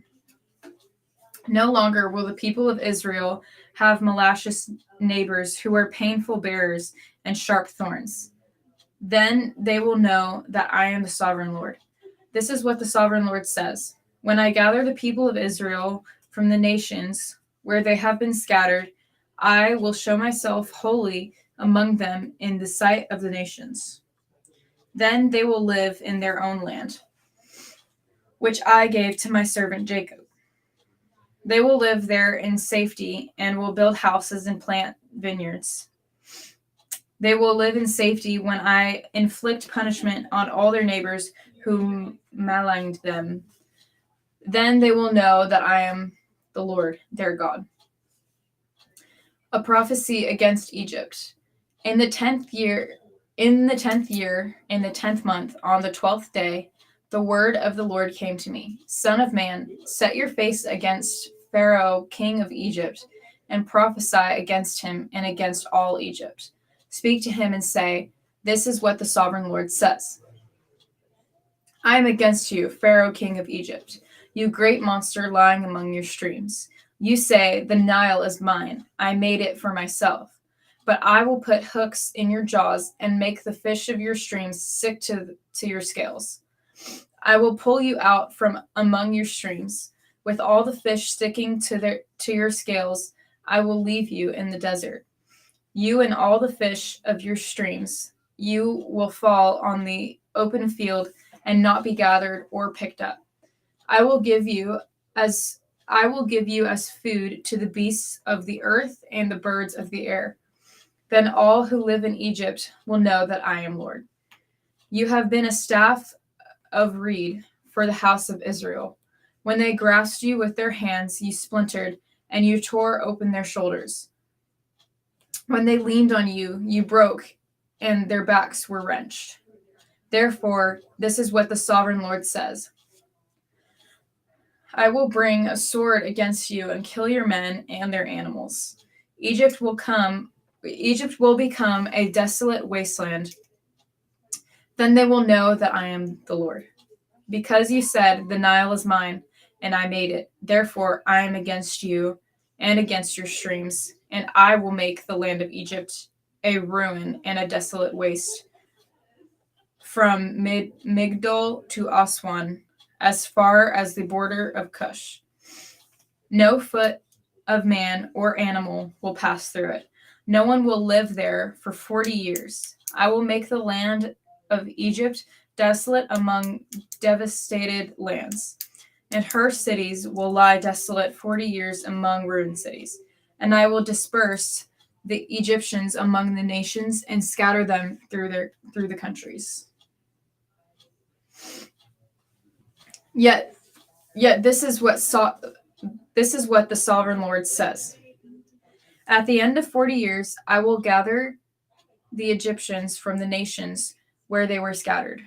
I will bring them back from captivity and return them to Upper Egypt, the land of their ancestry. There they will be a lowly kingdom. It will be the lowliest of kingdoms and will never again exalt itself above the other nations. I will make it so weak that it will never again rule over the nations. Egypt will no longer be a source of confidence for the people of Israel, but will be a reminder of their sin in turning to her for help. Then they will know that I am the sovereign Lord. In the 27th year, in the first month, on the first day, the word of the Lord came to me. Son of man, Nebuchadnezzar, king of Babylon, drove his army in a hard campaign against Tyre. Every head was rubbed bare and every shoulder made raw. Yet he and his army got no reward from the campaign he led against Tyre. Therefore, this is what the sovereign Lord says. I am going to give Egypt to Nebuchadnezzar, king of Babylon, and he will carry off its wealth. He will loot and plunder the land as pay for his army.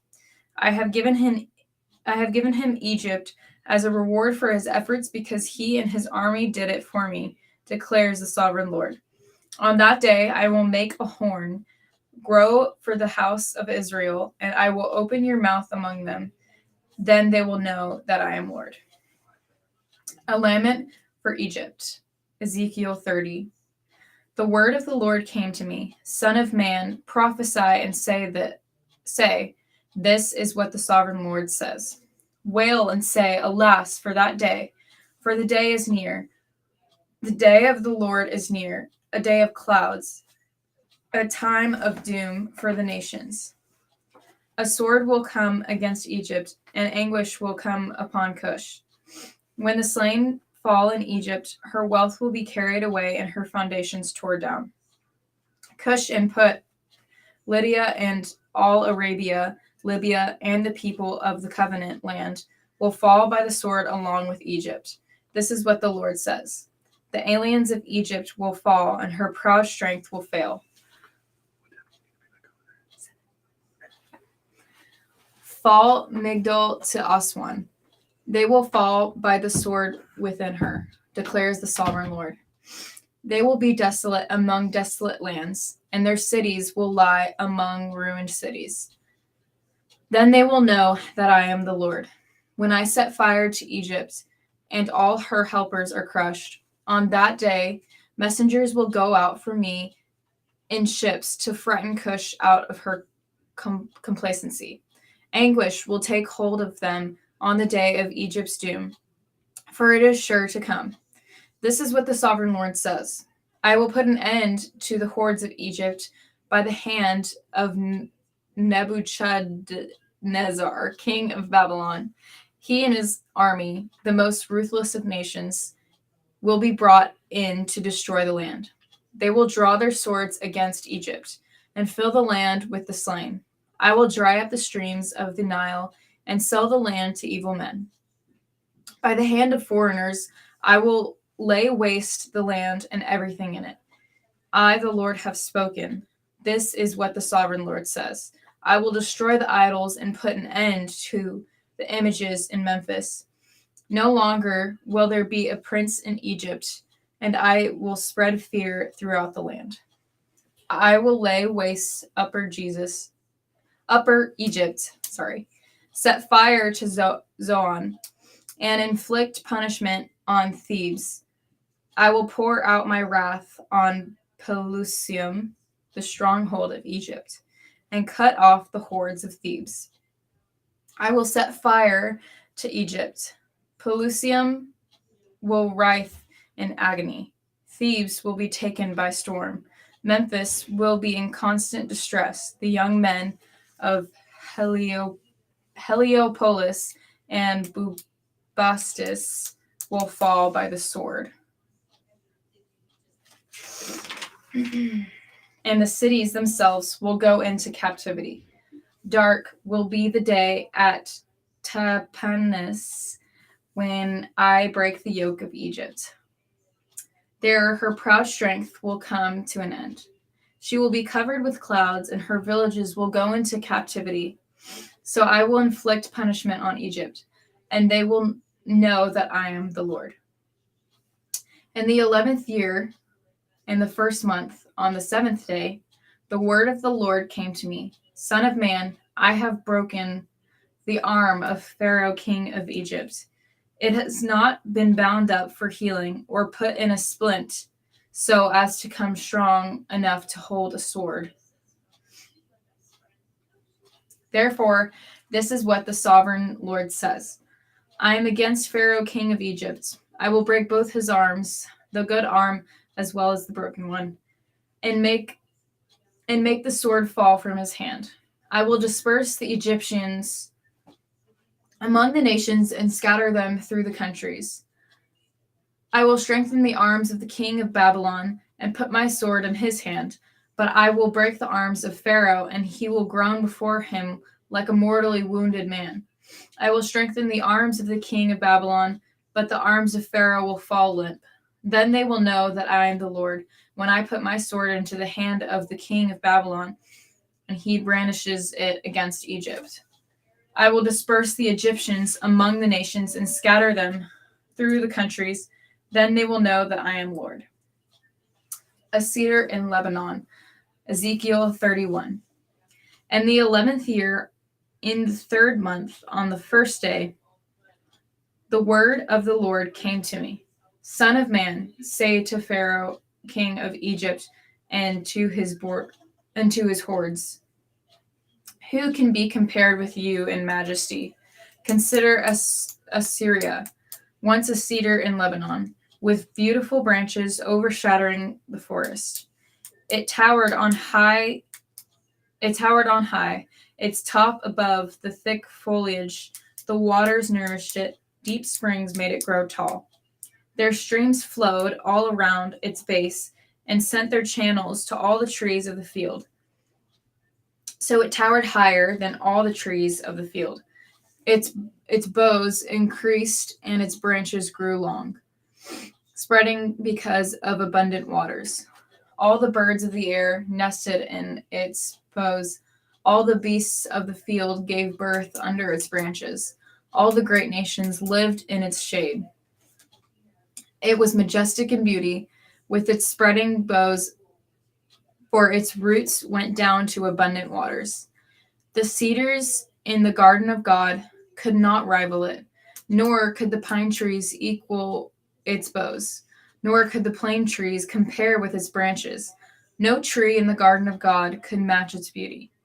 I made it beautiful with abundant branches, the envy of all the trees of Eden in the garden of God. Therefore, this is what the sovereign Lord says.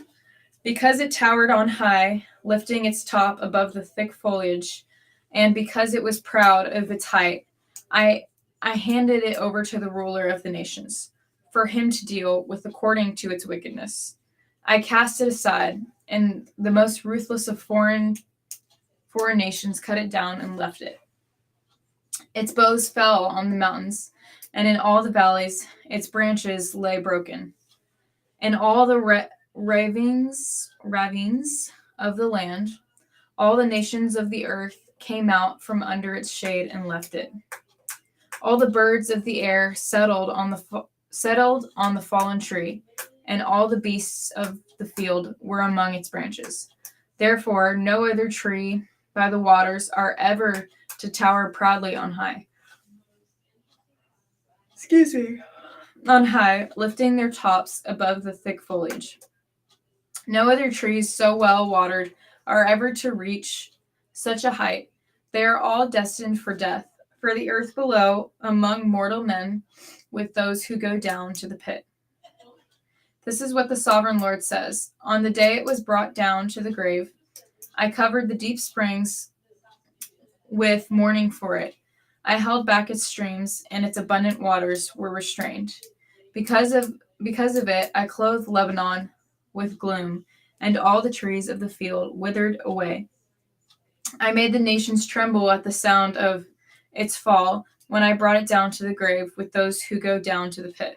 Then all the trees of Eden, the choicest of best of Lebanon, all the trees that were well watered, were consoled in the earth below. Those who lived in its shade, its allies among the nations, had also gone down to the grave with it, joining those killed by the sword. Which of the trees of Eden can be compared with you in splendor and majesty? Yet you, too, will be brought down with the trees of Eden to the earth below. You will lie among the uncircumcised with those killed by the sword. This is Pharaoh and all his hordes, declares the sovereign Lord. A lament for Pharaoh. Ezekiel 32. In the 12th year, on the 12th month, on the first day, the word of the Lord came to me. Son of man, take up a lament concerning Pharaoh, king of Egypt, and say to him, You are like a lion among the nations. You are like a monster in the seas, thrashing about in your streams, churning the water with your feet, and muddying the streams. This is what the sovereign Lord says. With a great throng of people, I will cast my net over you, and they will haul you up in my net. I will throw you on the land and hurl you on the open field. I will let all the birds of the air settle on you, and all the beasts of the earth gorge themselves on you. I will spread your flesh on the mountains and fill the valleys with your remains. I will drench the land with your flowing blood all the way to the mountains, and the ravines will be filled with your flesh. When I snuff you out, I will cover the heavens and darken their stars. I will cover the sun with a cloud, and the moon will not give its light. All the shining lights in the heavens I will darken over you. I will bring darkness over your land, declares the sovereign Lord. I will trouble the hearts of many peoples when I bring about your destruction among the nations, among lands you have not known. I will cause many peoples to be appalled at you, and their kings will shudder with horror because of you. When I brandish my sword before them, on the day of your downfall, each of them will tremble every moment for his life. For this is what the sovereign Lord says: the sword of the king of Babylon will come against you. I will cause your hordes to fall by the swords of mighty men, and the most ruthless of all nations. They will shatter the pride of Egypt, and all her hordes will be overthrown. I will destroy all her cattle, from beside abundant waters, no longer to be stirred by the foot of man, or muddied by the hoofs of cattle. Then I will take her waters, settle, and make her streams flow like oil, declares the sovereign Lord. When I make Egypt desolate and strip the land of everything in it, when I strike down all who live there, and they will know that I am the Lord. This is the lament they will chant for her. The daughters of the nations will chant it. For Egypt and all her hordes, they will chant it, declares the sovereign Lord. In the 12th year, on the 15th day of the month, the word of the Lord came to me. Son of man, wail for the hordes of Egypt and consign to the earth below, both her and the daughters of mighty nations, with those who go down to the pit. Say to them, are you more favored than others? Go down and be laid among the uncircumcised. They will fall among those killed by the sword. The sword is drawn. Let her be dragged off with all her hordes. From within the grave, the mighty leaders will say of Egypt and her allies, they will have come down, and they lie with the uncircumcised, with those killed by the sword. Assyria is there with her whole army. She is surrounded by the graves of all her slain, all who have fallen by the sword. Their graves are in the depths of the pit, and her army lies around her grave. All who had spread terror in the land of the living are slain, fallen by the sword. Elam is there with all her hordes around her grave. All of them who are slain, fallen by the sword, all who had spread terror in the land of the living, went down uncircumcised to the earth below. They bear their shame. They bear their shame with those who go down to the pit. A bed is made for her among the slain, with all her hordes around her grave. All of them are uncircumcised, killed by the sword. Because their terror had spread in the land of the living, they bear their shame with those who go down to the pit. They are laid among the slain. Meshish and Tubal are there, with all their hordes around their graves. All of them are uncircumcised, killed by the sword, because they spread their terror in the land of the living. Do they not lie with the other uncircumcised warriors who have fallen, who went down to the grave with their weapons of war, whose swords were placed under their heads? The punishment for their sins rested on their bones, though the terror of these warriors had stalked through the land of the living. You too, O Pharaoh, will be broken and will lie among the uncircumcised with those killed by the sword. Edom is there, her kings and all her princes, despite their power, they are laid with those killed by the sword. They lie with the uncircumcised, with those who go down to the pit. All the princes of the north and all the Sidonians are there. They went down with the slain in disgrace despite the terror caused by their power. They lie uncircumcised with those killed by the sword and bear their shame with those who go down to the pit. Pharaoh, he and all his army, will see them and he will be consoled for all his hordes that were killed by the sword, declares the sovereign Lord. Although I had him spread terror in the land of the living, Pharaoh and all his hordes will be laid among the uncircumcised with those killed by the sword, declares the sovereign Lord. Ezekiel, a watchman. Ezekiel 33. The word of the Lord came to me, Son of man, speak to your countrymen and say to them, when I bring the sword against a land, and the people of the land choose one of their men and make him their watchman, and he sees the sword coming against the land and blows the trumpet to warn the people, then if anyone hears the trumpet but does not take warning, and the sword comes and takes his life, his blood will be on his own head. Since he heard the sound of the trumpet but did not take warning, his blood will be on his own head. If he had taken warning, he would have saved himself. But if the watchman sees the sword coming and does not blow the trumpet to warn the people, and the sword comes and takes the life of one of them, that man will be taken away because of his sin. But I will hold the watchman accountable for his blood. Son of man, I have made you a watchman for the house of Israel. So hear the word I speak and give them warning from me. When I say to the wicked, O wicked man, you will surely die, and you do not speak out to dissuade him from his ways, that wicked man will die for his sin, and I will hold you accountable for his blood. But if you do warn the wicked man to turn from his ways, and he does not do so, he will die for his sin, but you will be saved yourself. Son of man, say to the house of Israel, this is what you are saying. Our offenses and sins weigh us down, and we are wasting away because of them. How then can we live? Say to them,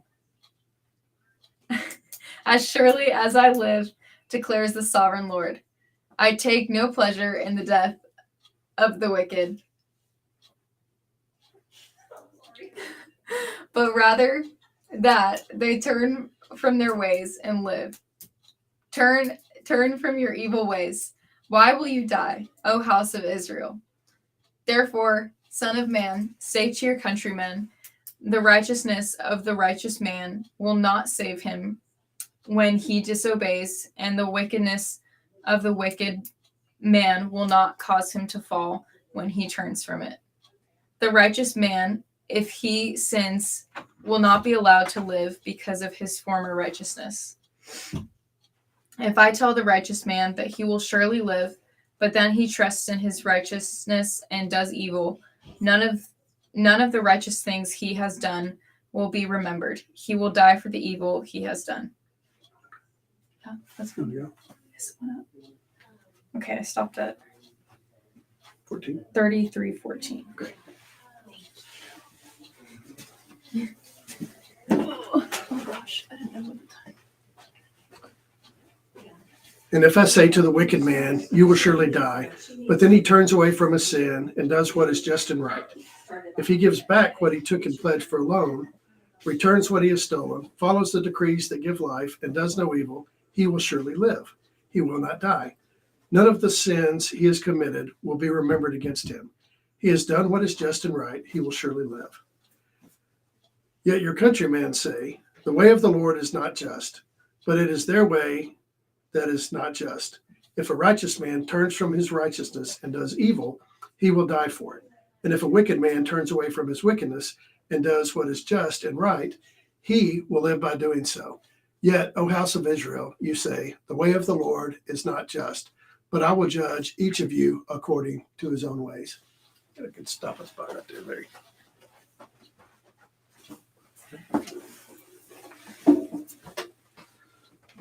Jerusalem's fall explained. Verse 21. In the 12th year of our exile, in the 10th month on the 5th day, a man who had escaped from Jerusalem came to me and said, the city has fallen. Now the evening before the man arrived, the hand of the Lord was upon me, and he opened my mouth before the man came to me in the morning. So my mouth was opened, and I was no longer silent. Then the word of the Lord came to me, Son of man, The people living in those rooms in the land of Israel are saying, Abraham was only one man, yet he possessed the land. But we are many. Surely the land has been given to us as our possession. Therefore say to them, this is what the sovereign Lord says. Since you eat meat with the blood still in it and looked to your idols and shed blood, should you then possess the land? You rely on your sword, you detestable things, and each of you defiles his neighbor's wife. Should you then possess the land? Say this to them. This is what the sovereign Lord says. As surely as I live, those who are left in the ruins will fall by the sword. Those out in the country I will give to the wild animals to be devoured, and those in strongholds and caves will die of a plague. I will make the land a desolate waste, and her proud strength will come to an end. And the mountains of Israel will come desolate, so that no one will cross them. Then they will know that I am the Lord, when I have made the land a desolate waste because of all the detestable things they have done. As for you, son of man, your countrymen are talking together about you by the walls and at the doors of their houses, saying to each other, come and hear the message that has come from the Lord. My people come to you, as they usually do, and sit before you to listen to your words. But they do not put them into practice. With their mouths, they express devotion, but their hearts are greedy for unjust gain. Indeed, to them, you're nothing more than one who sings love songs with a beautiful voice and plays an instrument well, for they hear your words, but do not put them into practice. When all this comes true, and it surely will, then they will know that a prophet has been among them. Chapter 34. Shepherds and sheep. The word of the Lord came to me, Son of man, prophesy against the shepherds of Israel. Prophesy and say to them, this is what the sovereign Lord says. Woe to the shepherds of Israel, who only take care of themselves. Should not shepherds take care of the flock? Now you eat the curds, clothe yourselves with the wool, and slaughter the choice animals, but you do not take care of the flock. You have not strengthened the weak, or healed the sick, or bound up the injured. You have not brought back the strays, or searched for the lost. You have ruled them harshly and brutally, so they are scattered because there was no there was no shepherd, and when they were scattered, they became food for all the wild animals. My sheep wandered all over all the mountains and over every high hill. They were scattered over the whole earth, and no one searched or looked for them. Therefore, you shepherds, hear the word of the Lord. As surely as I live, declares the sovereign Lord, because my flock lacks a shepherd, and so has been plundered and has become food for all the wild animals. And because my shepherds did not search for my flock, but cared for themselves rather than for my flock. Therefore, O shepherd, hear the word of the Lord. This is what the sovereign Lord says. I am against the shepherds and will hold them accountable for my flock. I will remove them from tending the flock so that the shepherds can no longer feed themselves. I will rescue my flock from their mouths, and it will no longer be food for them. For this is what the sovereign Lord says. I myself will search for my sheep and look after them, as the shepherd looks after his scattered flock when he is with them. So will I look after my sheep. I will rescue them from all the places where they are scattered on a day of clouds and darkness. I will bring them out from the nations and gather them from the countries, and I will bring them into their own land. I will pasture them on the mountains of Israel, and the ravines and all the settlements in the land. I will tend them in a good pasture, and the mountain heights of Israel will be their grazing land. There they will lie down in good grazing land, and there they will feed in a rich pasture on the mountains of Israel. I myself will tend my sheep and have them lie down, declares the sovereign Lord. I will search for the lost and bring back the strays. I will bind up the injured and strengthen the weak. But the sleek and the strong I will destroy. I will shepherd the flock with justice. As for you, my flock, this is what the sovereign Lord says. I will judge between one sheep and another, and between rams and goats. Is it not enough for you to feed on the good pasture? Must you also trample the rest of your pasture with your feet? Is it not enough for you to drink clear water? Must you also muddy the rest with your feet? Must my flock feed on what you have trampled and drink what you have muddied with your feet? Therefore, this is what the sovereign Lord says to them. See, I myself will judge between the fat sheep and the lean sheep, because you shove with flank and shoulder, butting all the weak sheep with your horns until you have driven them away. I will save my flock, and they will no longer be plundered. I will judge between one sheep and another.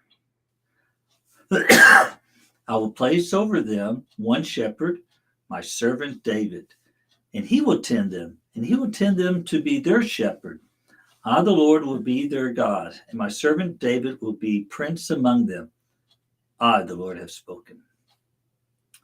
I will make a covenant of peace with them and rid the land of wild beasts, so that they may live in the desert and sleep in the forest in safety. I will bless them in the places surrounding my hill. I will send them showers in season. There will be showers of blessing.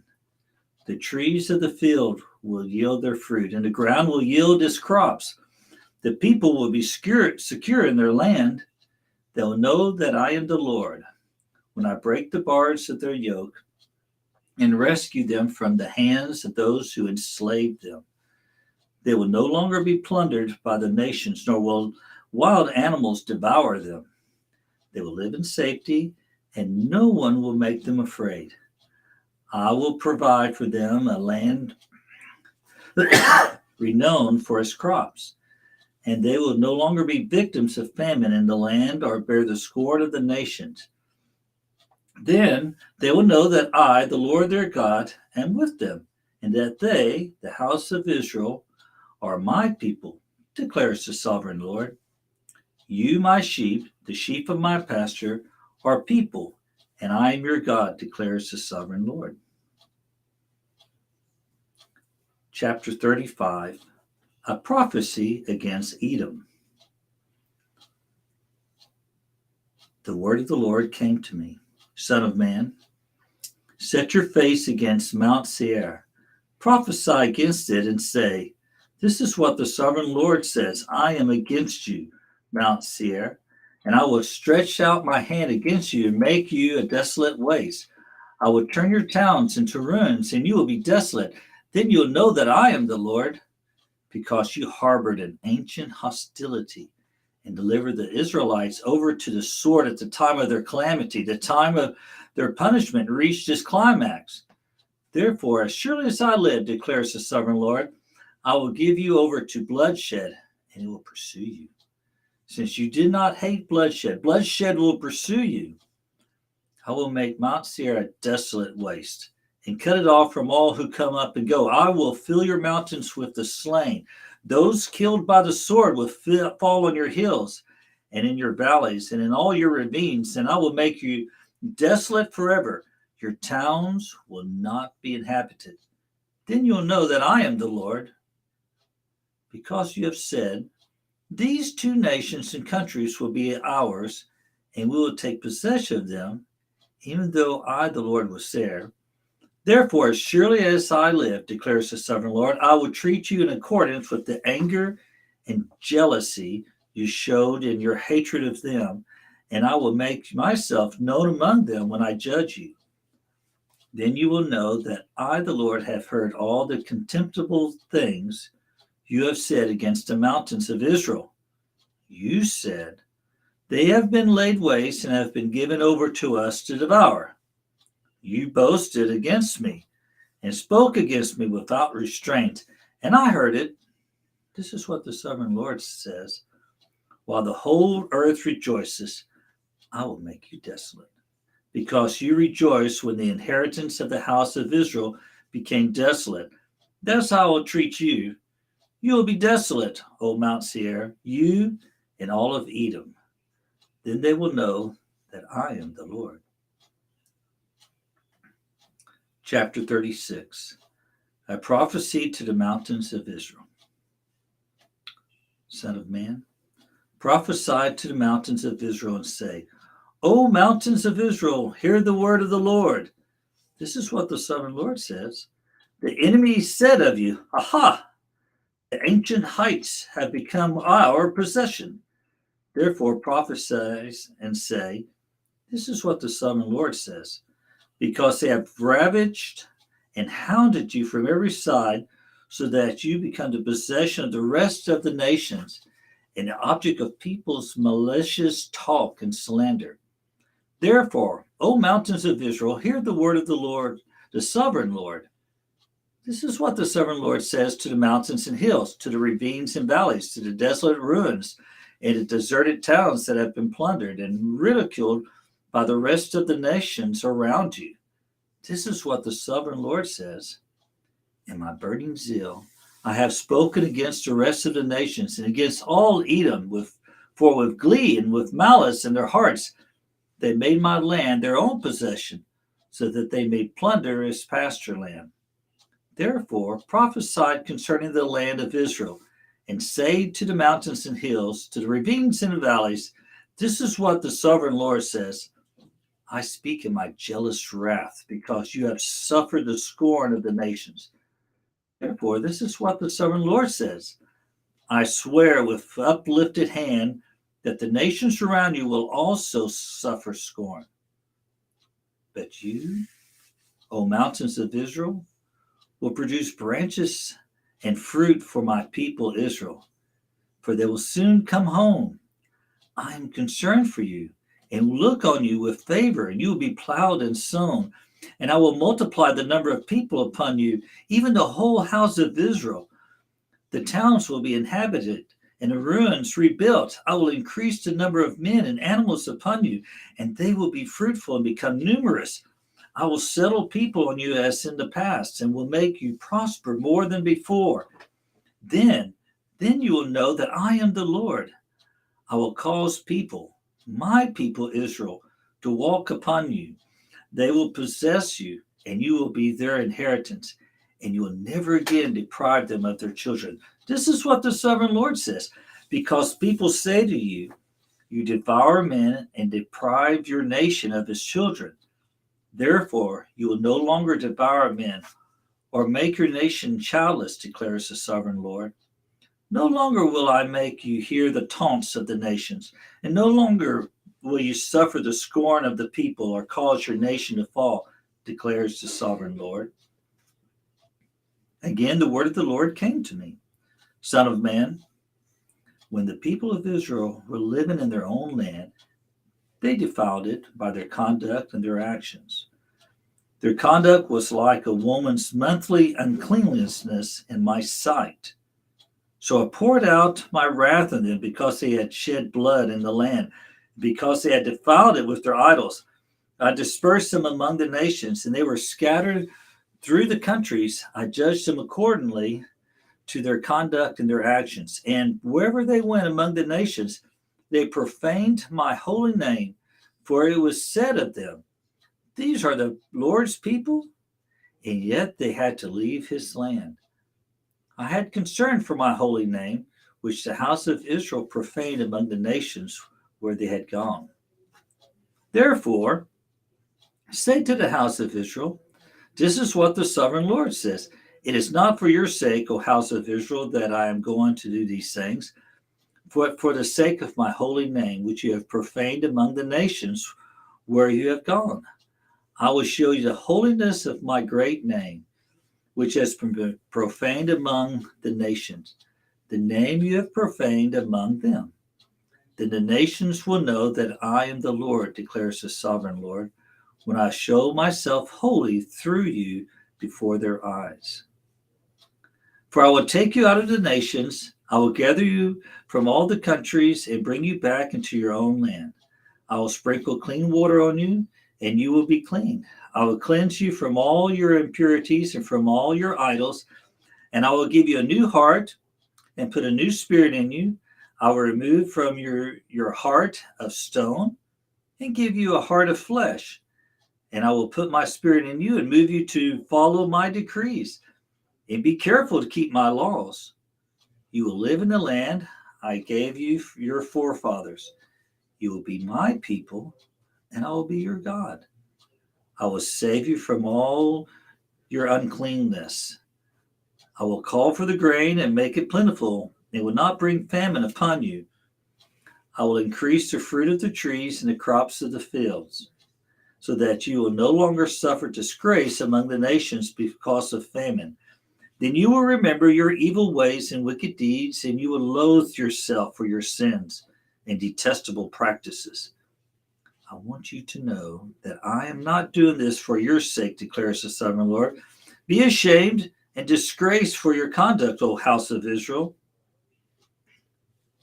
This is what the sovereign Lord says. On the day I cleanse you from all your sins, I will resettle your towns, and the ruins will be rebuilt. The desolate land will be cultivated instead of lying desolate in the sight of all who pass through it. They will say, this land that was laid waste has become like the Garden of Eden. The cities that were lying in ruins, desolate and destroyed, are now fortified and inhabited. Then the nations around you that remain will know that I am the Lord, have rebuilt what was destroyed, in every planet what was desolate. I, the Lord, have spoken, and I will do it. This is what the sovereign Lord says. Once again, I will yield to the plea of the house of Israel and do this for them. I will make their people as numerous as sheep, as numerous as as the flocks for offerings at Jerusalem during her appointed feast. So will the ruined cities be filled with flocks of people. Then they will know that I am the Lord.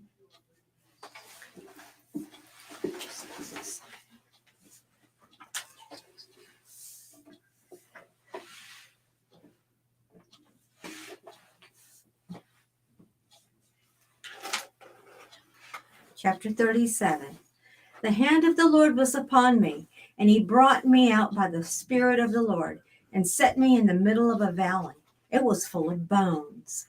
He led me back and forth among them, and I saw a great many bones on the floor of the valley, bones that were very dry. He asked me, Son of man, can these bones live? I said, O sovereign Lord, you alone know.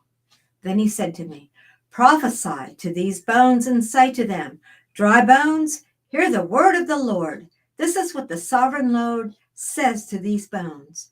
I will make breath enter you, and you will come to life. I will attach tendons to you and make flesh come upon you and cover you with skin. I will put breath in you, and you will come to life. Then you will know that I am the Lord. So I prophesied as I was commanded. And as I was prophesying, there was a noise, a rattling sound, and the bones came together, bone to bone. I looked, and the tendons and flesh appeared on them, and skin covered them, but there was no breath in them. Then he said to me, Prophesy to the breath. Prophesy, Son of man, and say to it, This is what the sovereign Lord says.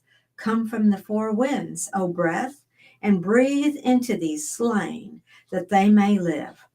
So I prophesied as he commanded me, and breath entered them, and they came to life and stood upon their feet, a vast army. Then he said to me, Son of man, these bones are the whole house of Israel. They say, Our bones are dried up, and our hope is gone. We are cut off. Therefore prophesy and say to them, this is what the sovereign Lord says. Oh, my people, I am going to open your graves and bring you back up from them. I will bring you back to the land of Israel. Then you, my people, will know that I am the Lord when I open your graves and bring you up from them. I will put my spirit in you, and you will live, and I will settle you in your own land. Then you will know that I, the Lord, have spoken, and I have done it, declares the Lord. The word of the Lord came to me, Son of man, take a stick of wood and write on it, belonging to Judah and the Israelites associated with him.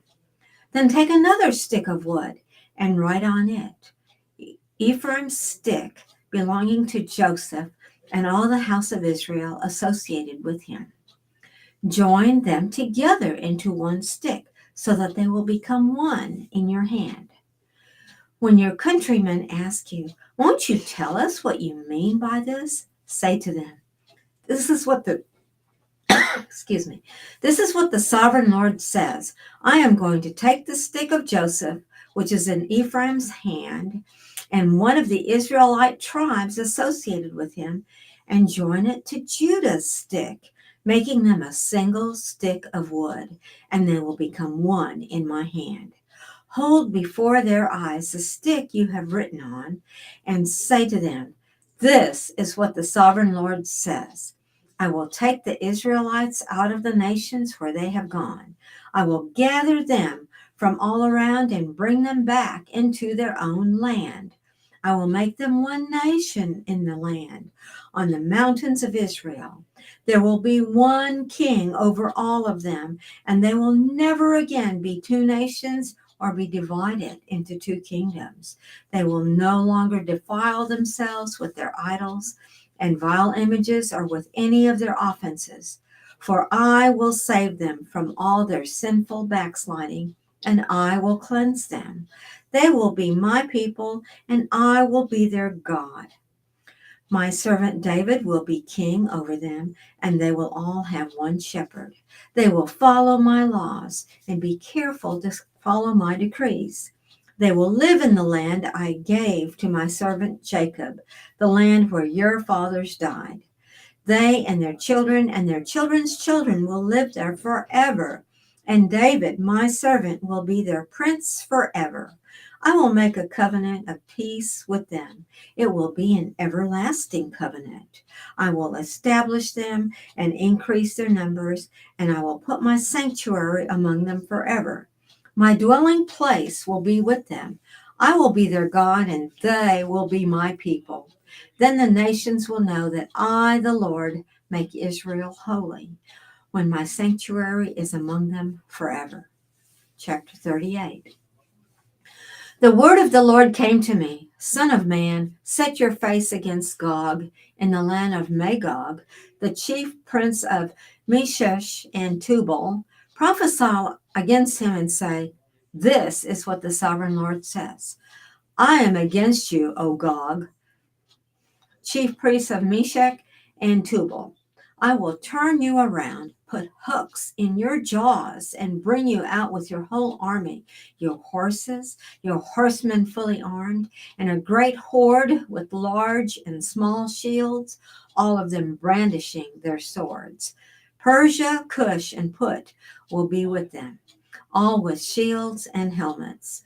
Also Gomer with all its troops, and Beth Togarmah from the far north with all its troops, the many nations with you.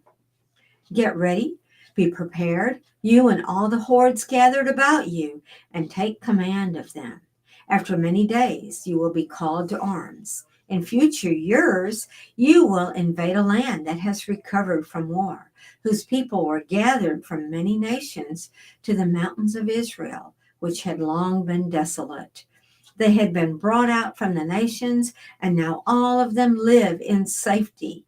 You and all your troops and the many nations with you will go up, advancing like a storm. You will be like a cloud covering the land. This is what the sovereign Lord says. On that day, thoughts will come into your mind, and you will devise an evil scheme. You will say, I will invade a land of unwalled villages. I will attack a peaceful and unsuspecting people, all of them living without walls and without gates and bars. I will plunder and loot and turn my hand against the resettled ruins and the people gathered from the nations, rich in livestock and goods, living at the center of the land. Sheba and Dedan and the merchants of Tarshish and all her villages will say to you, have you come to plunder? Have you gathered your hoards to loot, to carry off silver and gold, to take away livestock and goods, and to seize much plunder? Therefore, Son of Man, prophesy and say to Magog, this is what the sovereign Lord says. In that day, when my people Israel are living in safety, will you not take notice of it? You will come from your place in the far north, you and many nations with you, all of them riding on horses, a great horde, a mighty army. You will advance against my people Israel like a cloud that covers the land.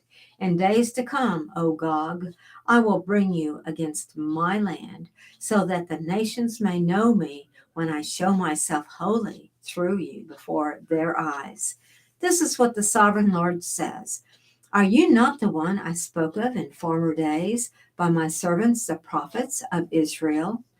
At that time, they prophesied for years that I would bring you against them. This is what will happen in that day. When Gog attacks the land of Israel, my hot anger will be aroused, declares the sovereign Lord. In my zeal and fiery wrath, I declared that at that time there shall be a great earthquake in the land of Israel. The fish of the sea, the birds of the air, the beasts of the field, every creature that moves along the ground, and all the people on the face of the earth will tremble at my presence. The mountains will be overturned, the cliffs will crumble, and every wall will fall to the ground. I will summon a sword against Gog on all my mountains, declares the sovereign Lord. Every man's sword will be against his brother. I will execute judgment upon him with plague and bloodshed. I will pour down torrents of rain, hailstones, and burning sulfur on him, and on his troops, and on the many nations with him. And so I will show my greatness and my holiness, and I will make myself known in the sight of many nations. They will then know that I am the Lord. Chapter 39. Son of man, prophesy against Gog and say, this is what the sovereign Lord says. I am against you, O Gog, chief prince of Meshech and Tubal. I will turn you around and drag you along. I will bring you from the far north and send you against the mountains of Israel. Then I will strike your bow from your left hand and make your arrows drop from your right hand. On the mountains of Israel you will fall, you and all your troops and the nations with you. I will give you as food to all kinds of carrion birds and to the wild animals. You will fall in the open field. For I have spoken, declares the sovereign Lord. I will send fire on Magog and on those who live in safety in the coastlands, and they will know that I am the Lord. I will make known my holy name among my people Israel. I will no longer let my name be profaned, and the nations will know that I am the Lord and the Holy One in Israel. It is coming. It will surely take place, declares the sovereign Lord. This is the day I have spoken of.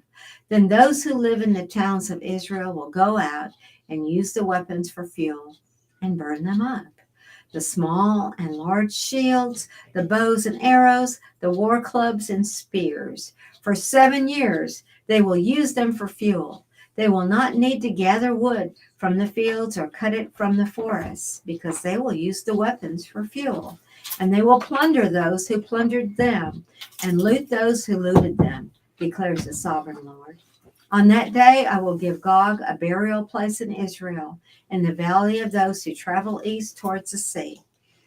It will block the way of travelers because Gog and all his hordes will be buried there. So it will be called the Valley of Hamon Gog.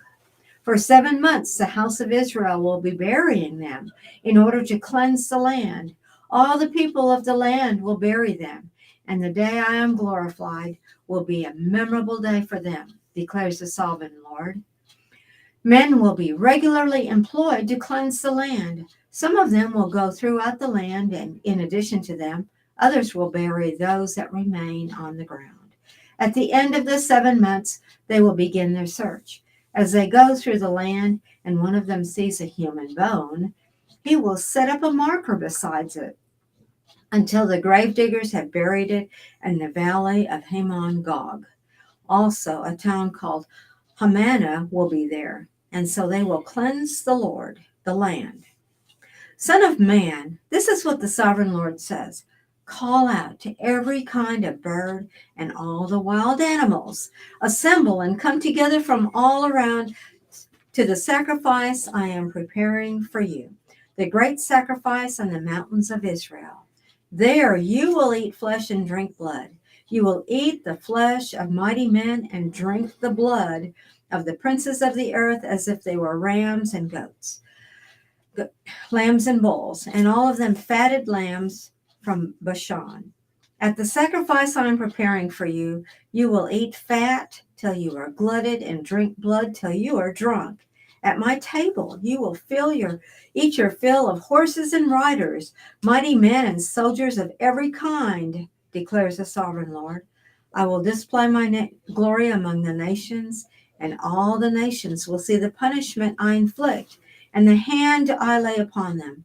From that day forward, the house of Israel will know that I am the Lord their God. And the nations will know that the people of Israel went into exile for their sin, because they were unfaithful to me. So I hid my face from them and handed them over to their enemies, and they all fell by the sword. I dealt with them according to their uncleanness and their offenses, and I hid my face from them. Therefore, this is what the sovereign Lord says. I will now bring Jacob back from captivity and will have compassion on all the people of Israel, and I will be zealous for my holy name. They will forget their shame and all the unfaithfulness they showed toward me when they lived in the safety of their land with no one to make them afraid. When I have brought them back from the nations and have gathered them from the countries of the enemies, I will show myself holy through them in the sight of many nations. Then they will know that I am the Lord their God. For though I sent them into exile among the nations, I will gather them into exile among the nations. I will gather them to their own land, not leaving any behind. I will no longer hide my face from them, for I will pour out my spirit on the house of Israel, declares the sovereign Lord.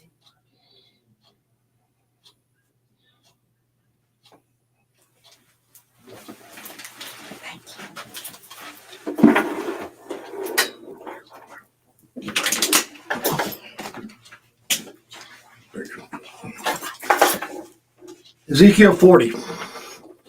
In the 25th year of our exile, at the beginning of the year, on the 10th of the month, in the 14th year after the fall of the city, on that very day, the hand of the Lord was upon me, and he took me there.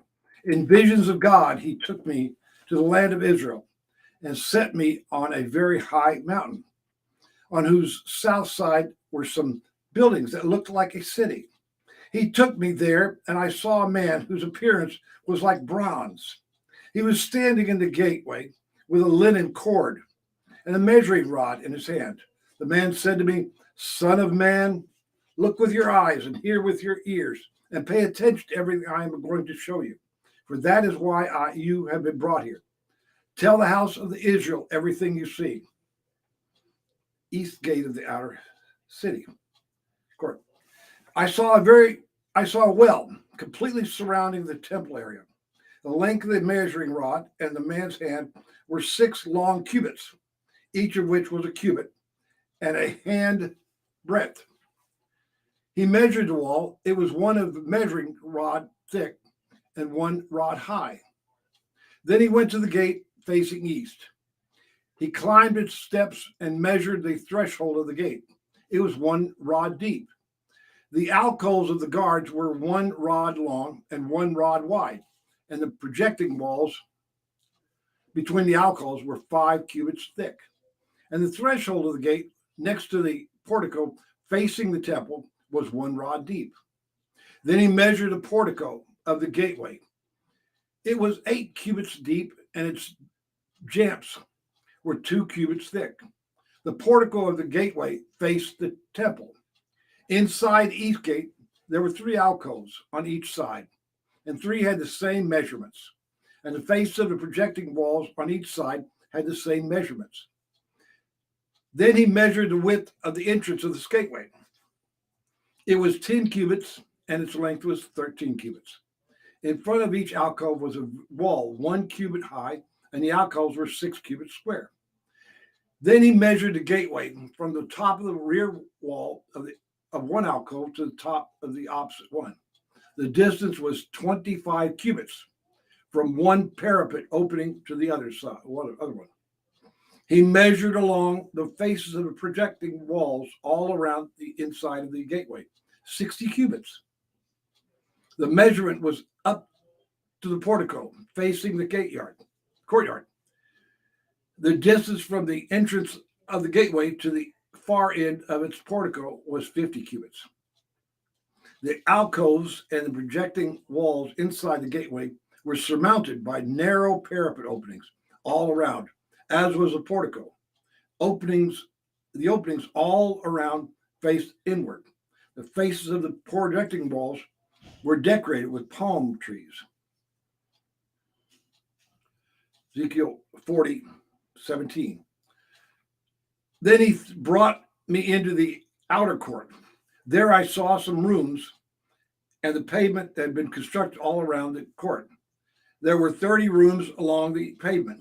It abutted the sides of the gateways and were as wide as they were long. This was the lower pavement. Then he measured the distance from the inside of the lower gateway to the outside of the inner courtyard. It was 100 cubits in the east side as well as on the north gate. Then he measured the length and width of the gate facing north, leading into the outer court. Its alcoves, 3 on each side, were projecting walls, and its porticos had the same measurements as those of the first gateway. It was 50 cubits long and 25 cubits wide.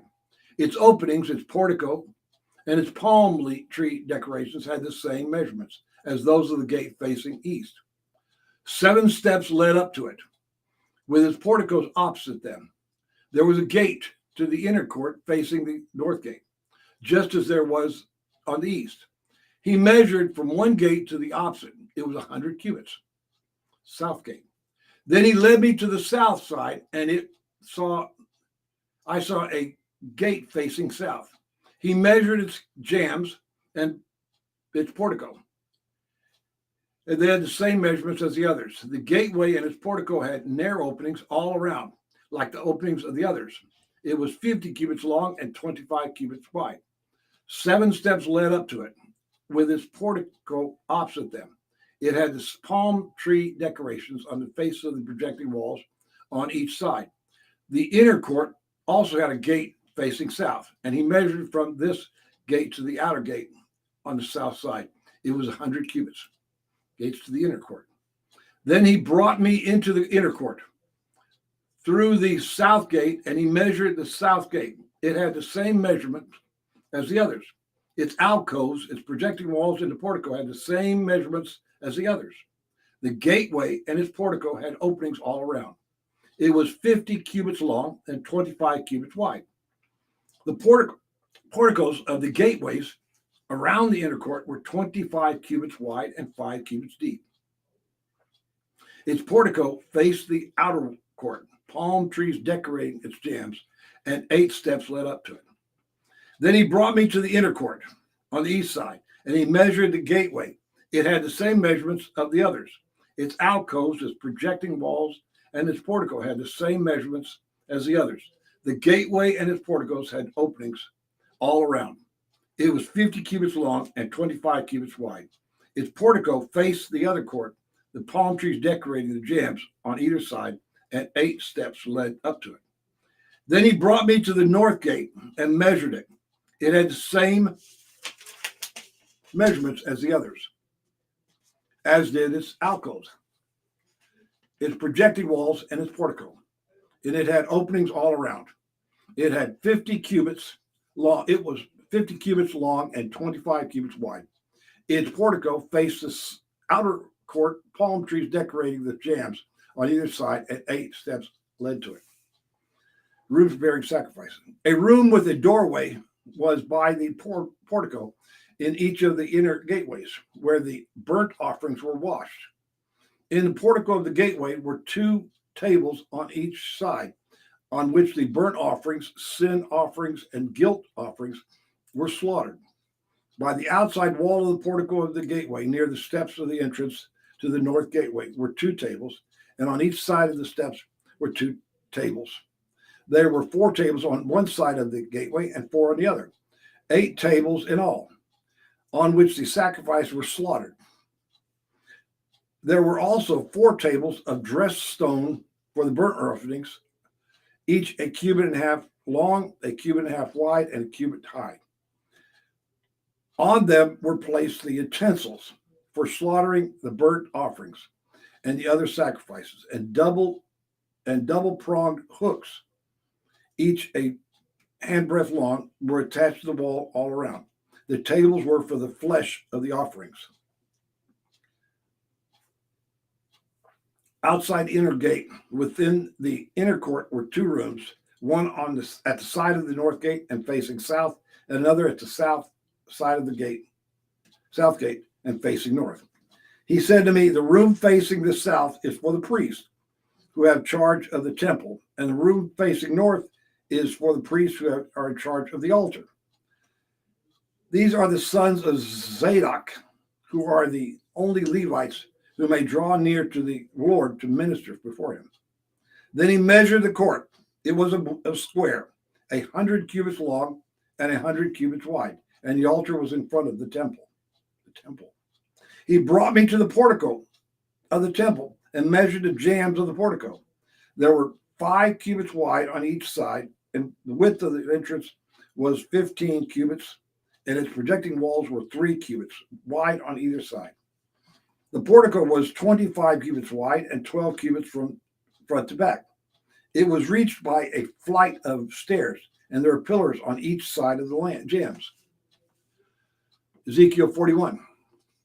Then the man brought me to the outer sanctuary and measured the jambs. The width of the jambs were 6 cubits on each side. The entrance was 10 cubits wide, and the projecting wall on each side of it were 5 cubits wide. He also measured the outer sanctuary. It was 40 cubits long and 20 cubits wide. Then he went into the inner sanctuary and measured the jambs of the entrance. Each was 2 cubits wide. The entrance was 6 cubits wide, and projecting walls on each side of it were 7 cubits wide. And he measured the length of the inner sanctuary as 20 cubits, and its width was 20 cubits across the end of the outer sanctuary. He said to me, "This is the most holy place." Then he measured the wall of the temple. It was 6 cubits thick, and each side room around the temple was 4 cubits wide. The side rooms were on 3 levels, one above another, 30 on each level. There were ledges all around the wall of the temple to serve as supports for the side rooms, so that the supports were not inserted into the wall of the temple. The side rooms all around the temple were wider at each successive level. The structure supporting the temple was built on ascending stages, so that the rooms widened as one went upward. A stairway went up from the lowest floor to the top floor through the middle floor. I saw that the temple had a raised base all around it. forming the foundation of the side rooms. It was the length of the rod, 6 long cubits. The outer wall of the side rooms was 5 cubits thick. The open area between the side rooms of the temple and the priest rooms was 20 cubits wide all around the temple. There were entrances to the side rooms from the outer open area, one of the north and the one on the other south, and the base adjoining the open area was 5 cubits wide all around. The building facing the temple courtyard on the west side was 70 cubits wide. The wall of the building was 5 cubits thick all around, and its length was 90 cubits. He then measured the temple. It was 100 cubits long, and the temple courtyard and the buildings its walls were also 100 cubits long. The width of the temple courtyard on the east, including the front of the temple, was 100 cubits. Then he measured the length of the building facing the courtyard at the rear of the building, or temple, including its galleries on each side. It was 100 cubits. The outer sanctuary, the inner sanctuary, and the portico facing the court, as well as the thresholds and the narrow windows and galleries all around the 3 of them, everything beyond, including the threshold, was covered with wood. The floor was wall up to the windows, and the windows were covered. In the space above the outside of the entrance of the inner sanctuary and the walls of the regular sanctuary, all around the inner and outer sanctuary, were carved cherubim and palm trees. Palm trees alternated with cherubim. Each cherubim had 2 faces: the face of a man toward the palm tree on one side, and the face of the lion toward the palm tree on the other side. They were carved all around the whole temple. From the floor of the area above the entrance, cherubim and palm trees were carved on the wall of the outer sanctuary. The outer sanctuary had a rectangular door frame, and the ones at the front of the most holy place were similar. There was a wooden altar 10 cubits high and 2 cubits square. Its corners, its base, and its sides were all wood. The man said to me, "This is the table that is before the Lord." Both the outer sanctuary and the most holy place had double doors. Each door had 2 leaves, 2 hinged leaves for each door, and on the doors of the outer sanctuary were carved cherubim and palm trees, like those carved on the walls. And there was a wooden overhang on the front of the portico. On the side walls of the portico were narrow windows with palm trees carved in each side. The side rooms in the temple also had overhangs. Ezekiel 42. Then the man led them northward into the outer court and brought him to the rooms opposite the temple courtyard and opposite the outer wall of the north side. Those buildings whose door faced north was 100 cubits long and 50 cubits wide. Both in the sanctuary are section 20 cubits from the inner court and the section opposite the pavement. On the outer court, gallery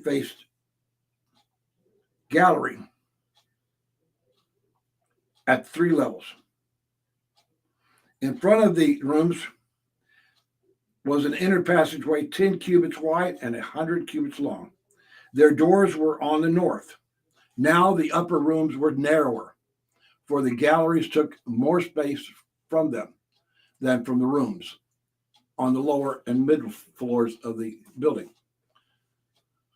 The rooms on the 3rd floor had no pillars, as the courts had, so they were smaller in floor space than those of the lower and the middle floors. There was an outer wall parallel to the rooms, and the outer court it extended in front of the rooms for 50 cubits, while a row of rooms on the side next to the courtyard was 50 cubits long. The row on the side nearest the sanctuary was 100 cubits long. The lower rooms had an entrance on the east side as one enters them from the outer court. On the south side, along the length of the wall of the outer court adjoining the temple courtyard, and opposite the outer wall, were rooms with a passageway in front of them. These were like the rooms on the north. They had the same length and width with similar exits and dimensions. Similar to the doorways of the north were the doorways of the rooms on the south. There was a doorway at the beginning of the passageway that was parallel to the corresponding wall extending eastward, by which one enters the rooms. Then he said to me, the north and the south rooms facing the temple courtyard are the priest rooms, where the priests who approach the Lord will eat and most holy offerings, will eat the most holy offerings. There they will put the most holy offerings, the grain offerings, and the sin offerings, and the guilt offerings, for the place is holy. Once the priests enter the holy precincts, they are not to go into the outer court until they leave behind the garments in which they minister. For these are holy. They are to put on other clothes before they go near the place where they are for the people. When he had finished measuring what was inside the temple area, he led me out by the east gate and measured the area all around. He measured the east side of the measuring rod. It was 500 cubits. He measured the north side. It was 500 cubits by the measurements rod. He measured the south side. It was 500 cubits by the measuring rod. Then he turned to the west side and measured. It was 500 cubits by the measuring rod. So he measured the area on all four sides. It had a wall around it, 500 cubits long and 500 cubits wide, to separate the holy from the common. Ezekiel 43. The glory returns to the temple. Then the man brought me to the gate facing east, and I saw the glory of the God of Israel coming from the east. His voice was like the roar of rushing waters, and the land was radiant with his glory. The vision I saw was like the vision I had seen when he came to destroy the city, and like the vision I had seen by the Kibar River, and I fell face down. The glory of the Lord entered the temple through the gate facing east. Then the Spirit lifted me up and brought me into the inner court, and the glory of the Lord filled the temple. While the man was standing beside me, I heard someone speaking to me from inside the temple. He said, "Son of man, this is the place of my throne, and the place for the soles of my feet. This is where I will live among the Israelites forever. The house of Israel will never again defile my holy name, neither they nor their kings, by their prostitution and the lifeless idols of these kings at their high places. When they place their threshold next to my threshold, and their doorpost beside my doorpost, with only a wall between me and them, they defile my holy name by their detestable practices. So I destroyed them in my anger. Now let them put away from me their prostitution and the lifeless idols of their kings, and I will live among them forever." Son of man described the temple to the people of Israel, that they might be ashamed of their sins. Let them consider the plan, and if they are ashamed of all they have done, make known to them the design of the temple, its arrangement, its exits and entrances, its whole design, and all its regulations and laws. Write these down before them so that they may be faithful to its design and follow all its regulations. This is the law of the temple. All the surrounding area on top of the mountain will be the most holy. Such is the law of the temple. The altar. These are the measurements of the altar in long cubits, that cubit being a cubit and a handbreadth. Its gutter is a cubit deep and a cubit wide, with a rim of one span around the edge. And this is the height of the altar. From the gutter of the ground up to the lower ledge, it is 2 cubits high and a cubit wide. And from the smaller ledge up to the larger ledge, it's 4 cubits high and a cubit wide. The altar hearth is 4 cubits high, and its 4 horns project upward from the hearth. The altar hearth is square, 2 cubits long and 12 cubits long and 12 cubits wide. The upper ledge also is square, 14 cubits long and 14 cubits wide, with a rim of high cubit and gutter of a cubit all around. The steps of the altar face east. Then he said to me, Son of man, this is what the sovereign Lord says. These will be the regulations for sacrificing burnt offerings and sprinkling blood upon the altar when it is built. You are to give a young bull as a sin offering to the priest, who are Levites of the family of Zadok, who come near to minister before me, declares the sovereign Lord. They are to take some of its blood and put it on the 4 horns of the altar and the 4 corners of the upper ledge and all around the rim, and so purify the altar and make atonement for it. You are to take the bull for the sin offering and burn it on the designated part of the temple area outside the sanctuary. On the second day, you are to offer male goat without defect for a sin offering, and the altar is to be purified as it was purified with the bull. Then when you have finished purifying it, you are to offer a young bull and a ram from the flock, both without defect. You are to offer them before the Lord, and the priests are to sprinkle salt on them and sacrifice them as a burnt offering to the Lord. For 7 days you are to provide a male goat daily. For a sin offering, you are also to provide a young bull and a ram from the flock, both without defect. For 7 days you are to make atonement for the altar and cleanse it. Thus they will dedicate it. And the end of these days, from the 8th day on, priests to present your burnt offerings and fellowship offerings on the altar. Then I will accept you, declares the sovereign Lord, Prince of the Levites and the priests. Ezekiel 44. Then the man brought me back to the outer gate of the sanctuary, the one facing the east, and it was shut. The Lord said to me, This gate is to remain shut. It must not be opened. No one may enter through it. It is to remain shut because the Lord God of Israel, has entered through it. The prince himself is the only one who can sit inside the gateway to eat in the presence of the Lord.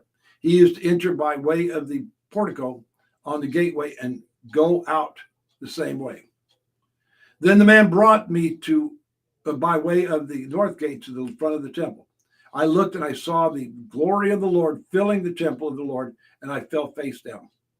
The Lord said to me, Son of man, look carefully, listen carefully, and give attention to everything I tell you concerning all the regulations regarding the temple of the Lord.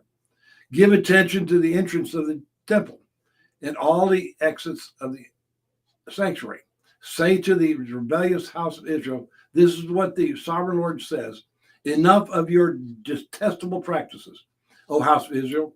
In addition to all your other detestable practices, you brought foreigners uncircumcised in heart and flesh into my sanctuary, desecrating my temple while you were offering me food, fat and blood. And you broke my covenant. Instead of carrying out your duty in regard to the holy things, you put others in charge of the sanctuary. This is what the sovereign Lord says. No foreigner uncircumcised in heart and flesh is to enter my sanctuary, not even the foreigners who live among the Israelites. The Levites who went far from me when Israel went astray and who wandered from me after their idols must bear the consequence for their sin. They may serve in my sanctuary having charge of my gates of the temple and serving in it. They may slaughter the burnt offerings and sacrifices for the people and stand before the people and serve them. But because they served them in the presence of their idols and made the house of Israel fall into sin, therefore I have sworn with uplifted hand that they must bear the consequences of their sin, declares the sovereign Lord. They are not to come near to serve me as priest, or come near any of my other holy things, or my most holy offerings. They must bear the shame of their detestable practices. Yet I will put them in charge of their duties and temple and the work that is to be done.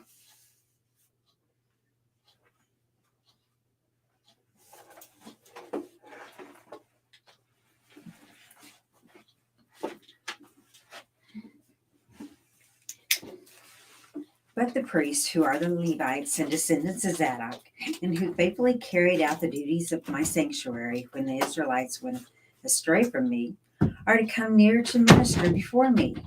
They are to stand before me to offer sacrifices of fat and blood, declares the sovereign Lord. They alone are to enter my sanctuary. They alone are to come near my table to minister before me and perform my service. When they enter the gates in the inner court, they are to wear linen clothes. They must not wear any woolen garment while ministering at the gates of the inner court or inside the temple. They are to wear linen turbans on their heads and linen undergarments around their waist. They must not wear anything that makes them perspire.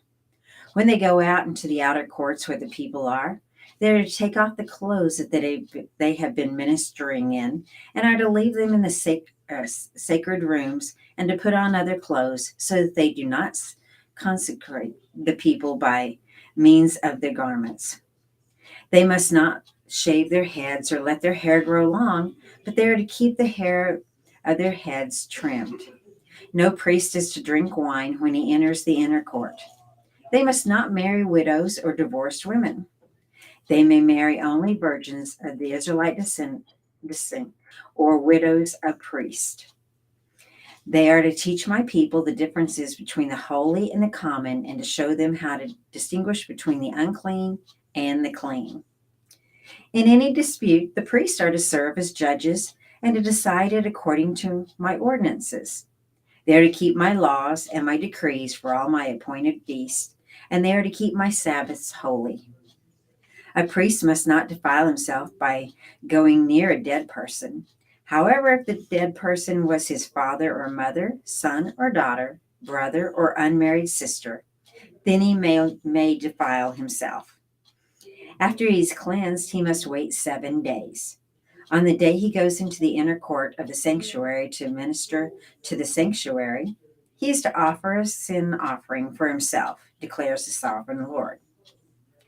I am to be the only inheritance the priests have. You are to give them no possessions in Israel. I will be their possession. They will eat the grain offerings, the sin offerings, and the guilt offerings.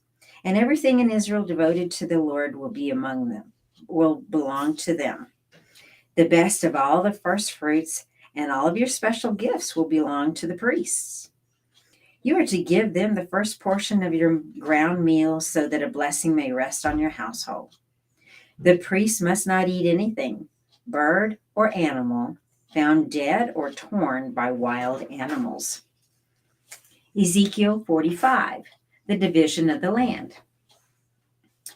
When you allot the land as an inheritance, you are to present it to the Lord, a portion of the land as a sacred district, 25,000 cubits long and 20,000 cubits wide. The entire area will be holy. Of this, a section 500 cubits square is to be for the sanctuary, with 50 cubits around it for open land. In the sacred district, measure off a section 25,000 cubits long and 10,000 cubits wide. In it will be the sanctuary, the most holy place. It will be the sacred portion of the land for the priest who minister in the sanctuary and who draw near to the minister before the Lord. It will be a place for their houses as well as a holy place for the sanctuary. An area 25,000 cubits long and 10,000 cubits wide will belong to the Levites who serve in the temple as their possession for the towns to live in. You are to give the city as its property an area 5,000 cubits wide and 25,000 cubits long, adjoining the sacred portion. It will belong to the whole house of Israel. The prince will have the land bordering each side of the area formed by the sacred district and the property of the city. It will extend westward from the west side and eastward from the east side, running lengthwise from the western to the eastern border, parallel to one of the tribal portions. This land will be his possession in Israel, and my princes will no longer oppress my people, but will allow the people of Israel to possess the lands according to their tribes. This is what the sovereign Lord says. You have gone far enough, O princes of Israel. Give up your violence and oppression and do what is just and right. Stop dispossessing my people, declares the sovereign Lord. You are to use accurate scales, an accurate ephah, and an accurate bath. The ephah and the bath are to be the same size, the bath containing 1/10 of a homer and the ephah 1/10 of a homer. The homer is to be the standard measure for both. The shekel is to consist of 20 gerads. 20 shekels plus 25 shekels plus 15 shekels equal 1 mina. This is the special gift you are to offer: 1/6 of an ephah from each homer of the wheat and 1/6 of an ephah from each homer of barley. The prescribed portion of oil, measured by the bath, is 1/10 of a bath, from which core, which contains of 10 baths or 1 homer, for 10 baths are equal to a homer. Also, 1 sheep is to be taken from every flock of 200 from the well-watered pastures of Israel. These will be used for the grain offerings, burnt offerings, and fellowship offerings to make atonement for the people, declares the sovereign Lord. All the people of the land will participate in this special gift for the use of the prince in Israel. It will be the duty of the prince to provide the burnt offerings, grain offerings, and drink offerings at the festivals, the new moons, and the Sabbaths, at all the appointed feasts of the house of Israel. He will provide the sin offerings, grain offerings, burnt offerings, and fellowship offerings to make atonement for the house of Israel. This is what the sovereign Lord says. In the first month, on the first day, you are to take a young bull without defect and purify the sanctuary. The priest is to take some of the blood of the sin offering and to put it on the doorposts of the temple, on the 4 corners of the upper ledge of the altar, and on the guideposts of the inner court. You are to do the same on the 7th day of the month for everyone who sins unintentionally or through ignorance, so that you are to make atonement for the temple. In the first month, on the 14th day, you are to observe the Passover, a feast lasting 7 days, during which you shall eat bread made without yeast. On that day, the prince is to provide a bull as a sin offering for himself and for all the people of the land. Every day during the 7 days of the feast, he is to provide 7 bulls and 7 rams without defect, as a burnt offering to the Lord, and a male goat for a sin offering. He is to provide as a grain offering an ephah for each bull and an ephah for each ram, along with a hin of oil for each ephah. During the 7 days of the feast, which begins in the 7th month of the 15th day, he is to make the same provision for sin offerings, burnt offerings, grain offerings, and oil. Ezekiel 46. This is what the sovereign Lord says. The gate of the inner court facing east is to be shut on the 6 working days, but on the Sabbath day and on the day of the new moon, it is to be opened. The prince is to enter from the outside through the portico of the gateway and stand by the gatepost. The priests are to sacrifice his burnt offering and his fellowship offerings. He is to worship at the threshold of the gateway and then go out, but the gate will not be shut until evening. On the Sabbaths and the new moons, the people of the land are to worship in the presence of the Lord at the entrance to that gateway. The burnt offering the prince brings to the Lord on the Sabbath day is to be 6 male lambs and a ram, all without defect. The grain offering given with the ram is to be an ephah, and the grain offering with the lambs is to be as much as he pleases, along with a hin of oil for each ephah. On the day of the new moon, he is to offer a young bull, 6 lambs, and a ram, all without defect. He is to provide as a grain offering 1 ephah, with the bull, 1 ephah, with the ram, and with the lambs as much as he wants to give, along with a hin of oil with each ephah. When the prince enters, he is to go in through the portico of the gateway, and he is to come out the same way. When the people of the land come before the Lord at the appointed feast, whoever enters by the north gate to worship is to go out the south gate, and whoever enters by the south gate is to go out the north gate. No one is to return through the gate by which he entered, but each is to go out through the opposite gate. The prince is to be among them, going in and when they go in, and going out when they go out. At the festivals and the appointed feasts, the grain offering is to be an ephah with a bull, an ephah with a lamb, and with the lambs as much as one pleases, along with a hin of oil for each ephah. When the prince provides a freewill offering to the Lord, whether a burnt offering or fellowship offerings, the gate facing east is to be opened for him. He shall offer his burnt offerings or his fellowship offerings as he does on the Sabbath day. When he shall go out, and after he's gone out, the gate will be shut. Every day you are to provide a year-old lamb without defect for a burnt offering to the Lord. Morning by morning you shall provide it. You are also to provide it morning by morning a grain offering consisting of 1/6 of an ephah with 1/3 of a hin of oil to moisten the flour. The presenting of this grain offering to the Lord is a lasting ordinance. So the lamb and the grain offering and the oil shall be provided morning by morning for a regular burnt offering. This is what the sovereign Lord says.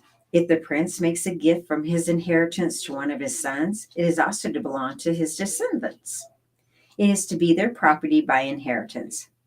If, however, he makes a gift from his inheritance to one of his servants, the servant may keep it until the year of freedom. Then it will revert to the prince. His inheritance belongs to his sons only. It is theirs. The prince must not take any of the inheritance of the people, driving them off of their property. He is to give his sons their inheritance out of his own property, so that none of my people will be separated from his property. Then the man brought me through the entrance of the side of the gate to the sacred rooms facing the north, which belonged to the priest, and showed me a place at the western end. He said to me, "This is the place where the priests will cook. They will cook the guilt offering and the sin offerings and bake the grain offerings, to avoid bringing them into the outer court and consecrating the people."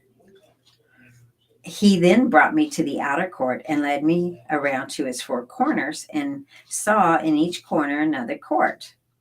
In the 4 corners of the outer court were enclosed courts, 40 cubits long and 30 cubits wide. Each of the courts in the 4 corners was the same size. Around the inside of each of the 4 courts was a ledge of stone, with the places for fire built all around under the ledge. He said to me, "These are the kitchens where those who minister at the temple will cook the sacrifices of the people." Ezekiel 47, the river from the temple.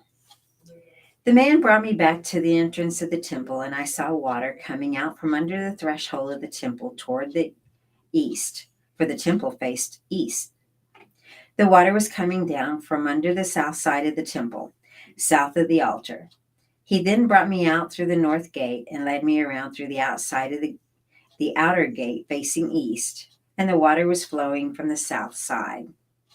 As the man went eastward with the measuring line in his hand, he measured off 1,000 cubits, and then he led me through water that was ankle deep. He measured off another 1,000 cubits, and he led me through water that was knee deep. He measured off another 1,000 and led me through water that was up to the waist. He measured off another 1,000, but now it was a river that I could not cross because the water had risen and was deep enough to swim in, a river that no man could cross. He asked me, "Son of man, do you see this?" Then he led me back to the bank of the river. When I arrived there, I saw a great number of trees on each side of the river. He said to me, "This water flows toward the eastern region and goes down into the Araba. There it enters the sea. When it empties into the sea, the water there becomes fresh. Swarms of living creatures will live wherever the river flows. There will be a large number of fish because this water flows there and makes the salt water fresh. So where the river flows, everything will live. Fishermen will stand along the shore from En-Gedi to En-Galim, where there may be places for spreading nets. The fish will be of many kinds, like the fish of the great sea. But the swamps and marshes will not become fresh. They will be left for salt. Fruit trees of all kinds will grow on both banks of the rivers. Their leaves will not wither, nor will their fruit fail. Every month they will bear because the water from the sanctuary flows to them. Their fruit will serve for food and their leaves for healing." The boundaries of the land. This is what the sovereign Lord says. "These are the boundaries which you are to divide the land for an inheritance among the 12 tribes of Israel, with 2 portions for Joseph.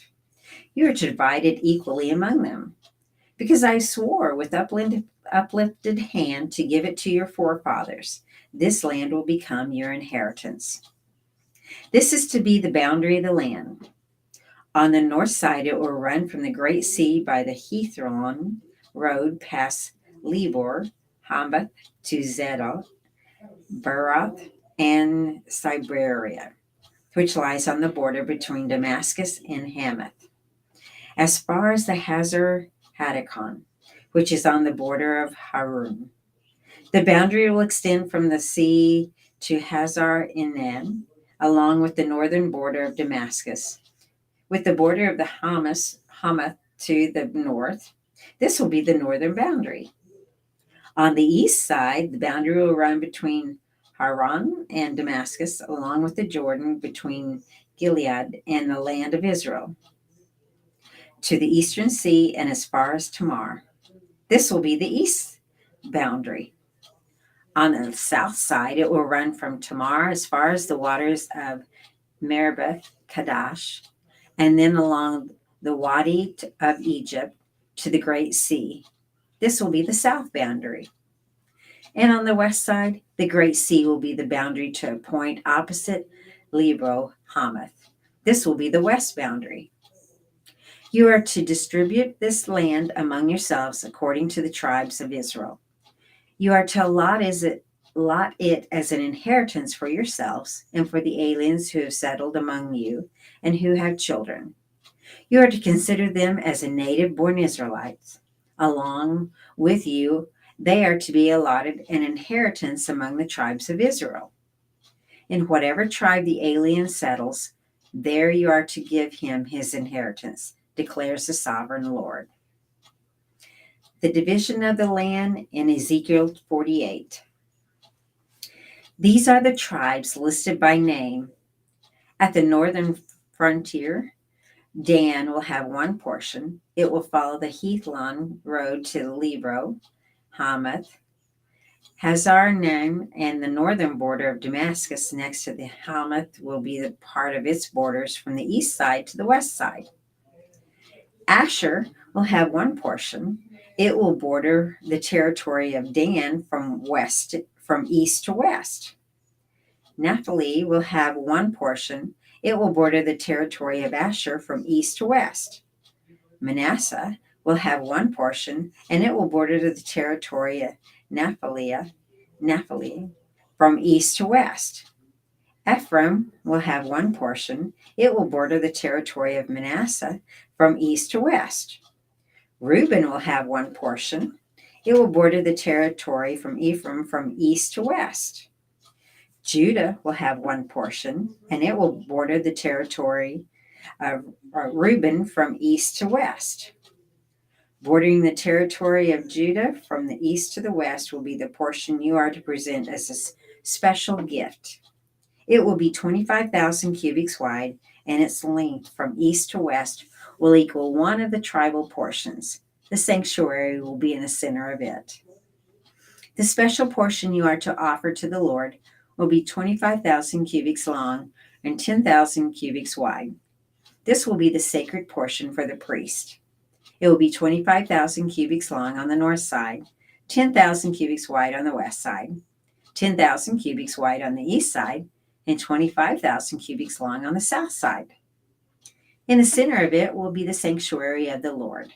This will be for the consecrated priests, the Zadokites, who were faithful in serving me and did not go astray as the Levites did when the Israelites went astray. It will be a special gift to them from the sacred portion of the land, a most holy portion bordering the territory of the Levites. Alongside the territory of the priests, the Levites will have an allotment 25,000 cubits long and 10,000 cubits wide. Its total length will be 25,000 cubits and its width 10,000 cubits. They must not sell or exchange any of it. This is the best of the land and must not pass into other hands because it is holy to the Lord. The remaining area, 5 cubits wide and 25,000 cubits long, will be for the common use of the city, for houses and for pasture lands. The city will be in the center of it and will have these measurements. The north side, 4,500 cubits. The south side, 4,500 cubits. The east side, 4,500 cubits. And the west side, 4,500 cubits. The pasture land for the city will be 250 cubits on the north, 250 cubits on the south, 250 cubits on the east, and 250 cubits on the west. What remains of the area, bordering on the sacred portion and running the length of it, will be 10,000 cubits on the east side and 10,000 cubits on the west side. Its produce will supply food for the workers of the city. The workers from the city who farm it will come from all the tribes of Israel. The entire portion will be a square, 25,000 cubits on each side. As a special gift, you will set aside the sacred portion along with the property of the city. What remains on both sides of the area formed by the sacred portion and the city property will belong to the prince. It will extend eastward from the 25,000 cubits of the sacred portion to the eastern border, and westward from the 25,000 cubits to the western border. Both these areas running the length of the tribal portions will belong to the prince, and the sacred portion with the temple sanctuary will be in the center of them. So the property of the Levites and the property of the city will lie in the center of the area that belongs to the prince. The area belonging to the prince will lie between the border of Judah and the border of Benjamin. As for the rest of the tribes, Benjamin will have one portion. It will extend from the east side to the west side. Simon will have one portion. It will border the territory of Benjamin from the east to the west. Issachar will have one portion. It will border the territory of Simeon from the east to the west. Zebulun will have one portion. It will border the territory of Issachar from the east to the west. Gad will have one portion. It will border the territory of Zebulun from the east to the west. The southern boundary of Gad will run south from Tamar to the waters of Meribah, Kadesh, and then along the Wadi of the Egypt to the Great Sea. This is the land you are to allot as an inheritance to the tribes of Israel, and these will be their portions, declares the sovereign Lord. The gates of the city. These will be the exits of the city, beginning on the north side, which is 4,500 cubits long. The gates of the city will be named after the tribes of Israel. The 3 gates on the north side will be the gates of Reuben, the gates of Judah, and the gate of Levi. On the east side, which is 4,500 cubits long, there will be 3 gates: the gate of Joseph, the gate of Benjamin, and the gate of Dan. On the south side, which measures 4,500 cubits, there will be 3 gates: the gates of Simeon, the gate of Issachar, and the gate of Zebulun. On the west side, which is 4,500 cubits long, there will be 3 gates: the gate of Gad, the gate of Asher, and the gate of Naphtali. The distance all around will be 18,000 cubits. And the name of the city from that time on will be, "The Lord is there." Now we're reading from Daniel. Daniel 1. Daniel's training in Babylon. In the 3rd year of the reign of Jehoiakim, king of Judah, Nebuchadnezzar, king of Babylon, came to Jerusalem and besieged it. And the Lord delivered Jehoiakim, king of Judah, into his hand, along with some of the articles from the temple of God. These he carried off to the temple of his God in Babylonia and put in the treasure house of his God. Then the king ordered Ashpenaz, chief of his court officials, to bring in some of the Israelites from the royal family and the nobility, young men without any physical defect, handsome, showing aptitude for every kind of learning, well informed, quick to understand, and qualified to serve in the king's palace. He was to teach them in the language and the literature of the Babylonians. The king assigned them a daily amount of food and wine from the king's table. They were to be trained for 3 years, and after that they were to enter the king's service. Among these were some from Judah: Daniel, Hananiah, Mishael, and Azariah. The chief official gave them new names. To Daniel, the name Belshazzar. To Hananiah, Shadrach. To Mishael, Meshach, and to Azariah, Abednego. But Daniel resolved not to defile himself with the royal food and wine, and he asked the chief official for permission not to defile himself this way. Now God had caused the official to show favor and sympathy to Daniel. But the official told Daniel, "I'm afraid of my lord the king, who has assigned your food and drink. Why should he see you looking worse than the other men your age? The king would then have my head because of you." Daniel then said to the guard whom the chief official had appointed over Daniel, Hananiah, Mishael, and Azariah, "Please test your servants for 10 days. Give us nothing but vegetables to eat and water to drink. Then compare our appearance with that of the young men who eat the royal food. And treat your servants in accordance with what you see." So he agreed to do this and tested them for 10 days. At the end of the 10 days, they looked healthier and better nourished than any of the young men who ate the royal food. So the guard took away their choice food and wine, and they were to drink, and he gave them vegetables instead.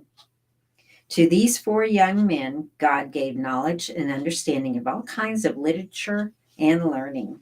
And Daniel could understand visions and dreams of all kinds. At the end of the time set by the king to bring them in, the chief official presented them to Nebuchadnezzar. The king talked with them, and he found out none equal to Daniel, Hananiah, Mishael, and Azariah.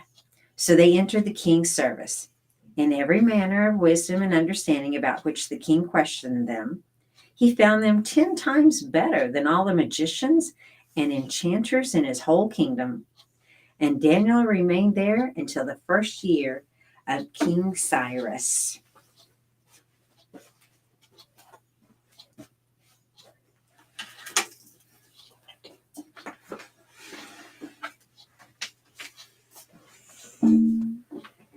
Daniel chapter 2, Nebuchadnezzar's dream.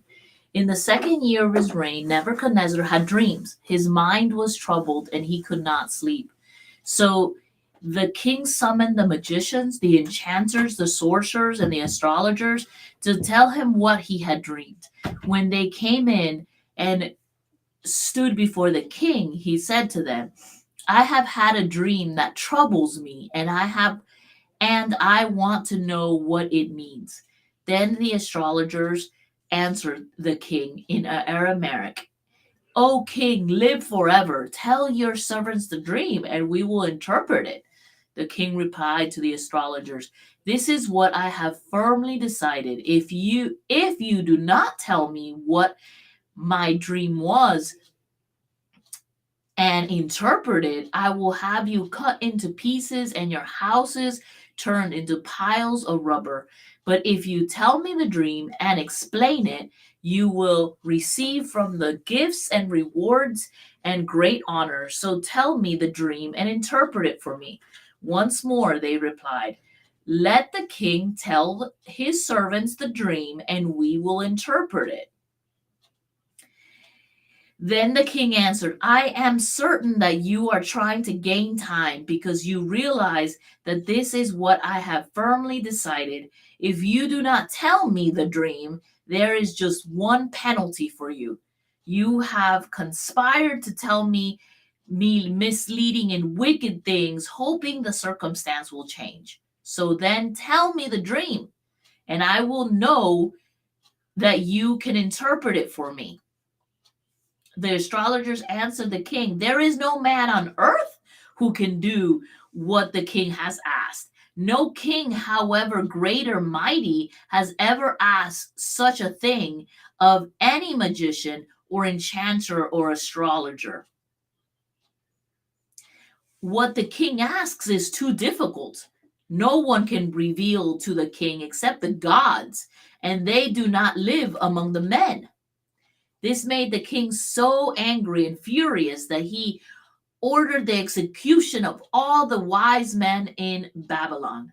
So the decree was issued to put the wise men to death, and men were sent to look for Daniel and his friends to put them to death.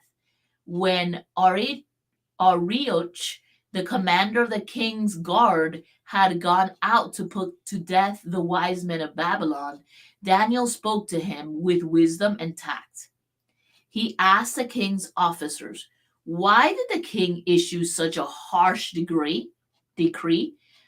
Arioch then explained the matter to Daniel. At this, Daniel went in to the king and asked for time so that he might interpret the dream for him. Then Daniel returned to his house and explained the matter to his friends Hananiah, Mishael, and Haziah. He urged them to plead for mercy from God of heaven concerning this mystery, so that he and his friends may not be executed with the rest of the wise men of Babylon. During the night, the mystery was revealed to Daniel in a vision. Then Daniel praised God of heaven, and said, Praise be the name of God forever and ever. Wisdom and power are his. He changes times and seasons. He sets up kings and disposes of them. He gives wisdom to the wise and knowledge to the discerning. He reveals deep and hidden things. He knows what lies in the darkness. The light dwells with him. I thank and praise you, O God of my fathers. You have given me wisdom and power. You have made known to me what we have asked of you. You have made known to us the dream of the king. Then Daniel went to Arioch, whom the king had appointed to execute the wise men of Babylon, and said unto him, Do not execute the wise men of Babylon. Take me to the king, and I will interpret his dream for him. So Arioch took Daniel to the king at once and said, I have found a man among the exiles of Judah who can tell the king what his dreams mean. Then the king asked Daniel, also called Belteshazzar, are you able to tell me what I saw in my dream and interpret it? Daniel replied, no wise man, enchanter, magician, or diviner can explain to the king the mystery he has asked about. But there is a God in heaven who reveals mysteries. He has shown King Nebuchadnezzar what will happen in days to come. Your dream and your visions have passed through your mind as you lay on your bed are these. As you were laying there, O king, your mind turned to the things to come, and the revealer of mysteries showed you what is going to happen. As for me, this mystery has been revealed to me, not because I have a greater wisdom than other living men, but so that you, O king, may know that the interpretation and that you may understand what went through your mind. You looked, O king, and there before you stood a large statue, an enormous, dazzling statue, awesome in appearance. The head of the statue was made of pure gold, its chest, the arms of silver, and its belly and thighs bronze, its legs of iron, its feet partly of iron and partly of baked clay. While you were watching, a rock was cut out, but not by human hands. It struck the statue on its statue on its feet of iron and clay and smashed them. Then the iron, the clay, the bronze, and the silver and the gold were broken to pieces at the same time and became like chaff on the threshing floor in the summer. The wind swept them away without leaving a trace. But the rock that struck the statue became a huge mountain and filled the whole earth. This was the dream, and now we will interpret it for the king. You, O king, are the king of kings. The God of heaven has given you dominion and power and might and glory. In your hands he has placed mankind and the beasts of the fields and the birds of the air, where they live, and he has made you ruler over all of them. You are the head of gold. After you, another kingdom will arise, inferior to yours. Next, the third kingdom, once of bronze, will rise over the whole earth. Finally, there will be a fourth kingdom, strong as iron, for iron breaks and smashes everything. And as iron breaks things to pieces, so it will crush and break all the others. Just as you saw that the feet and toes are partly of baked clay and partly of iron, so this will be a divided kingdom. Yet it will have some of the strength of iron in it, even as you saw iron mixed with clay. As the toes were partly iron and partly clay, so this kingdom will be partly strong and partly brittle. And just as you saw the iron mixed with the baked clay, so the people will be a mixture and will not remain united any more than iron mixes with clay. In the time of those kings, the God of heaven will set up a kingdom that will never be destroyed, nor will it be left to another people. It will crush all those kingdoms and bring them to an end. But this will itself endure forever. This is the meaning of the vision of the rock cut out of the mountain, but not by the human hands. A rock that broke the iron, the bronze, the clay, the silver, and the gold to pieces. The great God has shown the king what will happen in the future.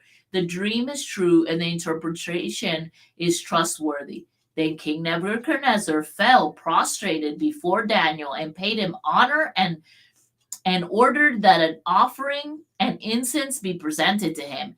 The king said to Daniel, surely your God is the God of gods and the Lord of kings and the revealer of mysteries, for you were able to reveal this mystery. Then the king placed Daniel in a high position and lavished him with many gifts on him. He made him ruler over the entire province of Babylon and placed him in charge of all of its wise men. Moreover, at Daniel's request, the king appointed Shadrach, Meshach, and Abednego administrators over the province of of Babylon, while Daniel himself remained at the royal court. The image of gold in fury furnace, chapter number 3. Nebuchadnezzar made an image of gold 90 feet high and 9 feet wide, and set it up in the plain of Dura, in the province of Babylon. He then summoned the satraps, the prefects, the governors, the advisors, the treasurers, the judges, the magistrates, and all the other providential officials to come to the dedication of the image he had set up. So the satraps, the prefects, the governors, the advisors, the treasurers, the judges, and the magistrates, and all the other providential officials assembled for the dedication of the image that the king of Nebuchadnezzar had set up, and they stood before it. Then a herald loudly proclaimed, "This is what you are commanded to do, O people, nations, and men of every language. As soon as you hear the sound of the horn, flute, lyre, harp, pipes, and all kinds of music, you must fall down and worship the image of the gold that King Nebuchadnezzar has set up. Whosoever does not fall down and worship will immediately be thrown into the blazing furnace." Therefore, as soon as they heard the sound of the horn, the flute, the lyre, the harp, and all the kinds of music, all the people and nations and men of every language fell down and worshipped the image of gold that King Nebuchadnezzar had set up. At this time, some astrologers came forward and denounced the Jews. They said to King Nebuchadnezzar, "O king, live forever. You have issued a decree, O king, that everyone who hears the sound of the horn, the flute, the lyre, the harp, the pipes, and all the kinds of music must fall down and worship the image of gold, and that whosoever does not fall down and worship will be thrown into the blazing furnace. But there are some Jews whom you have set over the affairs of the province of Babylon, Shadrach, Meshach, and Abednego, who pay no attention to you, O king. They neither serve your gods nor worship the image of gold you have set up." Furious with rage, Nebuchadnezzar summoned Shadrach, Meshach, and Abednego. So these men were brought before the king. And Nebuchadnezzar said to them, "Is it true, Shadrach, Meshach, and Abednego, that you do not serve my gods or worship the image of gold I have set up? Now when you hear the sound of the horn, the flute, the lyre, the harp, the pipes, and all the kinds of music, if you are ready to fall down and worship the image I made, very good. But if you do not worship it, you will be thrown immediately into the blazing furnace. Then what God will be able to rescue you from my hand?" Shadrach, Meshach, and Abednego replied to the king, "O Nebuchadnezzar, we do not need to defend ourselves before you in this manner. If we are thrown into the blazing furnace, the God we serve is able to save us from it, and he will rescue us from your hand, O king. But even if he does not, we want you to know, O king, that we will not serve your gods or worship the image of gold that you have set up." Then Nebuchadnezzar was furious with Shadrach, Meshach, and Abednego, and his attitude towards them changed.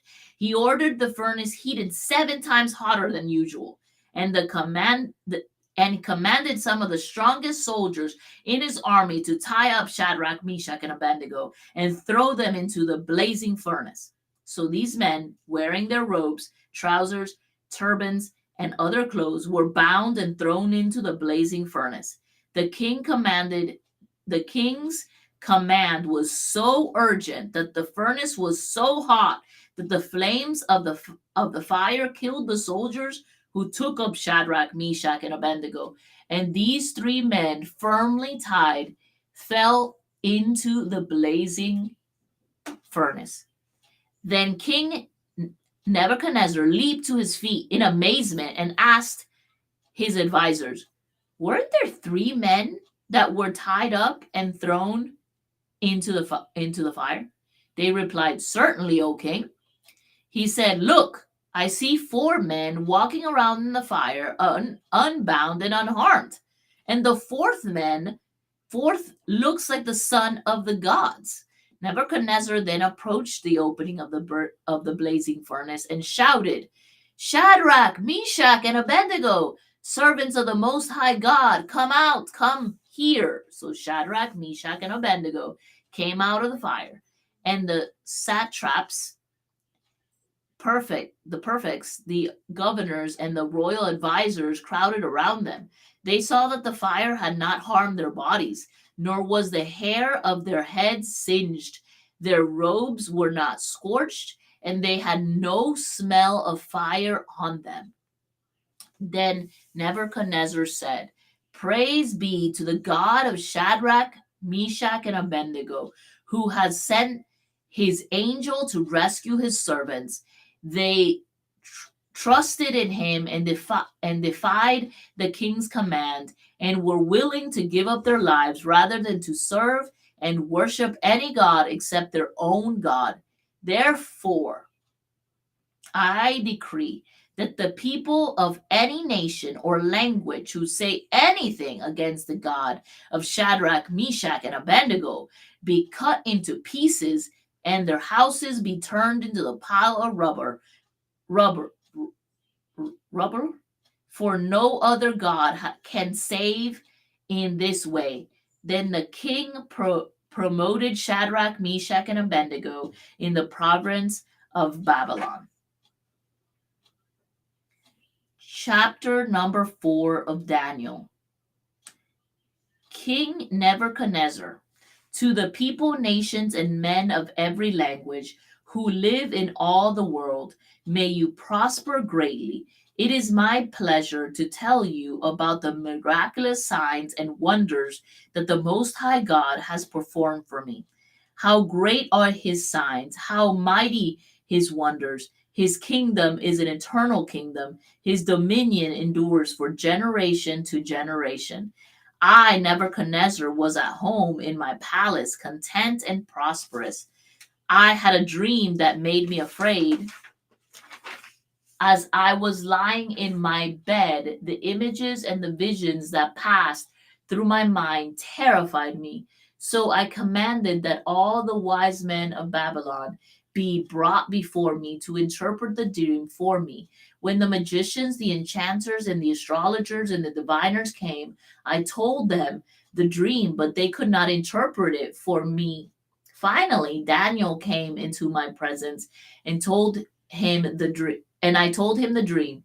He was called Belshazzar, after the name of my God, and the spirit of the holy gods is in him. I said, Belshazzar, the chief of the magicians, I know that the spirit of the holy gods is in you, and no mystery is too difficult for you. Here is my dream. Interpret it for me. These are the visions I saw while lying in my bed. I looked, and there before me stood a tree in the middle of the land. Its height was enormous. The tree grew large and strong, and its top touched the sky. It was visible to the ends of the earth.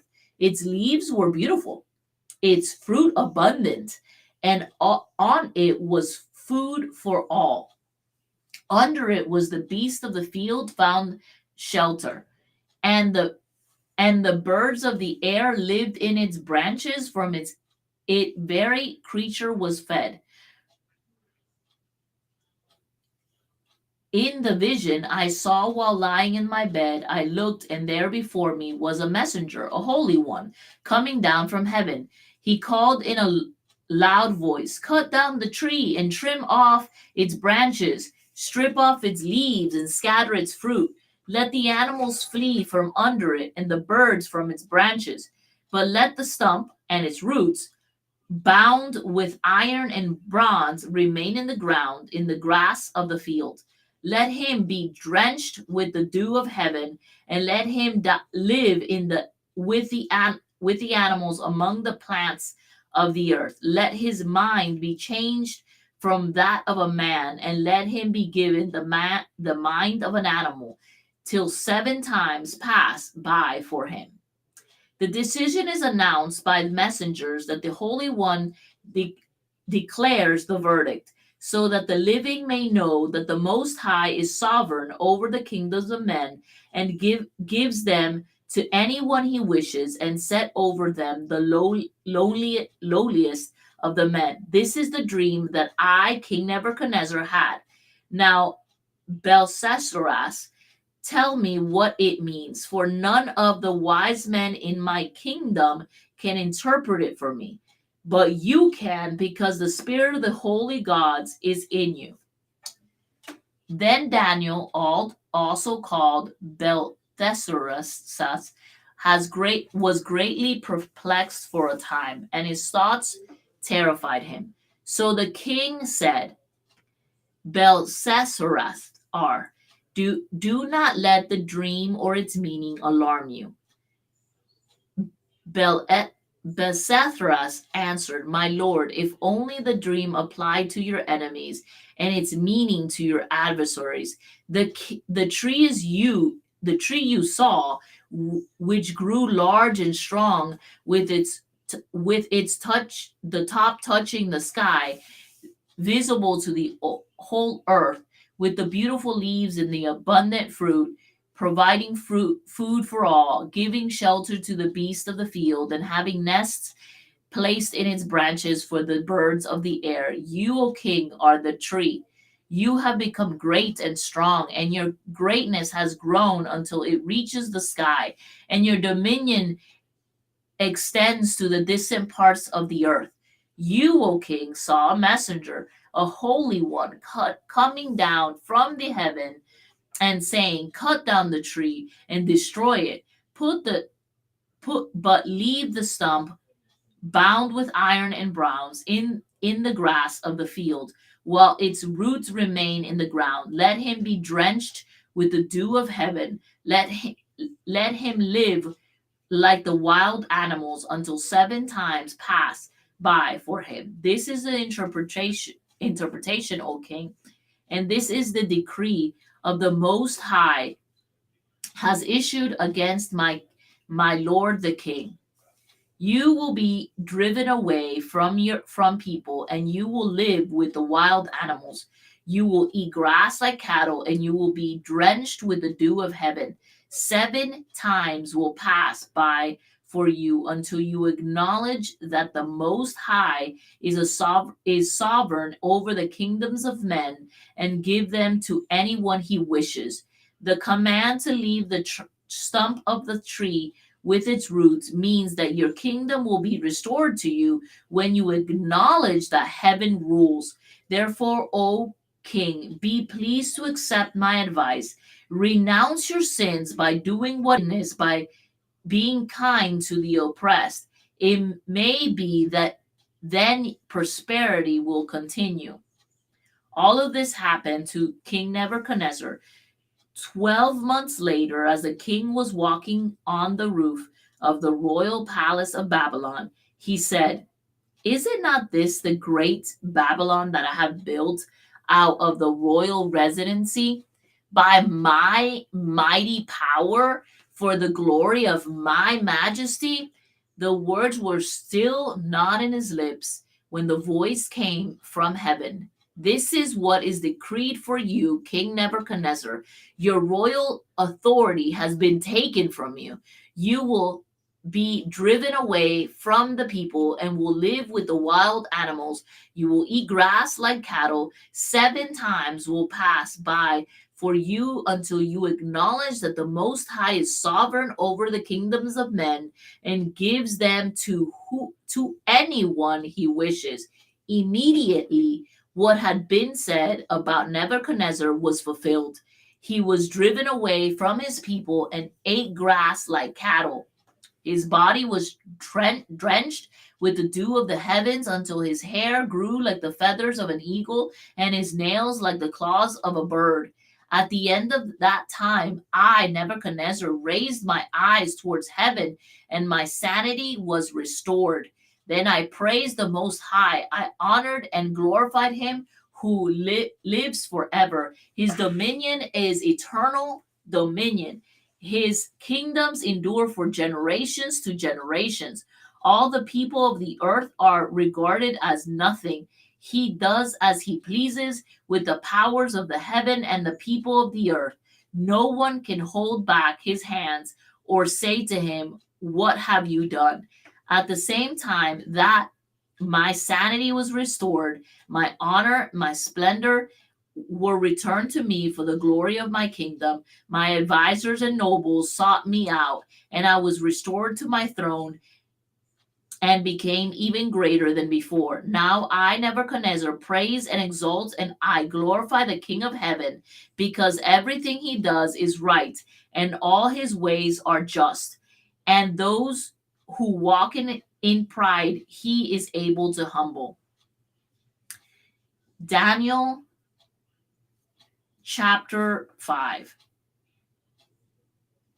King Belzesar gave a great banquet for 1,000 of his nobles and drank wine with them. While Belshazzar was drinking his wine, he gave orders to bring in the gold and the silver goblets that Nebuchadnezzar his father had taken from the temple in Jerusalem, so that the king and his nobles, his wives, and his concubines might drink from them.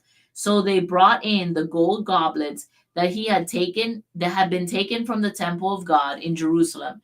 And the king and his nobles, his wives, and his concubines drank from them. As they drank the wine, they praised the gods of gold and silver and bronze and iron and wood and stone.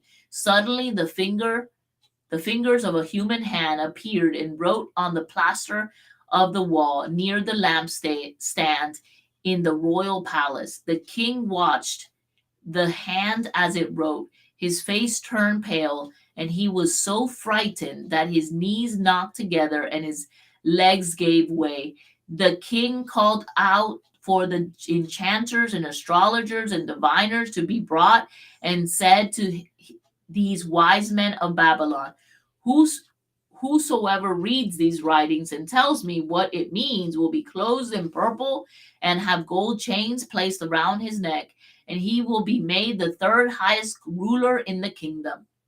Then all the king's wise men came in, but they could not read the writings or tell the king what it meant. So King Belshazzar became even more terrified, and his face grew more pale. His nobles were baffled. The queen, hearing the voice of the king and of his nobles, came into the banquet hall. "O king, live forever," she said. "Don't be alarmed. Don't take so pale.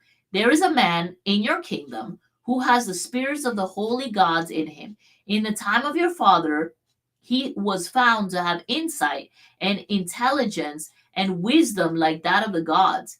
King Nebuchadnezzar, your father the king, I say, appointed him as chief of the magicians, the enchanters, the astrologers, and the diviners.